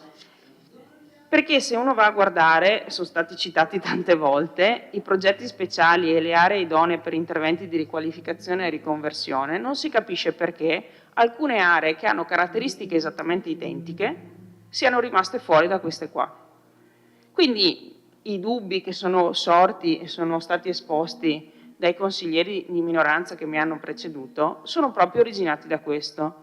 Perché se tutte le aree ricadenti nella superficie del comune di Vittorio Veneto, aventi le medesime identiche caratteristiche, fossero state trattate esattamente allo stesso modo, a tutti quanti sarebbe venuto in mente che alla cieca, nell'accezione con cui lo dicevo prima, sono state individuate determinate caratteristiche e poi sulla base di quelle caratteristiche sono state attribuite le sorti delle aree. Ma, e lo abbiamo detto anche in commissione, non mi si può venire a dire che la ex fonderia De Poi, ad esempio, non è un'area da riqualificare, eppure è rimasta totalmente al di fuori. Faccio un altro esempio, l'ex Enel. Non mi si può venire a dire che l'ex Enel non è una zona da riqualificare, alla luce delle attribuzioni che sono state date a altre aree, perché se aree in quelle condizioni nessuna fosse stata ritenuta da riqualificare o progetto speciale, allora dici vabbè, è stata considerata al di sotto del livello di abbandono, degrado, chiamiamolo come vogliamo, idoneo per costituire questo. Ma nel momento in cui mi si dice che l'area di Bottoli è idonea per interventi di riqualificazione e riconversione, faccio molta fatica a pensare che zone appunto come la fonderia De Poli, l'ex fonderia, non lo siano. Allora, o qualcuno mi dice che sono stati presi degli autentici svarioni perché arrivando da Urano in 2 ore Vittorio Veneto non se la sia girata tutta e quindi sono finite dentro solo le cose che erano clamorosamente evidenti, oppure da chi conosce Vittorio Veneto dalla sua nascita fa, a pensar male si fa peccato ma spesso ci si brocca, fa venire il sospetto che il ragionamento sia stato esattamente inverso, sull'onda di proposte, idee, valutazioni, aspirazioni e ambizioni relative a determinate aree, accaduta si è individuato il meccanismo da calare nel PAT per consentire degli interventi su quelle aree. Proprio per questo poi vengono fuori, emergono sospetti, dubbi da parte dei consiglieri. Siccome invece io credo che in un documento così importante la filosofia che sta alla base e il metodo di lavoro che sta alla base siano fondamentali, credo che mi vengono anche a me dubbi, non sono particolarmente convinta che sia stata adottata la filosofia e il metodo di lavoro che ci saremmo potuti aspettare da questa maggioranza che di fatto, come dicevano i consiglieri che mi hanno preceduto, non ha particolarmente condiviso neanche con i consiglieri comunali la stesura finale di questo documento. Grazie. Grazie consigliere Nardi. Allora, per venire un attimo incontro giustamente alle esigenze del consigliere, scusi, chiedo al messo Paolo, per cortesia possiamo provare a chiudere gli scuri per vedere se si sente meno la musica tra un intervento e l'altro, se è possibile. Grazie. No, questi qua, da questa parte qua, che proviamo a vedere se si attutisce un attimo la musica. Grazie. Prego, consigliere Pagotto.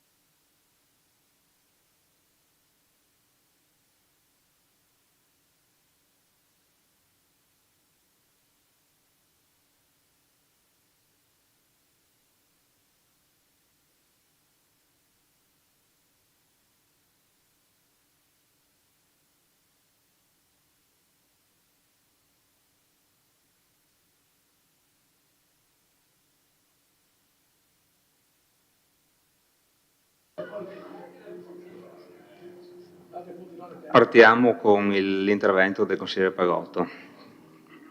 Prego, consigliere. Grazie Presidente. Prima il consigliere Dus continuò a parlare di area Pagotto.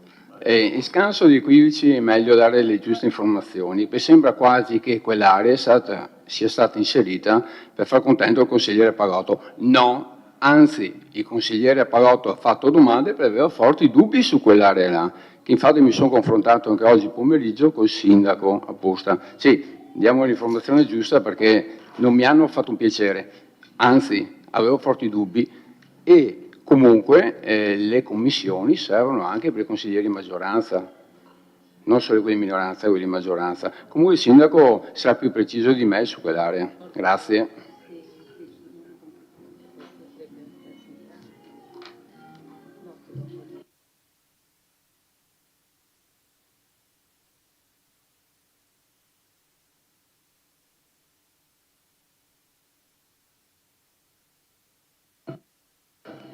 Sì, intervento del sindaco, prego. Allora, questa sera è una serata importante, ve ne sarete resi conto, perché appunto andiamo ad adottare questo famoso PAT che parte appunto molti anni fa, è transitato attraverso 4 amministrazioni.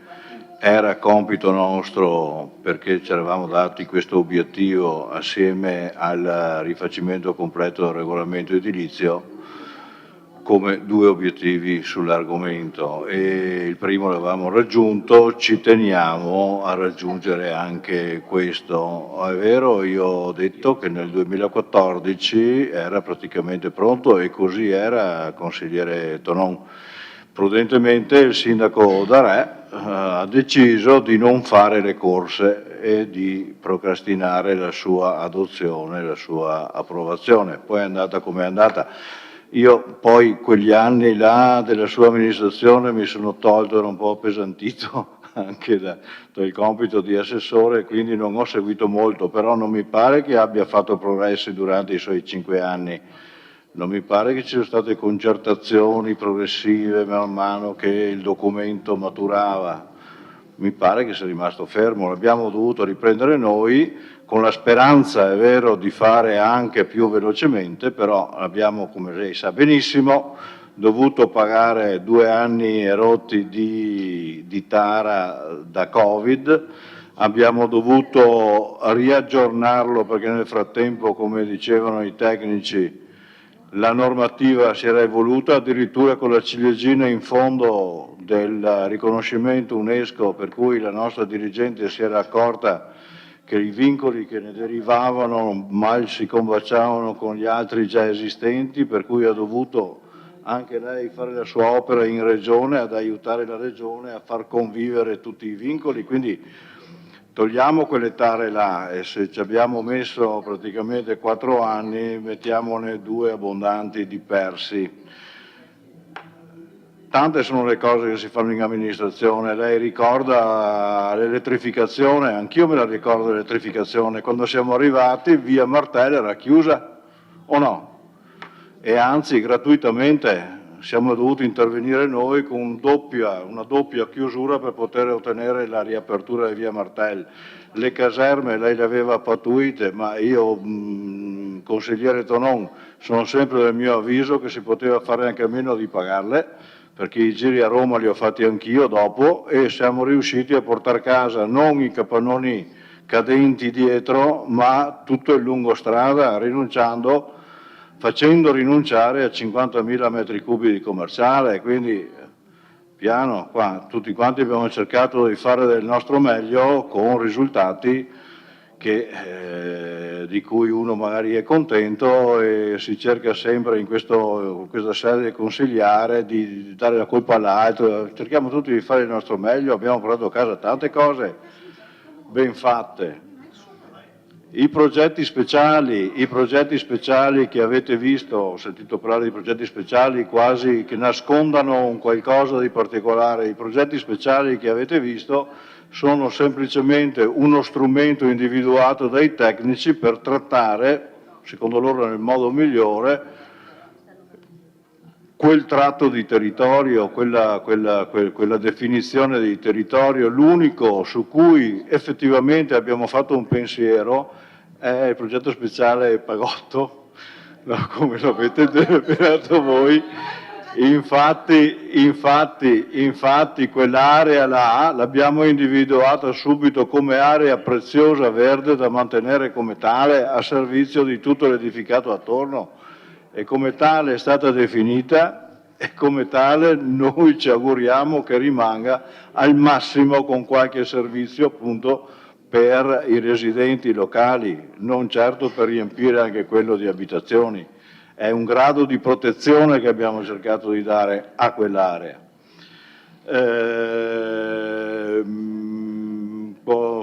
Non so, poi perché fare le corse, perché cosa? È compito dell'amministrazione, della maggioranza fare le cose. Col concorso della minoranza avete anche 2 mesi adesso per fare tutte le osservazioni possibili e immaginabili. Quindi,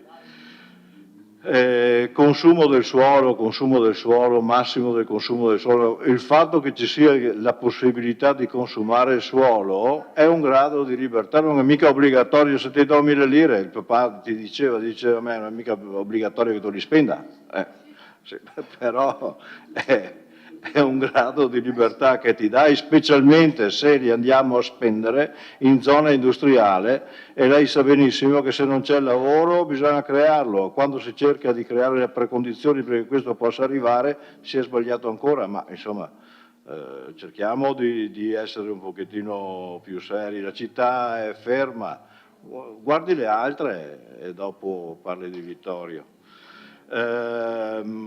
Diceva il consigliere De Bastiani che si poteva cominciare a Villa Papadopoli domani mattina. Ecco, lascio al Consiglio di valutare questa.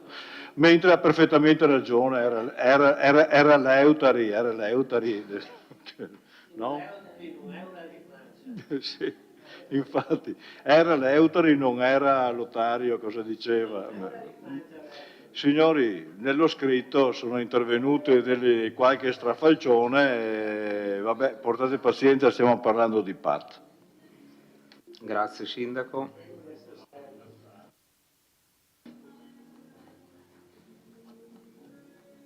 Altre prenotazioni?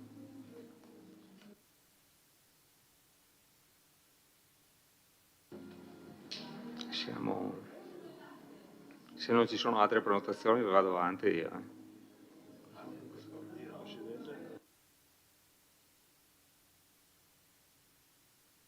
Ok, vedo appunto l'assessore Antiga, prego assessore.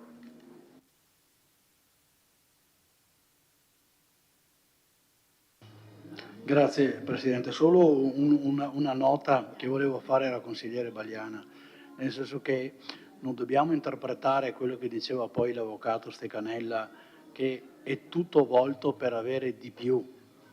Sul discorso della regione, facciamo solo un piccolo ragionamento. La pista ciclabile, per esempio, che potremmo fare, potrebbe occupare 8 ettari di spazio, per capire se quella... No, la ciclovia dell'amicizia, se andiamo, è tutta fuori il consolidato, beh è quasi tutto, ma stiamo parlando di numeri importanti. Un'altra motivazione invece che dobbiamo sicuramente tenere presente è che tutti i contributi regionali in essere e nel futuro avranno la valenza per tutti i comuni che hanno il PAT quantomeno adottato, e questo non è una cosa di poco conto, perché potremmo essere esclusi da tutti i finanziamenti prossimi regionali e non è una cosa da non valutare. Grazie. Grazie Assessore. Consigliere Denardi. Non era per fare un intervento, è semplicemente per chiarirci. L'avvocato Stecanella ha detto prima che le opere pubbliche sono in deroga rispetto al consumo di suolo. Articolo 12. Guardi che l'ha detto prima, Per chiedere di più, forse ho capito così.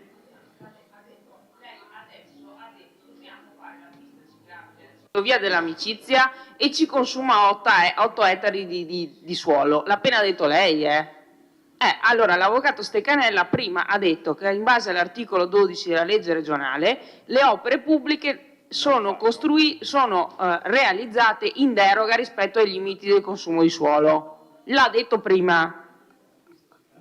La pista ciclabile a casa mia è un'opera pubblica, salvo che un privato non si metta a farsi la pista ciclabile in casa. Grazie della precisazione. Non vedo prenotazioni.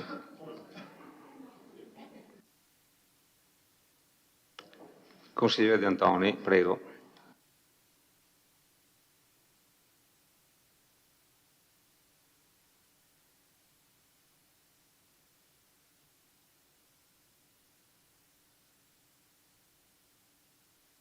Ancora? Posso parlare? Sì, grazie. Grazie, ci tengo molto.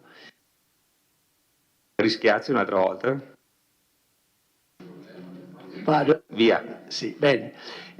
Solo per una piccola replica al Sindaco, ci troviamo ad approvare questo documento, ma non dobbiamo approvarlo a tutti i costi, signor Sindaco, cioè se servissero 10 o 15 giorni in più per capire meglio il tutto, non sarebbe poi una cosa così vergognosa, tanto più che dopo 4 anni 15 giorni non spostano. E le osservazioni dei consiglieri comunali non devono essere fatti nei 60 giorni successivi, devono essere fatti in questo contesto, qui in Consiglio Comunale. Non credo che sia corretto quello che lei ha detto. Ma ritornando al mio intervento di prima, ritorno sul documento preliminare che è stato approvato nel 2008, scusate, dalla Giunta di quel momento. Nell'accordo è previsto che quel documento che è stato presentato e che è stato oggetto dell'accordo con la Regione e la Provincia, che è stato firmato nel 2008, si prevedeva nell'accordo stesso che si potranno integrare e meglio definire i contenuti del documento preliminare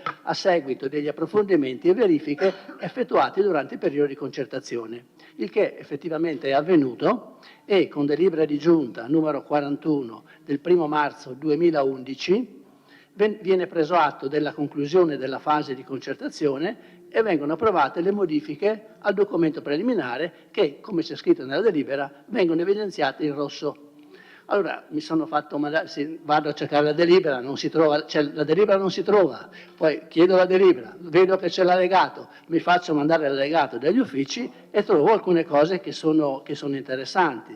In particolare, ad esempio, a pagina 21 del documento preliminare, quello fatto dalla Giunta Scottà, come modificato dalla Giunta da Re nel 2011, per essere più diretti, ci sono 2 aggiunte in rosso. Una dice a pagina 21, l'area Fender, destinata ad un uso di esclusivo interesse pubblico, è riconfermata come uno dei centri nodali del sistema dei servizi e per il tempo libero da potenziare, migliorare e integrare sempre più con la città.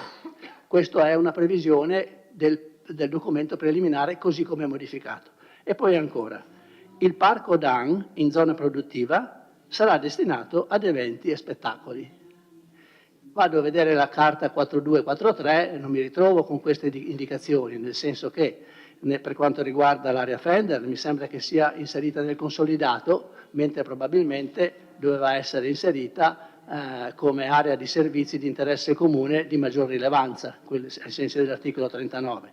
Per quanto riguarda il Parco DAN, a parte la variante numero 71 che è in corso, a parte quello, comunque nella carta 4.3 troviamo che è un'area produttiva, non è più un'area destinata ad eventi e spettacoli. Ora mi chiedo, è possibile che quel documento, così come modificato e facente parte integrante dell'accordo fatto tra Regione, Provincia e Comune, venga modificato, non venga rispettato nel PAT che noi oggi presentiamo? A me sembra un non senso. A me sembra che questo sì sia un motivo di fare un ricorso o di presentare un'osservazione, perché se nel 2011 la giunta di quella volta, che vedeva presente molte persone che sono qui stasera in amministrazione, prevedeva queste due definizioni per l'area Fender e per il Parco DAN, ce ne sono anche altre, ma non sono così evidenti come queste, così importanti come queste. Prevedeva di fare questa precisazione, di questa precisazione deve, secondo me, essere preso atto nel PAT. Non trovo altre, altre motivazioni, soprattutto senza una motivazione che spieghi perché quella indicazione sia stata disattesa. Finito questo argomento, volevo dire, ritornando su queste indicazioni che sono state riportate sulle carte 4.1, 4.2 e 4.3, una cosa che avevamo chiesto in commissione e che le persone presenti si sono meravigliate che ci fosse questa indicazione perché non l'avevano neanche vista, anche il Presidente della Commissione ha detto così, c'è il discorso della grande estensione che si trova in prossimità della stazione di Nove e lungo la sponda est del Lago Morto, dove invece di essere prevista, dove potrebbe invece essere prevista un'altra area nella parte sud. Cioè quell'area lì è stata considerata come area di sviluppo, come si chiama esattamente? Quella puntinata, come si chiama? Ma come si chiama esattamente? Servizi. Area F per servizi in sostanza, ecco, mi sfuggiva il termine. E volevo capire, abbiamo chiesto in sede di commissione che cosa si vuol fare di questa cosa, di quest'area così vasta. L'entità misurata a occhio è di alcuni ettari, 5, 6, 10 ettari potrebbe essere a campi da calcio, mettendo vicino i campi da calcio. Quindi è una cosa, per esempio, questa cosa si può sapere che cosa si vuole fare, perché non è una cosa che era prevista prima, come negli altri casi che ho sentito, è una cosa nuova, magari può anche essere una cosa interessante, ma se devo approvare un documento vorrei sapere quali sono perlomeno le indicazioni o l'idea che l'attuale amministrazione ha per quell'area. Ok. Grazie consigliere.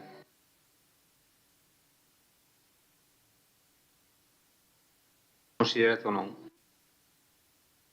Grazie Presidente. Finisco le osservazioni che avevo cominciato prima. Lo dico qua perché io non faccio interviste sui giornali, quindi non do colpe ad altri.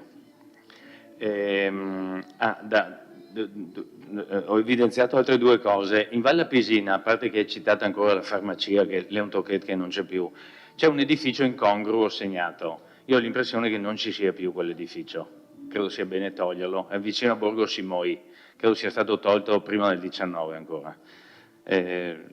Giusto per... e poi una domanda, perché questa la trovo invece interessante se così fosse. È vero che la VAS, correggetemi se sbaglio, parte ovviamente dal documento preliminare. Nel quadro conoscitivo, nel quadro esatto, quadro di riferimento programmatico, pardon, 5.2.3, quando parla del piano d'area per Alpi Vittoriese e Alta Marca, Vittoria Valle, cita, cosa fra l'altro che si vende, è ripresa dal documento preliminare a pagina 3, il piano riconosce il polo universitario come centro per la ricerca e la didattica sulle tecnologie dei materiali, legno, vetro, inox, plastica, laterizio, eccetera. Tale scelta è motivata dalla ricca presenza sul territorio di attività produttive industriali ad alta specializzazione tecnologica, eccetera. Allora, ottima l'idea, solo che se ci si riferisce alla vecchia Università del Legno, non c'è più da tempo anche quella. Chiedo se è qualcosa, cioè un'idea nuova, fra virgolette, perché ripeto, non trovo traccia oggi. Ma vado su un punto, fra l'altro citato 2 volte, e ce l'ha spiegato, o meglio, ne ha parlato diffusamente anche l'architetto De Zan nelle 2 commissioni che abbiamo fatto. Riprendo, visto che viene citato in 3 documenti, Tessendo il futuro, quel libercolo a cura di Sergio Maset che presentammo nel 19. Si parla della zona industriale, sembra paradossale, ma si ha quasi la sensazione che la città si sia dimenticata di questa importante realtà produttiva e che le aziende, sempre più internazionalizzate, si siano dimenticate della città che sta alle loro spalle. La sfida sta nel provare a rompere questo schema che si è imposto per inerzia, eccetera. Allora, perché ho citato questo passaggio?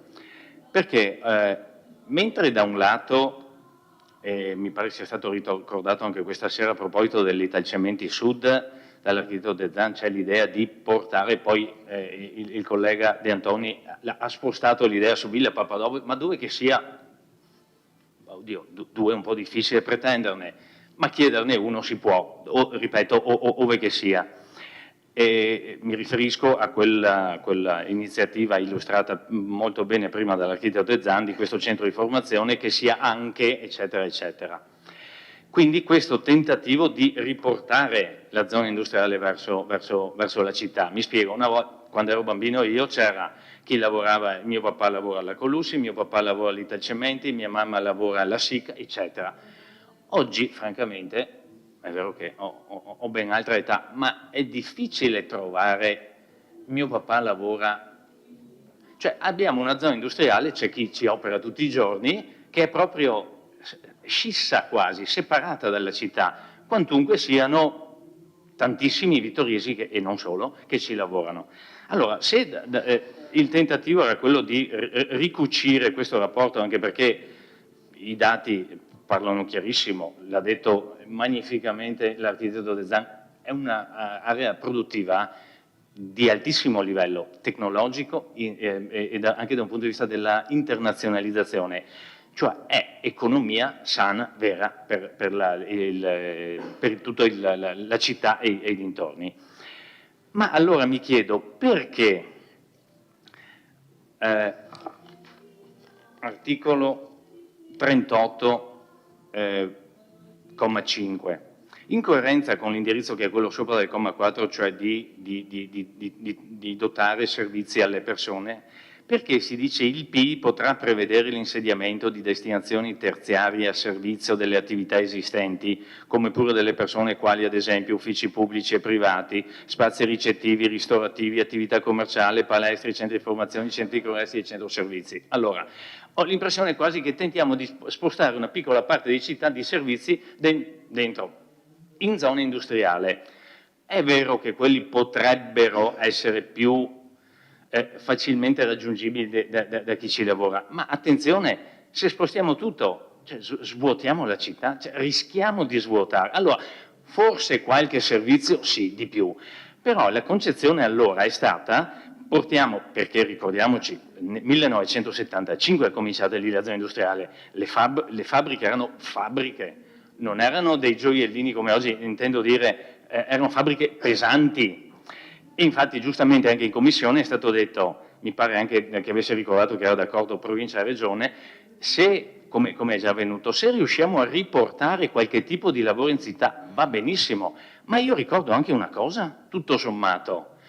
Se noi facciamo l'analisi di quelli che sono considerati i vecchi e sono segnati, mi pare, con un quadratino nero di archeologia industriale, partendo da nord e scendendo, guardate che quelli rimasti vuoti, ma sono davvero pochi, per fortuna,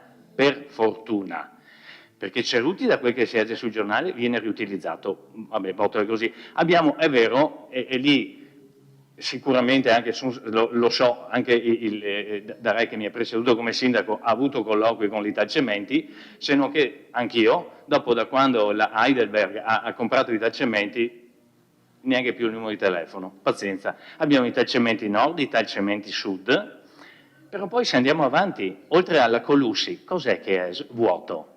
Niente, perché la SNIA è piena, la ex Filvea, vabbè, no, non piena del tutto, ma più del 50%, c'è solo un capannone vuoto. La Cinia è a posto, dopo che sia sotto ancora, basta. Cioè, obiettivamente non è che per fortuna abbiamo tanta roba, per fortuna. Allora dico, cerchiamo piuttosto in quei siti sì di riportare, ove possibile, quel tipo di imprenditoria e di, fra virgolette, fabbrica compatibile con la città. In questo caso riporteremo probabilmente anche, ricollegheremo l'attività produttiva dell'azienda industriale con Vittorio, ma ho veramente, architetto, sindaco, ho forti dubbi nel concedere, che fra virgolette lo dico un po' proprio, molto semplicemente, facciamo i servizi industriale. Qualche servizio se serve, ma non tutti per cortesia, perché sennò svuotiamo la città. Questo confesso che è un timore grosso. L'altra cosa che sottolineo, chiedo scusa, eccolo qua gli appunti. Sì, allora, l'ho già detto in sede di commissione. Allora, i progetti speciali capiscono che possono essere, lo dico senza ironia, in senso buono, una bella trovata, nel senso, vabbè, li vedremo, anche perché è demandato al Consiglio Comunale, cioè qualcuno dovrà decidere. Però mi sembrano un po' pilateschi, se devo essere sincero, nel senso che si può fare tutto, addirittura sia per i progetti speciali che per l'altro articolo 40, come si chiamano, aree idonee, quelle tre insomma che però ci sono, c'è scritto per entrambi il PI potrà modificare il perimetro o introdurre nuove aree di riqualificazione e conversione senza che ciò comporti variante. Quindi di fatto si può presentare qualsiasi roba in qualsiasi posto. La stessa cosa è per i progetti speciali, comma 8 se non ricordo male, no, comma 7, il PI, anche su richiesta degli eventuali interessati, potrà prevedere ulteriori ambiti da assoggettare al progetto speciale senza che ciò richieda variante al PAT. Allora, che sia comodo? Sì, sicuramente. Che sia un po'... Beh, noi approviamo, cioè sembra quasi talvolta, quando lo leggo, che sembra una cornice, non un quadro. Cioè noi facciamo una cornice e dopo qualsiasi roba si può mettere dentro. Ripeto, perché? Perché alcune norme mi sembrano eccessivamente aperte, ecco, diciamo così. Lei, soprattutto parlo con l'architetto e anche l'ingegnere, di fatto ne avete visti. Io confesso che oltre a questo ne ho visti due, ma molto velocemente, per cui non sono assolutamente inesperto in materia, ma un po' di urbanistica in tanti anni di amministrazione l'ho vista e questo, ripeto, è un timore che ho. L'altra cosa, che l'ha già sottolineata il collega De Antoni, ho finito, vabbè, è l'area Fender, nel senso che oggi risulta consolidato residenziale, fra virgolette. Anche quello può essere un punto di domanda, perché è considerato così? Grazie. Grazie, consigliere. Consigliere Darè, basta. Sì, concordo tutto quello che ha detto chi mi ha preceduto, ovvero il consigliere Tornò, cosa che manca, diciamo, a questa città e soprattutto cosa dobbiamo prevedere, diciamo, all'interno di questo strumento urbanistico.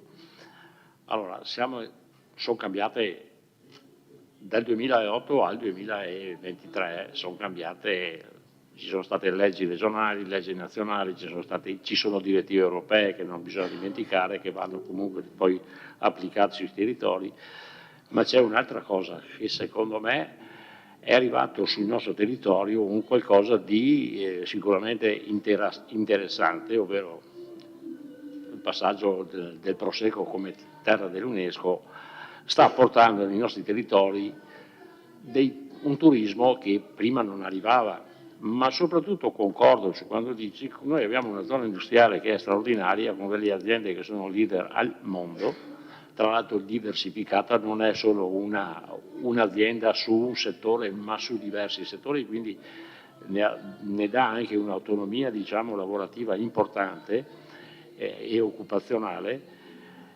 Non abbiamo alberghi in questa benedetta città e non è una colpa delle amministrazioni, è la colpa degli investimenti che nel passato non si sono fatti, oppure non c'era l'appetito commerciale ed economico, perché poi alla fine si fa un investimento per poi avere poi un ritorno economico, e quindi adesso con questa cosa forse l'aria può cambiare all'interno della nostra città. È chiaro che dobbiamo creare, perché se io penso che il Quinto Corpo d'Armata, la sede del Quinto Corpo d'Armata nasce come Palazzo Piccinni, nasce come albergo, poi nel 1953 viene trasformata e viene messo il comando generale del Quinto Corpo d'Armata, quindi ci sono le caratteristiche, abbiamo le opportunità.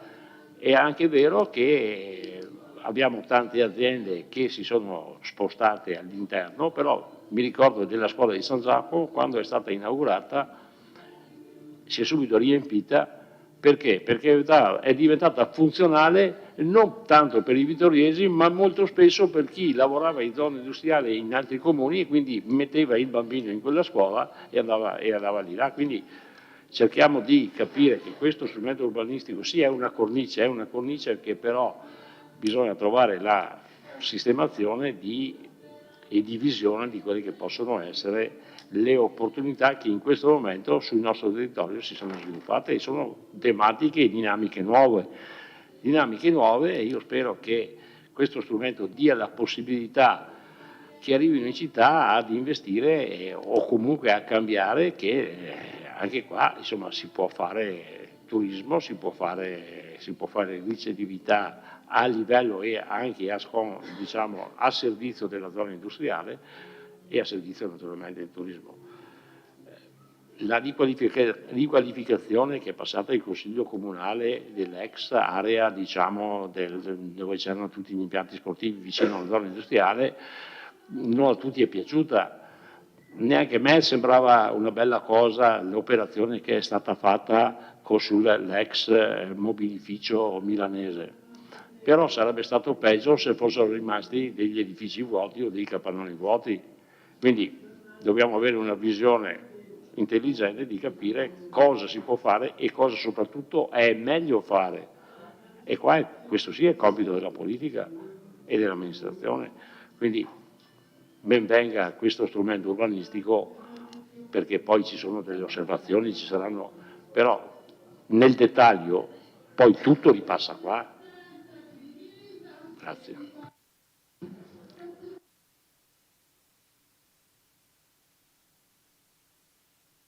Consigliere Dus. Sì, è curioso vedere come ogni amministrazione, ma come è giusto che sia, vede la storicità delle proprie azioni in maniera differente. Allora, questa sera si è detto che è una fase storica, un momento storico. Io vorrei modestamente dire che però credo che dovremmo anche ridimensionare questo processo di beatificazione del PAT, di santificazione del PAT, perché ad oggi, francamente, con tutti gli strumenti che ci sono in Regione Veneto, quali attività non si sono potute intraprendere in città perché non si aveva il PAT? Perché in questo Consiglio se ne è vista di ogni donde e continueremo a vederle. Continueremo a vederle perché il PRG da domani continuerà ad essere in vigore per le parti che non vanno a contrastare con il PAT. Quindi il PAT è essenziale, anche perché siamo rimasti oltre Cortina uno dei pochi comuni a non avercelo, è uno strumento assolutamente rilevante, è uno strumento che si evolverà e che ha una validità ben definita, continuerà ad evolversi perché, come si è detto prima, l'ingegner Curti ricordava, c'è stato un incontro